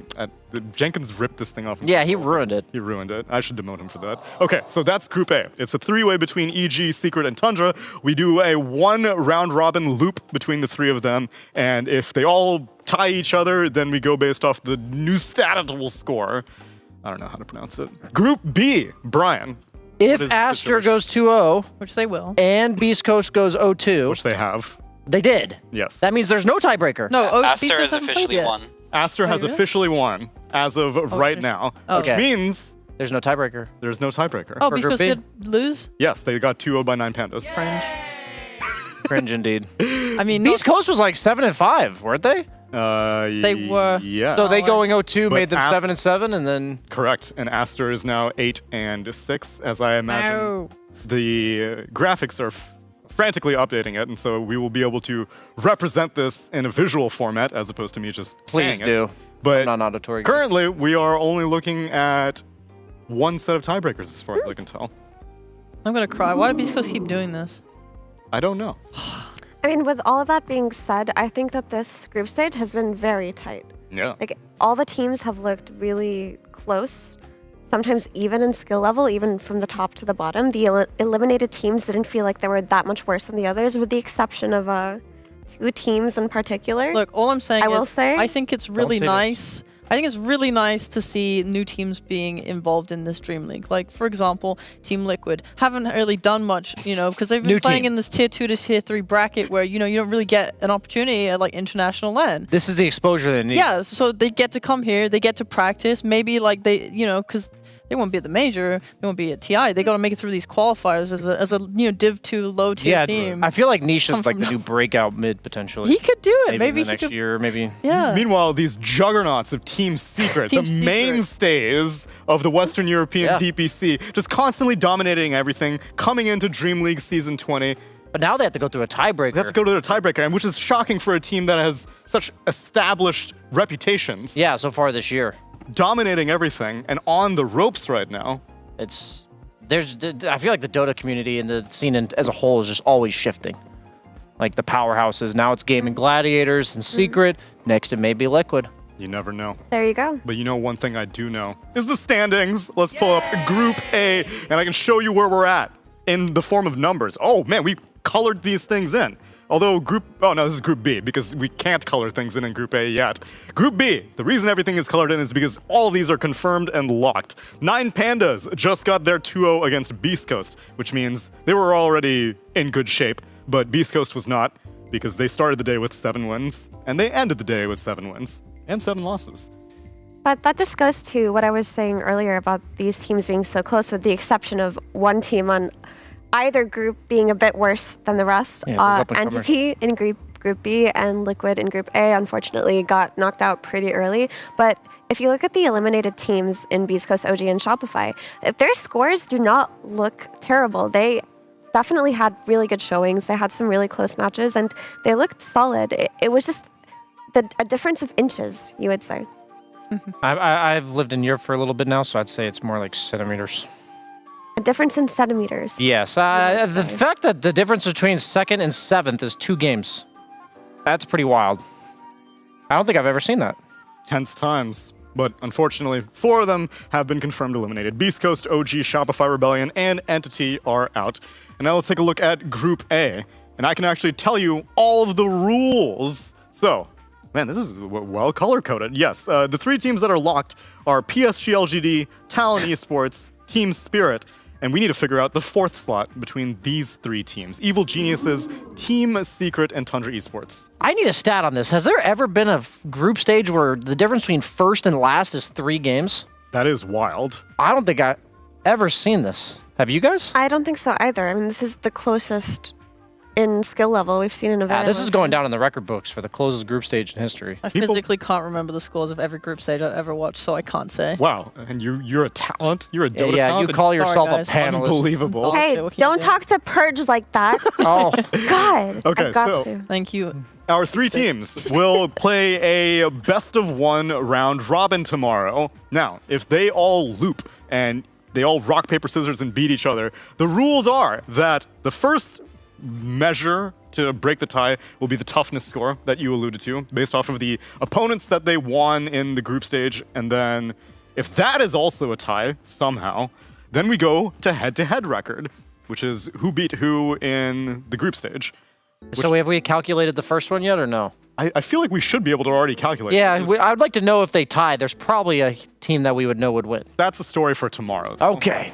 Content for tomorrow. After that, though, then we take the record versus the first team below the tied teams continue. I don't understand that one. So there's a Let's third just hope rule. we don't go there. There's a hope, but the thing is, I hope we do go there because you know what the 4th rule is to break tiebreakers? 1v1 mid, baby. That's right, Brian. Let's go. I actually didn't know that was the rule. But In the rules, a 1v1 tiebreaker is the 4th determining factor if somehow they are tied in all of the other ways. what is the statistical probability, Mira, of them going to the 1v1 mid? I don't know. Nice. 50-50. They either do or they don't. Either happens or it doesn't. Ah, yes, of course. That's how everything works. What are the chances you get hit by a piano right now? Huh? 50-50 because it either Approximately, maybe carry it a either few zeros. happens or it doesn't. You know, that's how the rules of statistics work. Did Is there you a say piano? that- There's no piano. What is the keyboard count? Did you say the tiebreaker was based on who like lost to the stronger teams or beat the stronger teams? Correct. So the only thing I can see is that all these teams won the top 3 teams, except Secret lost 2-0 to Spirit. So I assume they are the They're done for weakest then. team. Okay. Then it's just between EG and Tundra. And For the that's 1v1 mid. that's dependent on their head-to-head. What was the Tundra EG matchup?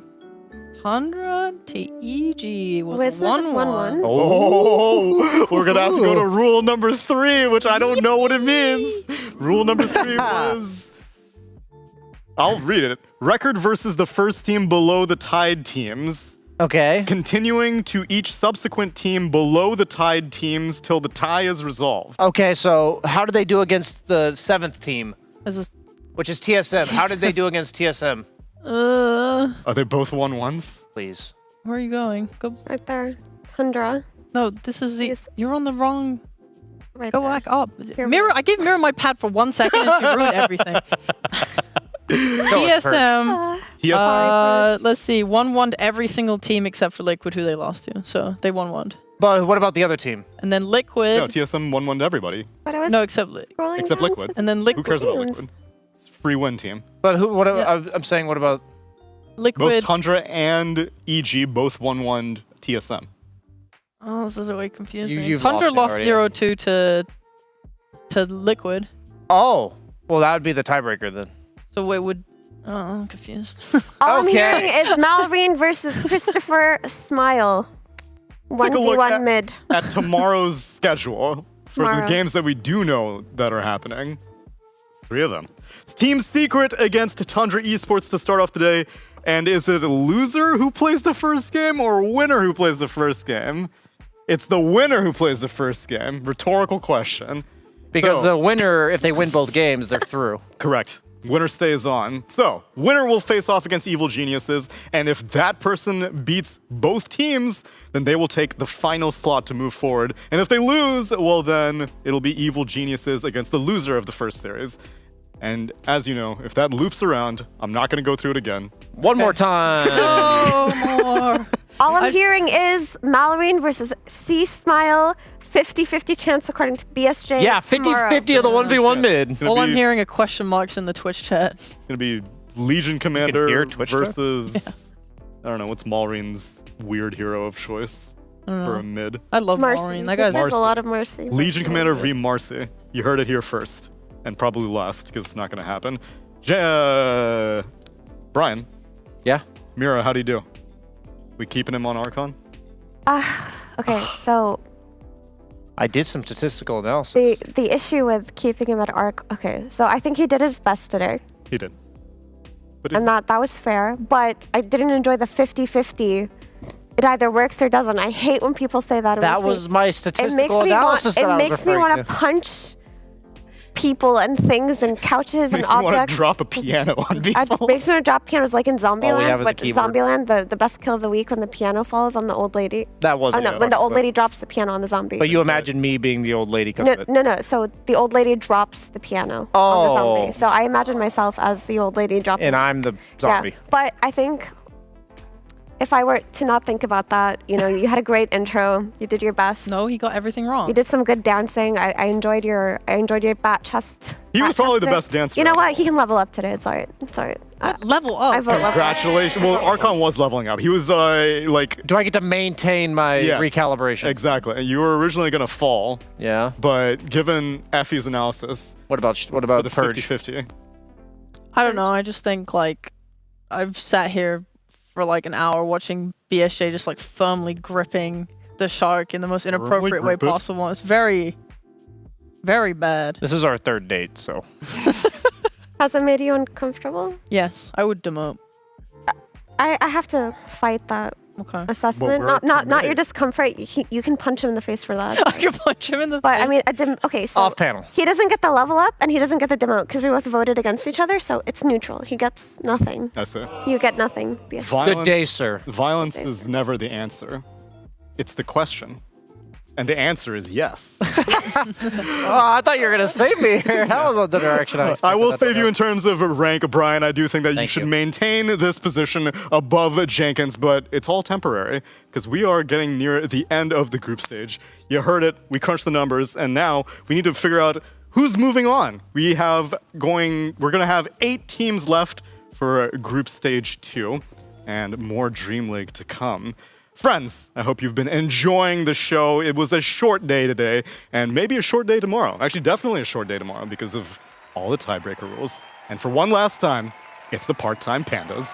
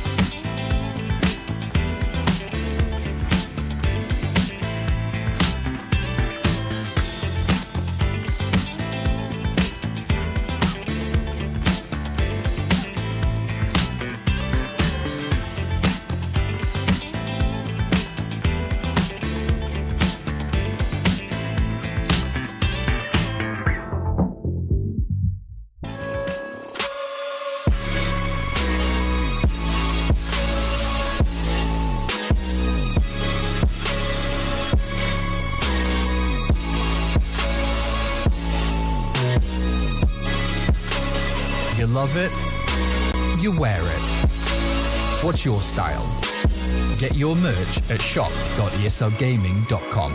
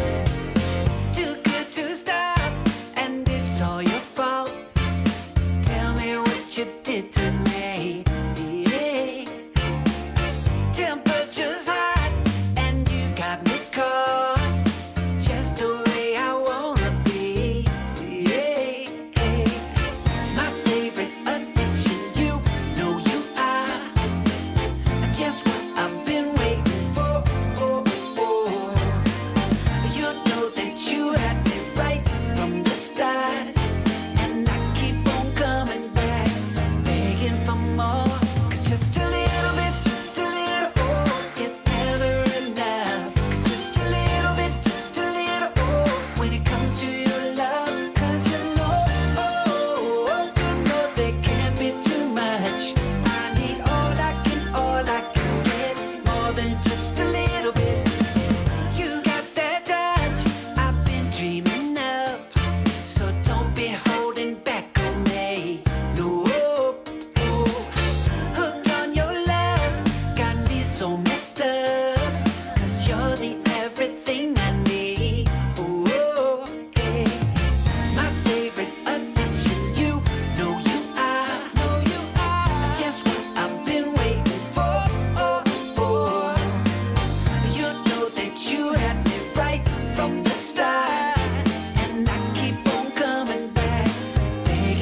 my